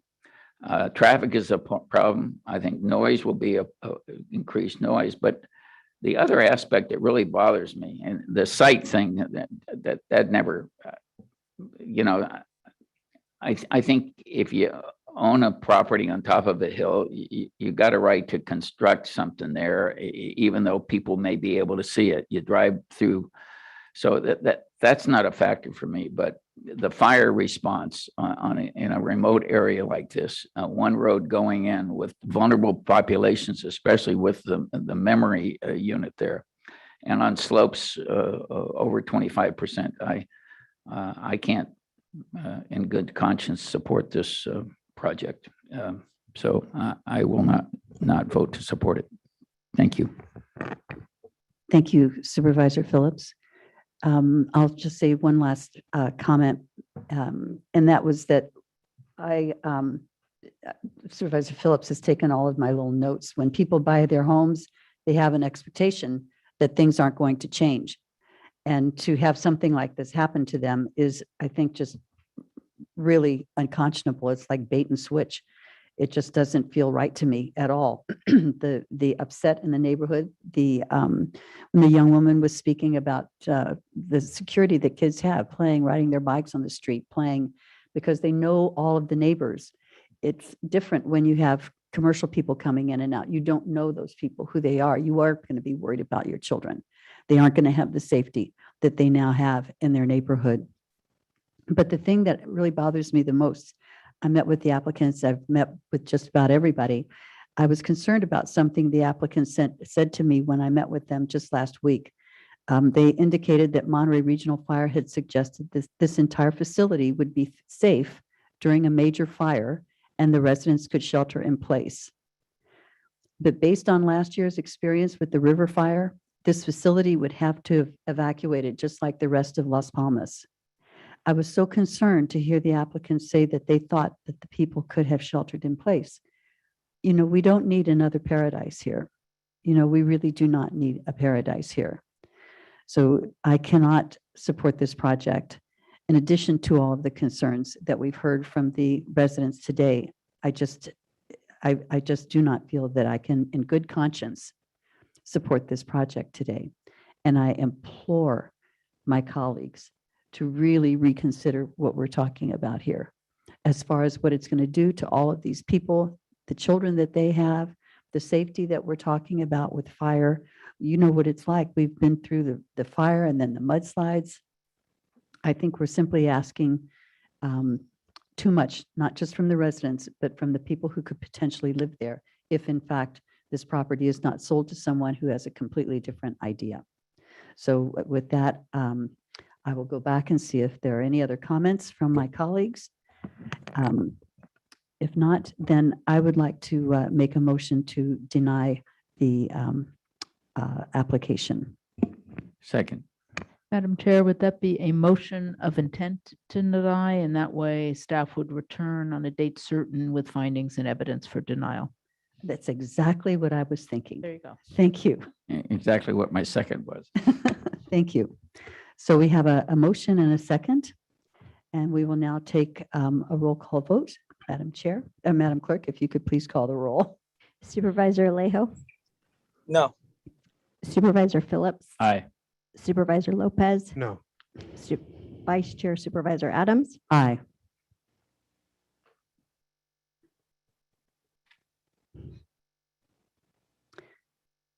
So here we are. And I must turn to County Council and to my CAO as we look at a 2-2 vote.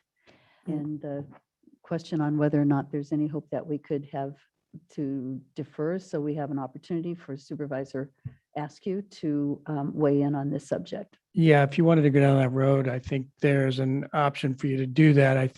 You might have to do a motion for reconsideration at this point. I'm not sure.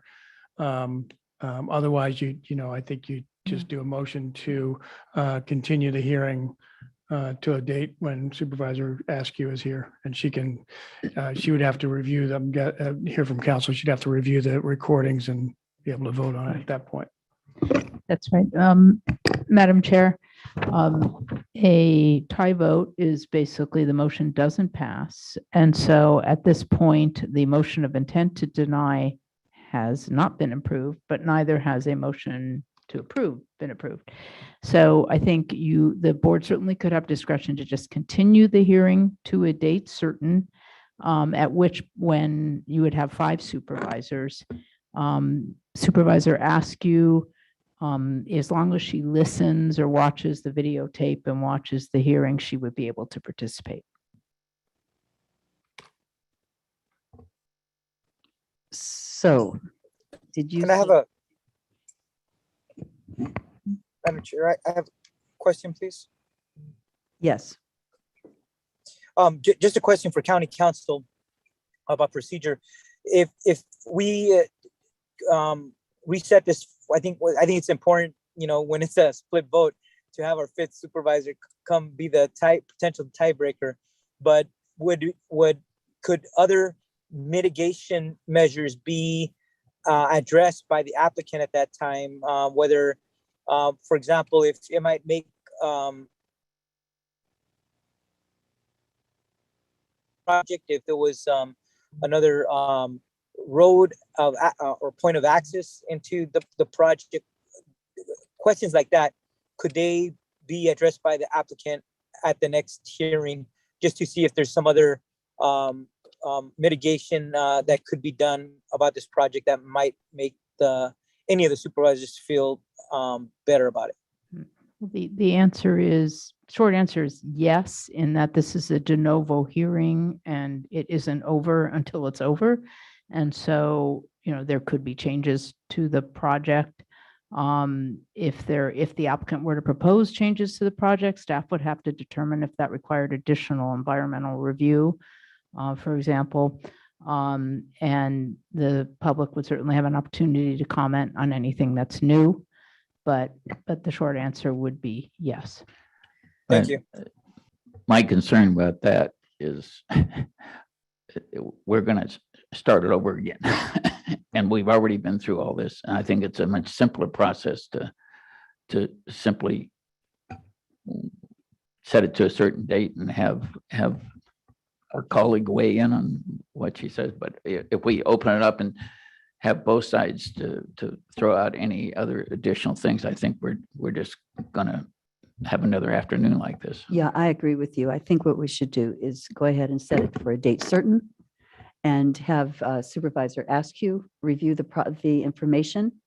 And then we would then have to have it come forward to us again, and we would have the vote at that time. And that's what my desire is to have happen. So seeing a nodding head from my colleague to the right and nodding head to my colleague to the left, then that is what we'll do. So we're going to set this for a date certain to come back. We'll ask Supervisor Askew to read and to listen to the comments. She'll have the opportunity to view this on video. And then we will have, now how will that work as far as the presentation goes? Would it be a staff presentation? I know this is something unusual. I mean, it's kind of the same thing. Although, I mean, it doesn't have to be the full-blown hearing. You certainly could ask staff, the public not to repeat. But I would recommend that you pick a date certain and also perhaps give direction for when staff returns. Do you want them to prepare any additional resolution or just come back with the documents they've already presented in essence? And then at that point, it would either be an approval or or at that point, it would be a motion of intent to deny, and then they would have to come back with the denial resolution. I mean, so you could, for example, set it for next week. I don't know if there's time on the agenda, if they don't have to prepare anything else, or you could set it for August, the first meeting or second meeting in August after you return. Do we know if Supervisor Askew is going to be back? I believe that she will. Be back next week. It's a busy day in terms of other hearings on that day. Thank you. So I've got a look at what the future agenda looks like. But more importantly, I would not want to see any new information come in. If Wendy's going to be looking at it, I think we keep it to exactly what it is that we've seen presented. And however, whatever we need to do to make that happen, that's what I would prefer seeing. But Madam Chair, a point of parliamentary procedure, this board is always empowered to consider other options, other conditions with any approval at any point in time. We have the liberty to consider other alternatives or mitigation circumstances and make those potentially make those conditions of any approval. So I just wanted to be clear that we're always empowered to consider other alternatives at any time. Yes, of course, that's possible, but at this point, that's not what I want to see happen as the chair of this meeting. So thank you very much. And honestly, as I'm looking at the calendar for next week, I think we could get it on. I really do. We have 3 options in the afternoon, and one of them, I think we could probably even, it does not have a time frame on it. We could probably even pull that to a later date. And that is the sustainability program on the short-lived Climate Pollutants Act. So we may ask Ashley Paulsworth if it would be possible for her to go in August, and then that would give us a solid 90 minutes for something that I think probably would take a little bit less time than that. Does that sound? Certainly in your prerogative, I looking to the CAO whether there's any need for that. I think it's an SB 1383 presentation. Yeah, I guess my only concern there is giving Supervisor Askew enough time to get up to speed. Considering she's out this week, and that would be my concern is having it next week without consulting with her. I guess I would suggest sometime in August, first meeting in August or September. Should I text her? She's not in a place that's receiving texts as far as I know. I'm so sorry. I just received a message that August would be better. Yeah. So thank you for that. Thank you for that phone. I appreciate having heard from her team, her staff, that it would be better to go in August. So maybe we should set a date certain in August then. August 24th is the first meeting back. Yeah, and another full day. We can try and squeeze it in there, I see, but it is another full day. I guess I would look at, I think August 31st might provide some better opportunity. And Madam Chair, I would recommend a vote on the motion, a motion to continue to August 31st. Thank you very much. I'll entertain a motion I'll make the motion to move this item to August 31st. Second. Thank you very much. So let's please call the roll. Supervisor Alejo. Aye. Supervisor Phillips. Aye. Supervisor Lopez. Aye. And Vice Chair Supervisor Adams. Aye. So very good. So what we're doing now is we're going to postpone this decision. We'll give Supervisor Askew the opportunity to review the information, to see the video of all of today's presentation. We'll come back on August 31st, and we will have an additional vote with all 5 supervisors present. So thank you all again so much for your presentation. This has been a very long day for you, and I very much thank you for your community engagement and the meaningful way in which you approached everything. So could I please get a readout now by County Council for closed session? Yes, thank you, Madam Chair. I would like to report that the county has reached a tentative agreement with the Sheriff's Management Association regarding a 3-year MOU. And no other matters are reportable. Thank you. We are not adjourning in honor of anyone today or in memory of anyone, so I'll adjourn in honor of all of us who participate in the public process. Thank you very much, and this meeting is adjourned. Thank you.